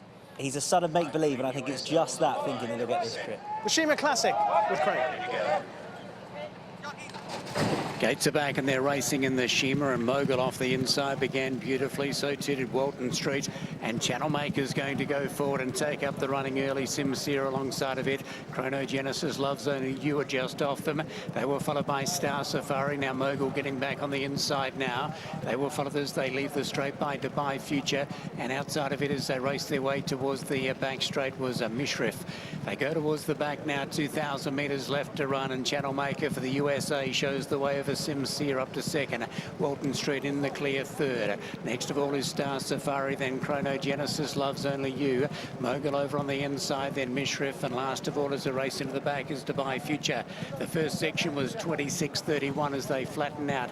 Into the back straight they go behind Channel Maker, showing the way, leading by 3 parts of a length. Sincere up on the outside in second. Next of all is Walton Street. They were followed by Star Safari, the red cap, down on the inside of the Japanese mare mare, Chronogenesis Mogul, goes through on the inside, then Love's Only You. Next of all then is Dubai Future, and Mishrif just bowling along at the rear of the field as they run their way down the back in the Shima. And Channel Maker has made play, getting to its neck on the outside now is Sincere, then Walton Street, the inside Star Safari, the red cap, followed by Chronogenesis and Mogul travelling together, then Love's Only You. Next of all is Dubai Future, and over on the outside Mishrif is at the tail. About to turn down the back as they turn off the back straight, and Joel Rosario gave Channel Maker a little bit more rein, and it snuck away a length and a quarter over Sincere in second. Walton Street travels well in third, followed by Star Safari, Chronogenesis Mogul, Love's Only You. Next of all then is Dubai Future, and Mishrif is beginning to take off around the outside. A crackerjack finish in the offing here as they come to the bend, and Channel Maker the leader. Walton Street strode up on the outside strongly. They were followed as they turn in by Chronogenesis, the inside Star Safari. Mishrif comes down the outside. Love's Only You trying to push its way into the clear. Mogul head of the rest. Walton Street went to the lead. Love's Only You got through with Mishrif. Chronogenesis is full bore. Mishrif out of the middle went to the lead. Chronogenesis, Love's Only You are digging in. Mishrif the leader. Chronogenesis, Love's Only You over on the inside. Mishrif its nose in front of the Shima Classic. A Shima Classic comes up, and it's Mishrif. Mishrif by a head over Chronogenesis, and Love's Only You will remember that for years. They will follow then by Walton Street. Next to come across the line is Dubai Future, followed by Mogul. Then came Star Safari and Channel Maker and Sincere. One of the best in the world. Mishrif, whether it's dirt or turf, he is brilliant. Given a beautiful ride by David Egan. He's followed up his win in the Saudi Cup over 9 furlongs on dirt, and he's won over 1.5 miles on turf in the Shima Classic. This is one of the best horses in the world. That is outrageous. Outrageous to go from the 9 furlongs on the dirt, the tempo of that race in Saudi, to come and do this on the turf over 1.5 miles. To switch off at the back of the field with his low head carriage and the way that he did in comparison to how he raced in Saudi, under that man, cool as you like on top. That's an unbelievable training performance. It's a great ride, and I cannot wait to see what this horse does this year. Angus. That's an amazing race, a fantastic horse race. The two Japanese horses leaning on each other all the way up the home straight, battling it out, and then Mishrif comes and joins in on the wide outside and picks up in fantastic start. Look at his head carriage, bowed low in honesty. He gets past Chronogenesis, who holds on for second. Love's Only You back in third, who didn't do Chronogenesis any favours whatsoever. But Mishrif from the dirt in Saudi Arabia to 1.5 miles here on the turf. Different tempo, different style of racing. Comes the same to him.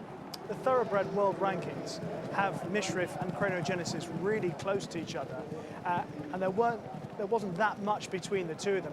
Love's Only You is not that far off them, but this Mishrif, like he did when he won the Saudi Cup, he just wears you down. He's like one of those boxers that just jabs and jabs and jabs away, and when the bell rings, he's standing and he's your winner. And to be able to switch off like that, having the last time that he's raced, had to race up with a horse like Charlatan, that I'm just so impressed. Really, not just what he did at the finish, what he did in the early part of the race. And David Egan made his move early enough. He made his move confidently.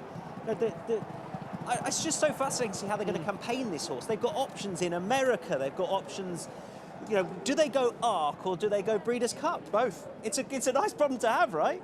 Both. Champion Stakes in between. Why not? He can take them all in. And all the judges were saying they've chosen the wrong race. He should be in the Dubai World Cup. Well, they got it. It's as if John got knew. it spot on again. John Gosling has had a most incredible day. Lord North, Mishrif, big winners in the UK. Mishrif is some horse to do what he has done in his career. Don't forget, he's won the French Derby as well. David Egan must be loving every moment of this. And for David Egan, he's having a period in the Middle East he will never forget. Yes, indeed, a wonderful period for David Egan and Mishrif out here in the Middle East. Winner of the Saudi Cup just last month on the dirt, having run so well in the Saudi Derby last year.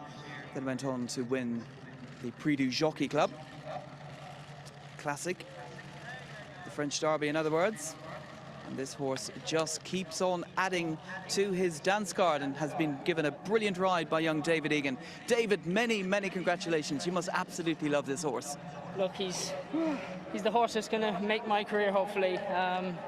He brought me to that next level, winning the Saudi Cup, and this is just the icing on the cake. And look, hopefully, after he winning that mile and a half around there, he'll have an exciting summer campaign in Europe. Were you always confident coming into this race, David? Because it was a much different assignment. You were up in trip, you were on a different surface, and then you were drawn quite wide. I mean, it didn't look the most straightforward of assignments. Yeah, look, obviously the draw wasn't ideal, but I was always going to take my time a little bit. Mr. Gosling kind of gave me free rein and kind of let me ride the horse however way he jumped and just ride him from there. A lot of people were questioning why Mr. Gosling and Prince Faisal ran him on the dirt, on the turf over a mile and a half, and everyone was saying maybe it was the wrong decision not going for the dirt race, which probably would have been favourite for the World Cup, but look, it was the right decision, and he'll have an exciting campaign this summer. Did you have much say in the decision to send him here on the turf? Look, Prince Faisal and Mr. Gosling and Paddy Gosling are used to these horses a lot more than me, so I gave them the reins, and thank God they make the right decision. I'm only the driver in a very fast car. Well, you've done a fantastic job, Dave. Just one final question. What do you think this is going to mean to all your family back home? Your uncle, your father, your grandfather? I mean, you're bred in the purple, really, in terms of the loads of jockeys and good jockeys in your pedigree, and you're probably following in their footsteps. Yeah, look, it's fantastic. It's something from a young age, I always looked up to my family members. They're steeped in racing. But I'm just so thankful all the help they gave me throughout the years and kept me grounded. And no, it's fantastic to win on a night Dubai World Cup. It's Dubai World Cup nights what dreams are made of for a 21-year-old. But look, I'd just like to thank everyone involved in the Dubai Racing Carnival, and look, condolences to the Maktoum family. Obviously, Sheikh Hamdan was a tremendous supporter to racing, and his legacy will live on. Lovely words, David. Many congratulations. Well done. What an incredible performance from Mishriff, and how cool was David Egan. Lovely words, as Bernard Condren said, from David as well. Clearly very aware of the significance of this occasion. He has partnered a horse that, as you heard from Nick Lyford as well, he will never forget this horse and this period riding Mishriff. And the truth is that this might just be the start of a journey for horse and rider. 2021 could provide us with some more magical moments. Mishriff, the winner of the Dubai Shima Classic. More from us after the break.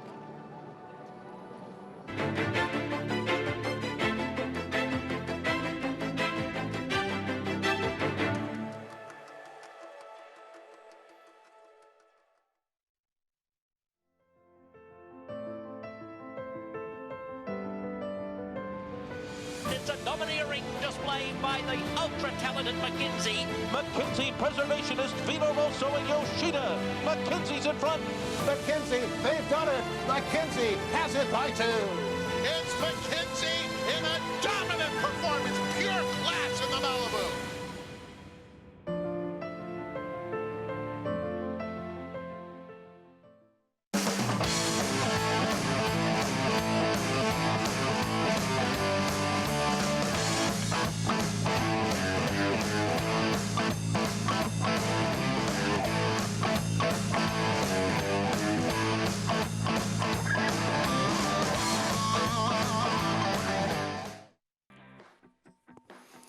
"25 years of the Dubai World Cup." Our coverage brought to you by Star Guitar. Welcome back, everyone. What a performance we just saw from Mishriff. What a horse. From the Saudi Cup to the Shima Classic on grass. Brilliant ride. David Egan, and for John Gosden, the sweep, the Dubai turf with Lord North, and here in the Shima Classic with Mishriff. Sensational, and it's a good conversation to have moving forward. Arc de Triomphe, Breeders' Cup. Which Breeders' Cup race would it be? Maybe Champions Day in between. He could handle it all. Mishriff in the winner's enclosure in the Shima Classic presented by Longines. The big one is still ahead. Dubai World Cup, and you still have time to get involved. You can earn a $20 bonus with us on the Dubai World Cup today through the NyraBets app. To qualify, just place a $25 win bet on one horse in the Dubai World Cup through the app. And if your ticket hits, you'll earn a $20 bonus. Visit NairaBets.com for details on the bet bonus on all Naira Bets promotions.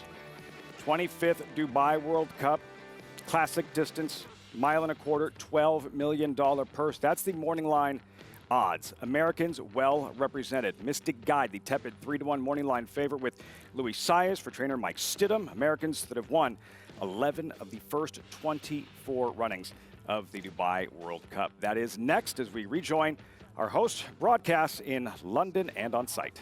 Which he's never done before on the turf. This was the sort of see the stars Frankel debate, wasn't it? See the stars did it over a variety of trips. Frankel didn't. You know, this horse has done it over a variety of trips and on surfaces as well. I mean, for some, this is what talent is all about, for the versatility. And this horse has got it in abundance. Honestly, I'm blown away by what he's done there. Amazing. Here he is. And let's have a quick look at what he did. Stall 9 he came from under David Egan. He wanted to take a patient route with him as well in a race that wasn't particularly strongly run. We'll get to the figures in a bit, but they didn't go mad in front. It was the American horse channel maker wanted to make the running. He jumped out fairly keenly and took them along. Joel Rosario, the man on board against the rail. Mogul was dropped in by Ryan Moore. We anticipated that from what Aidan O'Brien said, and he'll get some trouble in running. And look where Mishrif is here, Tom. Coolly ridden, right out the back. His Chronogenesis sat there, and the third horse is in there. So they're towards the rear, but a very cool ride from David, wasn't it? Yeah, and I love the horse's head carriage as well, Angus. I love the way there's something about his demeanour which makes him malleable. You know, if David, like he did on the dirt, wants to ride him forcefully, he can. But equally, he can switch off at the back of the field at a steady 1.5 mile turf pace, easy as you like. It's such a different tempo to that which he's contested on the dirt. You'd have forgiven him if he'd been really keen and really rank in the race, because on the dirt they go hard, and he could have jumped out of the stalls and thought he was doing what he was doing in Saudi and being keen, but he dropped the lot and he relaxed nicely. I'll say again, I don't think this race was particularly strongly run. It was about finishing speed, and he has come home very strongly indeed. I thought the runner-up, who will just pick up the first and the second. The first actually right out the back now. There's the second just in there, and the third. Not much has changed. They haven't changed positions much at all through the last 3 furlongs or so. Mogul's in here, and he's one to keep an eye on because he gets a bit of trouble in running in the home straight. Yeah, I think overall he's a bit disappointing, Mogul. Possibly. But yeah. I don't think this is the best version of Mogul for 2021. I think there's a better one beneath that bulk, if that's a fair comment to make. At this point in the race, Channel Maker out in front. He's had Simsair pestering, so there was always the possibility that might just soften him up. Walton Street had a nice toe into the race in behind, but just simply not good enough, Tom. Yeah, I think that's fair to say. You know, he's surrounded by some serious horses there. He's got Mogul in front of him, and behind him he's got Mishrif, who's about to go past him. I suppose that what I want to know is, should Chronogenesis have won this, Angus, without the schmozzle between she and Love's Only You? You know, did they sort of worry each other out of it a bit? Yeah, we'll have a look at that. Has the best horse won on the day? I think he's done very well. Look how wide he's been forced. I mean, he's right out here on the wide outside. I mean, he's given away a bit of ground in doing that.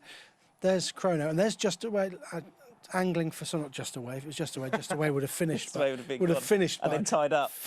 Finished by. He would have got home. Yeah. Finished by now. And those two, the second and third, they do get involved in a bit of a bumping and boring match all the way out the home straight. You can see them both leaning on each other here. Pick them out again. They're both all over each other, leaning on each other, and one's edging right and the other one's edging left, and they don't help each other, Tom. There's no doubt about that. Mishrif gets a clear run down the wide outside. Yeah. And here was the point I thought push was going to come to shove with Mishrif. We were going to find out now whether or not he stays. Dare I say it's easy enough at the line? Yeah, it probably is. I mean, he's not stopping, is he? He's going away. He is, and he's beaten a very good horse in Chronogenesis into second place. Let's have a look at the efficiency, and this tells a tale really. 108.53, so he's come home very fast. 22.52 at the end of a 1.5 mile contest. You know, under 12 second furlongs for the last 2 furlongs, so he's flown home. He's quickened up really well, Lord North style. You know, he's come home very quickly in what was a steadily run race. This was slowly run, and a fast finish. And he's sprinted best. And he's better than the Berries Ox. He's come from the back and he's got a wide trip as well. It's a good performance. Are you convinced that he stays a mile and a half? Well, he does, because we've just seen it. There's something in the back of my mind going, would he stay a strongly run mile and a half? Yes, he would. He's brilliant. He's versatile, and I'm amazed by what he's done. The question is now, are they going to campaign him against Lord North over 10 next year on the turf?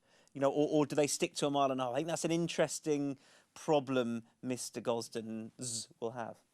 Well, John Gosden now sharing the licence with his son Thady. Perhaps they should have done it sooner, because the success has been incredible today. Around the world, Lord North and now Mishrif on Dubai World Cup night. This horse Mishrif in the colours of Prince Faisal for John Gosden, Thady Gosden, and of course David Egan has come home to add to his magnificent success in the Saudi Cup. There is, of course, still one more race to go, and it is the big one. The 2021 Dubai World Cup.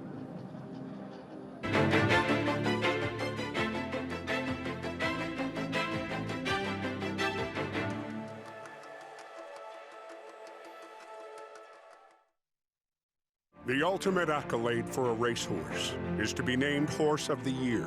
To be enshrined to the Hall of Fame is to achieve immortality. As a stallion, genetic immortality is defined in 2 words: breed shaper, plain and simple. 2-time Horse of the Year and Hall of Fame inductee, Curlin, is just that. Breed shaper, Curlin, the classic sire.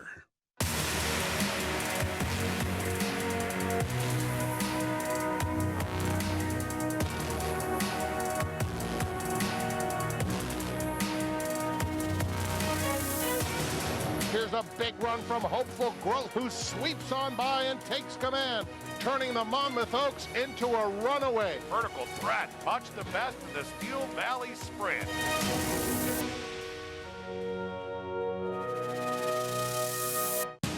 What a star Improbable has turned into, as he is going to romp in the awesome again.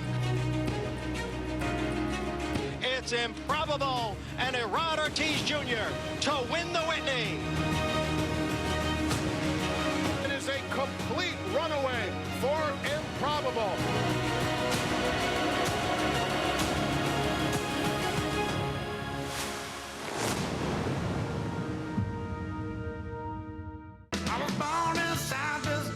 Gaining late, boat outside. Guitar Tribute, who's storming home. Mama was raising horses. They come down to the wire, and Minute to Stardom upsets them at 20-1.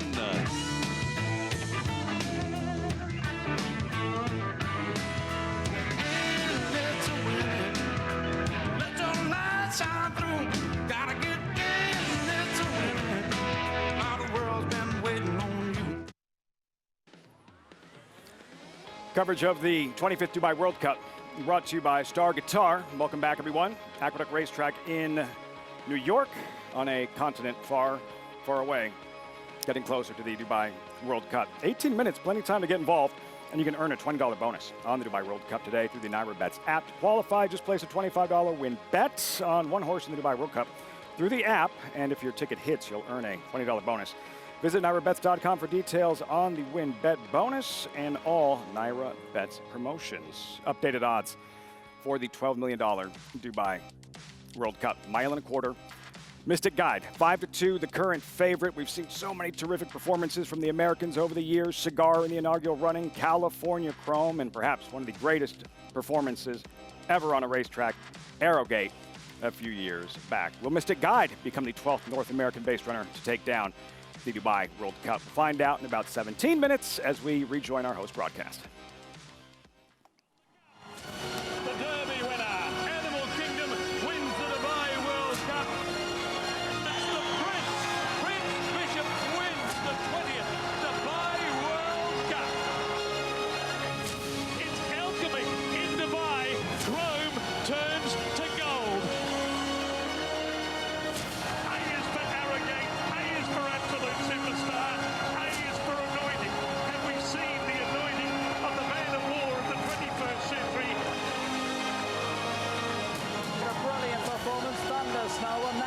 said in the Dubai World Cup. Thundersnow on the outside, nose in front us, double thunder.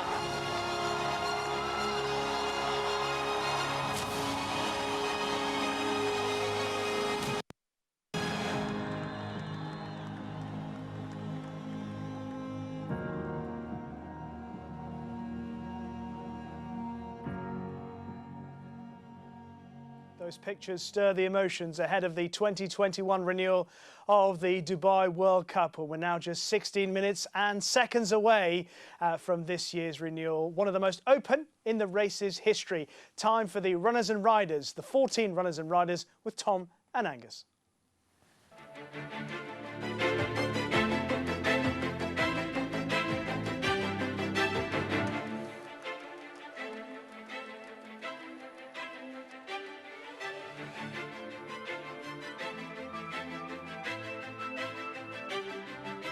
And William Buick won this. Number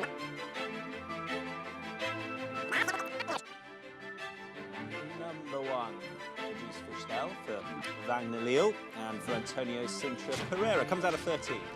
Number 2 is Capizano, who comes out of stall number 7 for Stallion, Binga Dyer and Royston. French Capizano went off favourite for this race in 2019.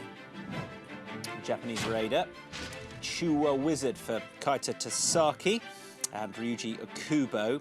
Things didn't go to plan in Saudi last time, but the Champions Cup form is very strong. Number 4 is Gifts of Gold, who represents the combination who've won this race for the last couple of years with Thunderstow, Saeed Bin Saror and Christophe Soumillon. This horse needs to improve. This horse, Great Scots, for Frankie Dettori, has the plum draw. He'll come out of 1 and could try and make use of that. Didn't run badly at all to outrun his odds in Saudi last time. Number 6 from stall 2 is Hypothetical, the second of Salim Bin Gadaya's runners and the chosen man of Mikel Barcelona, who deserts Capizano to ride this horse, who was second in round 3 of the Maktoum Challenge last time. Number 7 is Jesus' Team for Joel Rosario and Jose Francisco D'Angelo. Ran really well behind Nixco, has done that a couple of times. The question is, will he definitely stay this trip? Number 8 is Magny Course, William Buick riding for Andre Fabre, who trains this horse in France. This horse will carry the Godolphin Blue. First time on the dirt for a talented performer today. Winner of round 1 of the Al Maktoum Challenge is number 9, Military Law. He went out to Saudi, took his chance there when he finished 6th, and he ran OK on the figures. Antonio Frezin Musabra Almeri. 10 is Mystic Guide, the most fancied of the American raiders for the big race. Michael Stidham trains, Louis Sires on board, winner of the Jim Dandy. Number 11 is Salute the Soldier for Fozzie Nass and Adri de Vries. Won round 3 of the Al Maktoum Challenge last time, and he's number 11, will come out as stall 11.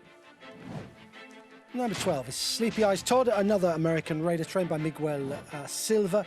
And his last couple of starts at Gulfstream Park and in Saudi Arabia, he's not got a very good trip through the race. Stall 10 today.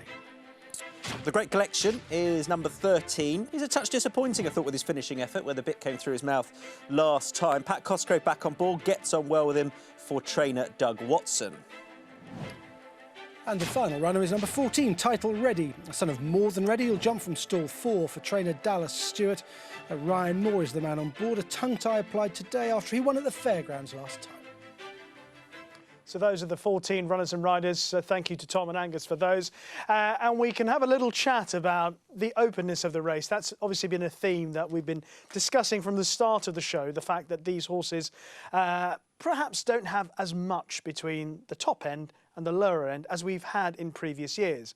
But is there a horse that suggests it can break away from the pack? Angus, I'm going to come to you on this one because I suspect you've got the answer. I think there's a chance of that happening, Rishi. I do. I mean, there's no standout superstar. There's no arrogant coming into this race with track records at Gulfstream and buyer figures of 123 and all that sort of stuff. To put it in context, Mystic Guide's got a good buyer figure of 108. The horses like California Chrome and Arrogant would come into this with 115 to 120 odd. So he's got a bit to find to be as good as them, but he might still be good enough. And I think he's improving. And Brittany Erton touched on a very important point earlier on when she said the blinkers have made a big difference. And once since they've been applied, he's been a different horse. He's won 2 of the 3 starts that he's had in the blinkers, and I think he's steadily improving now. He's nicely drawn in 6 and is the most likely winner for me. He's a strong stayer at the trip. OK, so he's the most likely winner for you, Angus. Tom, where do you think the winner will come from? The States, domestic, what? I think Mystic Guide is the most likely winner. I think what we've seen one horse come from off the pace and come wide through kickback. That was Rebel's Romance. It was a stunning performance. The rest of the races on the dirt, we've seen you want to be on the speed and preferably up against the rail as well. So I think Mystic Guide, you know, he's going to have to be good to win this in what is his normal style, which isn't bang on the speed. And in a couple of those recent wins we've seen, he's been just slightly wide as well. He's been ridden just 3 or 4 horse widths wide. So if he's going to try and go about it that way from 6, you know, I think he'll have to be very good. I think he probably is, and I think he'll come late, and I think he's the most likely winner. But I just have a slight doubt about where he's going to find himself if he's in amongst horses in the early part of the race, given how the track has been riding. I think Salute the Soldier's got a really good chance, given how his prep has gone. I know not many horses have done the Al Maktoum Challenge Round 3 onto Dubai World Cup transition successfully, but everything's gone perfectly for him so far this season. I think he's got a live chance from 11. Yeah, he's had a traditional Dubai World Cup prep for a locally trained horse. Let's have a look at all 14 now in the paddock, starting with horse number 1, Juste Fiscal, who ran pretty well behind Salute the Soldier in the second round of the Al Maktoum Challenge. Tom. Yeah, he did. He's run well on both his starts out here.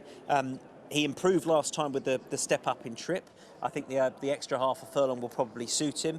It's just whether he's slightly below the top level and slightly below some of the other runners in here. It may be that Antonio Sintra Pereira, who's had a winner at the Carnival already, is producing him to peak at the right time. But out of 13, I think it's fair to say he's probably up against it.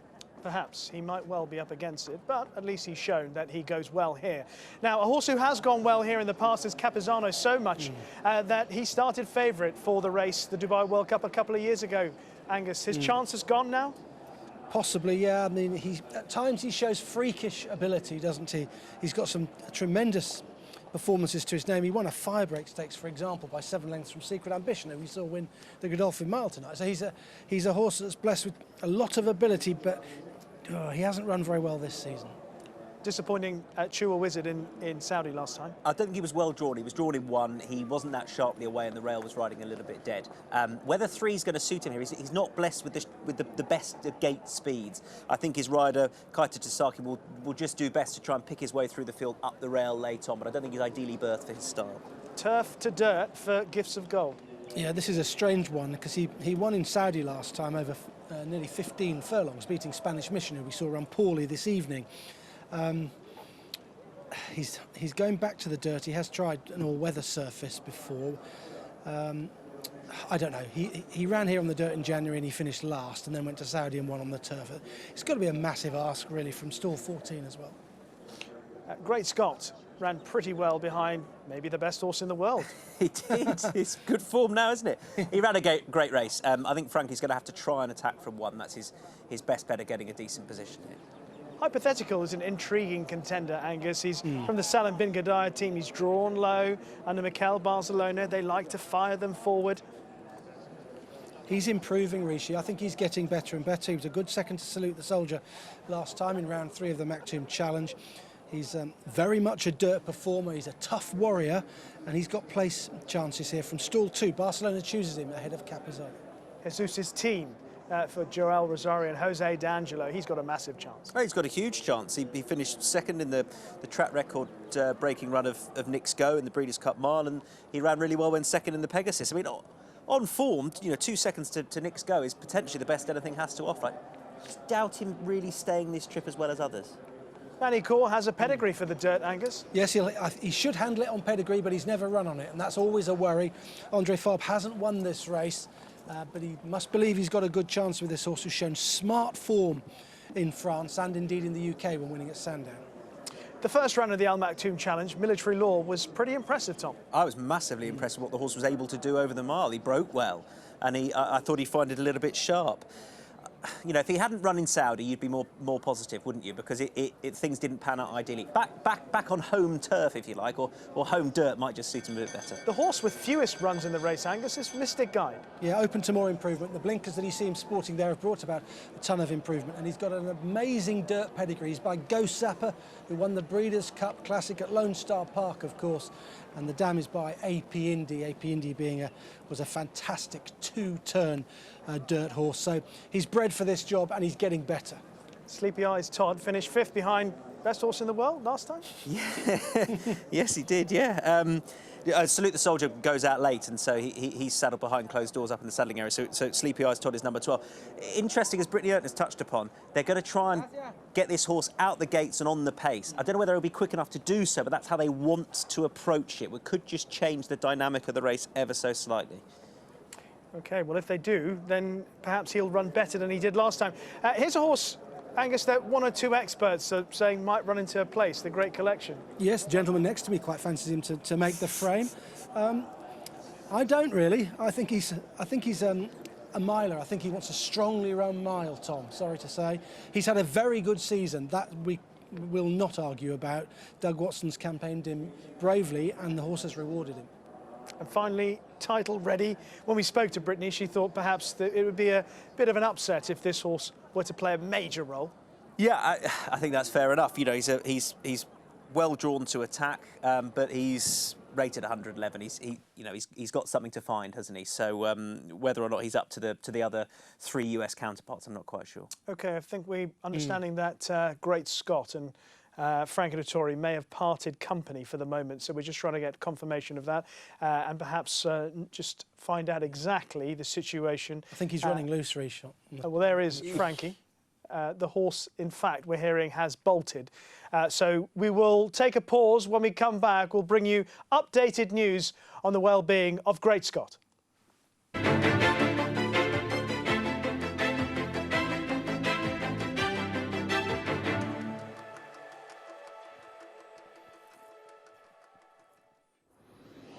Keep you posted with what's going on with Great Scott and Frankie Dettori as we get closer to the 25th Dubai World Cup. Time ticking away, but you still have a few moments to get involved and earn this $20 bonus on the Dubai World Cup through the NyraBets app. To qualify, just place a $25 win bet on one horse in the Dubai World Cup through the app. If your ticket hits, you'll earn a $20 bonus. Visit nyrabets.com for details on the win bet bonus and all NyraBets promotions. Updated odds for the Dubai World Cup. Mystic Guide continues to reign as the favorite. As they mentioned, he's got that dirt pedigree, top and bottom, by former Horse of the Year Ghost Zapper, a Breeders' Cup Classic winner. As mentioned, Louis Saez teaming up with Mike Stidham, and Godolphin, Mystic Guide, the favorite at 5-2. The Dubai World Cup, when our coverage continues. Welcome back to our coverage of the 25th Dubai World Cup, celebrating quarter century. Our coverage brought to you by Star Guitar and the $12 million Dubai World Cup. Updated odds with this field of 14. Mile and a quarter, $12 million purse. Mystic Guide still the favorite at 5-2, coming off that big win in the Razorback. From Oaklawn to Dubai, Mystic Guide favored at 5-2. And there is Great Scott. Loose on the track, as they mentioned, he bolted. Great Scott to be ridden by Frankie Dettori. We don't have an official word just yet. Normally stateside we see this. We can assume that a horse is going to be scratched or defected. Again, no official word just yet. We'll see what the story is and an update regarding Great Scott as we rejoin our host broadcast. Seated just as they came out to the track, but he's all right. Good news. Very disappointing for Connections of Great Scott, who clearly was a horse that had a good shot in this race. Let's have a look at some of the horses in action, and we'll look at Mystic Guide in particular, Tom, and talk about this performance in the Jim Dandy, which was pretty smart. And Angus referred to what Brittany spoke about earlier on, the blinkers, the headgear making such a significant impact on this horse. Yeah, I mean, it's clearly sharpened him up, if nothing else. You know, he has the beating of Jesus' team on this form. I suppose it's more where he comes from here, Angus, which I have my concerns going into this contest out in Dubai on what we've seen so far. You know, will he be able to run through horses like this? I mean, you know, look, he's He's covered in kickback there. I think he's a strong stayer at the trip. You don't doubt his attitude as well. I think he'll outstay Jesus' team again tonight. I think it'll be interesting to see where he is in the early part of the race, based upon what we've seen so far. That's my slight question mark. I think he's the best dirt performer in the race. I do think he's the best dirt performer tonight. Yeah. And one of the strongest stayers in the field as well. Yeah, I think there's only 2 horses who are genuine 10 furlong dirt horses, and he's one of them, and Salute the Soldier's the other one. Also, you quite like. I just want to quickly mention his win at Oaklawn last time in the Razorback. So after that Jim Dandy race at Saratoga, he was second at Belmont, and then he went to Oaklawn. He won the Razorback, but he won it by 6 lengths. He absolutely bolted up there. He cleared right away. It was a wet track, a sloppy track, and he might have been on the right part of the track. But he looked very good that day. Confirmation that Great Scott has been withdrawn. He is scratching from this race. Disappointed for Connections, but Angus, just going back to Mystic Guide, he heads up your 1, 2, 3. He does, yeah. He's my idea of the winner. I like the way he looks in the preliminaries there. He looks nice and relaxed with the pony leading him down. I think the other one in the race from America is Jesus' team. I think he might well be second. His Gulfstream form is very good, very solid. Second in the Pegasus last time up. He'd finished behind my selection, Mystic Guide, in the Jim Dandy. I think that's how he'll finish behind him again, but the trip's a little bit of a worry, so I've got him in second place. And Salute the Soldier, I think he'll run a really big race. I think he's got a good chance. Stall 11 just worries me a little bit, and I think he'll make the frame. Tom, you like Salute the Soldier, and he heads your 1, 2, 3. Yeah, I think, look, it's based upon the prices. The price Salute the Soldier, and I think is a safer play than the horse that heads the betting, Mystic Guide, for the Americans, because for all Mystic Guide's more versatile, Salute the Soldier, the prep's gone perfectly so far. He dictated in round 3 of the Amaktoon Challenge. He came from slightly off it in round 2. I do think, though, we'll know our fate early if you fancy Salute the Soldier, Rishi. I think he really only has, whereas Mystic Guide is a more versatile horse, I think this horse, he's really only got one option under Adjective Reason, that is to get out and track the pace. And he needs to break ahead of the Americans on his inside to do so. Now, I'm banking on the fact that they're not out-and-out American dirt speed horses, and that he will get over and do a bit like Thunder Snow did a couple of years ago and just be able to sit in the box seat. If he isn't there, by sort of coming out the back straight, I don't think he can win the race, but I'm banking that he will be. And then obviously the silly shout on the Great Collection to run on a bag third, like some of these. You get the odd monkey doing so in the Dubai World Cup at a big price, so I think he might. Sometimes they win it like Prince Bishop. Exactly. There's Tom's 1, 2, 3, Salute the Soldier, Mystic Guide, and the Great Collection. I said if we were giggling about the Great Collection filling third, you'd giggle even louder when you saw my 1, 2, 3. I don't say it with a great deal of confidence because I'm not adamant about any horse doing anything. I don't know for sure whether Mystic Guide is that much better than everyone else. But what I am respectful of is one of the great trainers in the world, history of the sport, and that's Andre Fabre, who has won just about everything. Don't forget, he won a Breeders' Cup Classic with Arkan back in the day. Looking for his first Dubai World Cup. Dubai winner, indeed. And Magny-Cours has a pedigree for the dirt. He's by Medaglia d'Oro. His sire on the downside is AP Indy. He's got an excellent record so far. He's been relatively lightly raced. He beat Persian King last year. Persian King, we know, is a mighty racehorse in France, also for Andre Fabre. Not only that, but he showed a pretty sharp turn of foot to beat a horse called Aspetar, who's also a Group 1 winner in Europe. And he beat Aspetar at Sandown in the UK. He's a very good horse, Magny-Cours. We're looking at the moment, Mystic Guide. Magny-Cours will be wearing the white cap. William Buick will be wearing the white cap for the Godolphin team. I just felt that the fact that Andre Fabre is keen on having a go on the dirt with a horse bred for dirt, who's still unexposed, who clearly has a lot of ability, might be worth a play. Of the others, I thought Military Law, what he did first time up, would be interesting.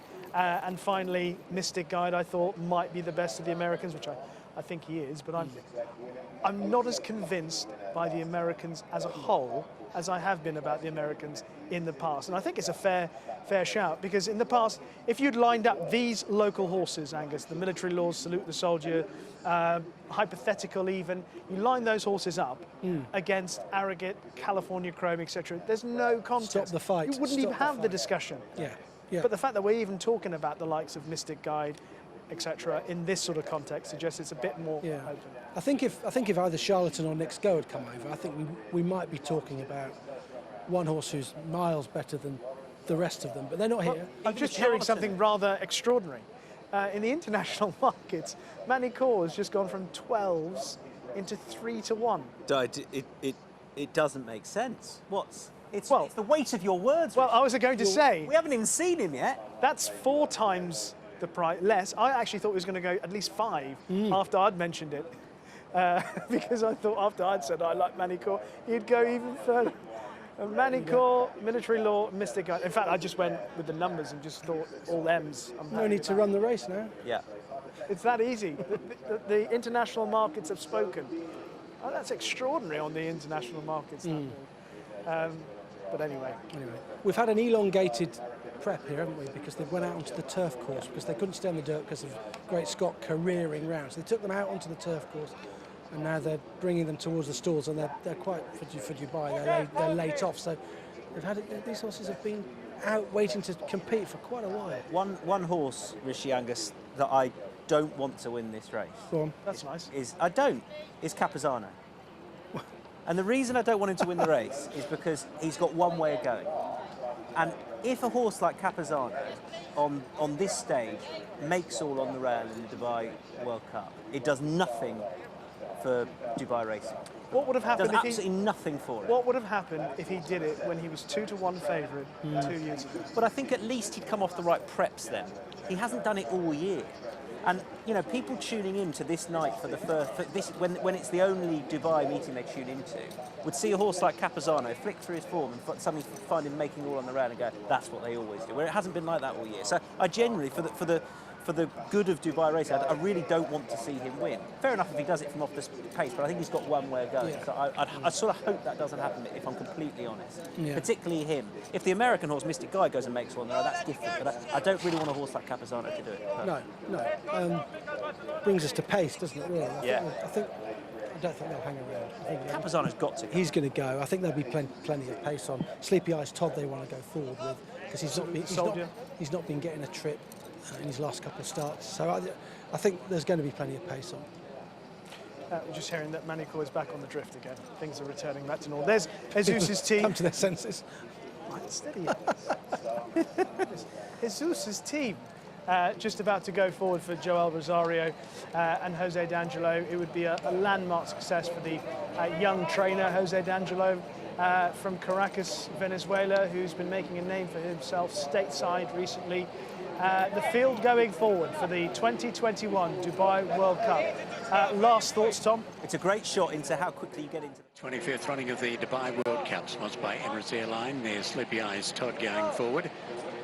Truly international night of racing. It's been 3 winners from the UK, 2 from the USA, 2 locally, and a winner from France. Military Law about to go forward, Musaba El Mehiri and Antonio Freshu. 3 Godolphin runners still out the back, Magnicore, Gifts of Gold and Mystic Guide. Augusta Fiscal to come forward along with Capizano. And Salute the Soldier. Just repeating that late scratching, a Great Scott came out at 8:48 after galloping 2 circuits of the track. Now Mystic Guide with the white blinkers about to come forward, goes up. Salute the Soldier, Augusta Fiscal will be the final 2 along with Gifts of Gold. So almost set to run now. Last couple coming forward. Augusta Fiscal's drawn wide on the track. Gifts of Gold to come forward, has drawn the outermost gate in 14, now 13. Oh, one's got underneath the front. Military Law has snuck underneath the front of the gate. Some more drama here. Military Law has got underneath the front of the gates and has galloped off. Antonio Freshu unfortunately looks to have just hurt a leg there, but this is terrible bad luck for all concerned with Military Law. Getting underneath the front of the stalls and galloping off. We'll just have to wait and see what they do with the remaining runners here. They may well have to back them out. Stand by, we'll get word through from the stewards in just a moment.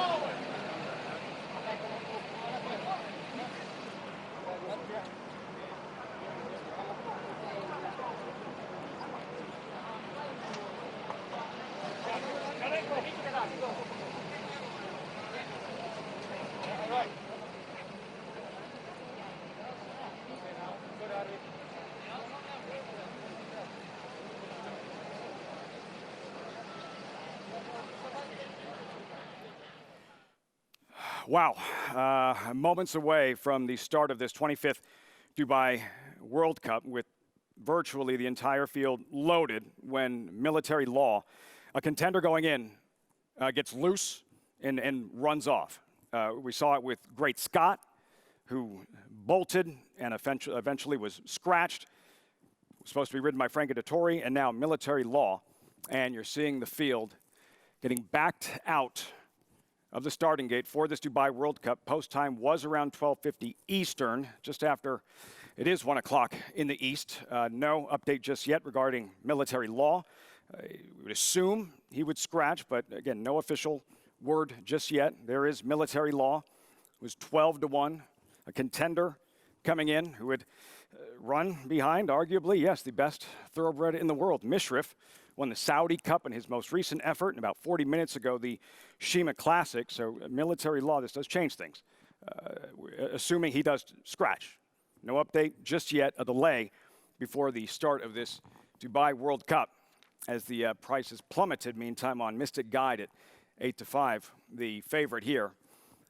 Horses have been out on the track for a while, and the two horses getting loose. Great Scott, Military Law. You see Capizano getting backed out. A long shot here. And now the horses behind the gate will circle about. I'm just being told Military Law is officially out. Military Law out of this Dubai World Cup. And you just like with Great Scott, you feel for the connections. These are the events that owners and trainers and jockeys really look forward to on this massive world stage, one of the biggest races on the planet, the Dubai World Cup. You get to the day of the race, the night of the race, and this happens, both with Great Scott and Military Law. They both looked fine, hopefully no worse for wear, and they'll get another shot before long. So Military Law out of this Dubai World Cup. Riders still aboard, and hopefully we'll have a reload in moments for this $12 million 25th running of the Dubai World Cup. Our coverage brought to you by Star Guitar as the favorite. Mystic Guide for Godolphin. Godolphin already 8 wins. Sheikh Mohammed bin Rashid Al Maktoum, 8 wins in the Dubai World Cup. Godolphin already with a win in the UAE Derby earlier this evening, qualifying for the Kentucky Derby. And here, Mystic Guide for Godolphin, trained by Mike Stidham.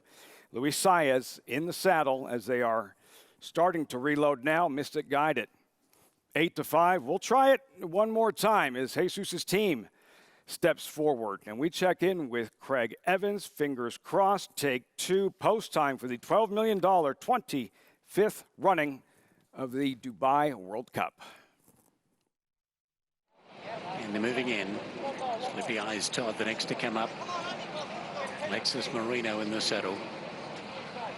So the field is taking shape here for the Dubai World Cup. Unfortunately, -2, Great Scott and their Military Law.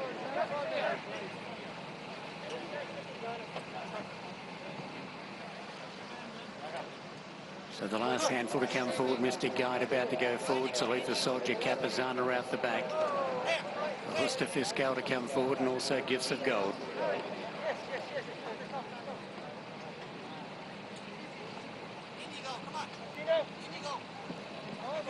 So waiting for 2 or 3 to come up. Augusta Fiscal is drawn out wide, so too is Gifts of Gold. Salute the Soldier has drawn in gate number 11. These horses will maintain their positions at the stalls. There will be a few vacant, unfortunately. The inside, gate 1 and gate 5 will be empty. We're almost set. Gifts of Gold coming along. Inside on there for Christophe Simeon. So Gifts of Gold to take up a spot. And for the 25th time, the Dubai World Cup field is set. Ready Racing in the Dubai World Cup, the great collection. Capizano away quickly with Mystic Guide. Hypothetical hard ridden off the inside. Chua Wizard's going to be handy. Salute the Soldier's going to drop across behind them. Jesus' team title ready. Magnicor out wider. Gifts of Gold is going up deep with Sleepy Eyes, Totta, Husta Fiscal. The great collection bounced okay, but bounced back to the rear. Out of the straight they go in the Cup, and Hypothetical found the front over Capizano in second. Mystic Guide up to third from Chua Wizard. Next of all is Salute the Soldier around Jesus' team and title ready, then Gifts of Gold. Next of all, as they race into the back straight, is Magnicor with the white cap. They were followed by the great collection down on the inside of Sleepy Eyes Todd, and a Husta Fiscal was at the rear. 25-13 was the lead as they run down the back behind. A Hypothetical from Macau, Barcelona. Led over the stablemate in second, Capizano. Up on the outside is Mystic Guide, followed by Chua Wizard. Then came Salute the Soldier. Gifts of Gold on a wide trip around the outside. Jesus' team trying to work off the fence. Magnicor is picking up ground, then title ready. Sleepy Eyes Todd, the great collection, and a Husta Fiscal. Turning down the side in the Cup, and the front runner is Hypothetical, but Mystic Guide travels up strongly on the outside. Chua Wizard down on the fence, followed by Salute the Soldier. Capizano gives it away, followed then by Magnicor under pressure. On the outside of it is Gifts of Gold. Jesus' team trying to pick its way through, then the great collection, and a Husta Fiscal title ready, and back in behind them with Sleepy Eyes Todd. They turn into the footsteps of history, and it's Mystic Guide going up to challenge Hypothetical. Then Sleepy Eyes Todd, Chua Wizard continues to come on, then Magnicor. Jesus' team are down the outside, but Mystic Guide races away in the Cup. Inside the 200 metres mark, gets away by 3. Chua Wizard, Hypothetical, Salute the Soldier, Magnicor, but it's going to be a Godolphin win, a Godolphin USA win. Mystic Guide charges away and takes the Dubai World Cup. Mystic Guide wins easily. Second, Chua Wizard. Third in Magnicor, then Hypothetical. Jesus' team, Salute the Soldier, the great collection, a Husta Fiscal, Gifts of Gold, Sleepy Eyes Todd, and well back was title ready. Last in. The salute from Luis Saez, another win in the Dubai World Cup for Godolphin, trained by Mike Stidham, had Mystic Guide primed for the performance of his career. Mystic Guide clear in the lane. Luis Saez going to work and taking the winner's share of this $12 million purse. Mystic Guide. What an effort. Coming off the big win at Oaklawn in the Razorback, and this was a no doubt about it performance. On paper, he didn't look as good as some of the Americans we've seen in years past. A Cigar, a California Chrome, an Arrowgate. In the end, much the best, making a competitive race look very, very easy. Mystic Guide in the Dubai World Cup. We thank you so much for joining us for our coverage this evening. Much more horse racing coming your way. We'll see you 2:30 Eastern on FS2, back on FS1 at 3 Eastern. Big day of Kentucky Derby prep races, the Florida Derby featuring Greatest Honor, also the Jeff Ruby Stakes. That's all coming your way on America's Day at the Races, a little bit later on FS2 and FS1. We look forward to seeing you then. Meantime, college coverage continues. Big East Soccer, Providence and Georgetown, as we join Dave Popkin on the mic.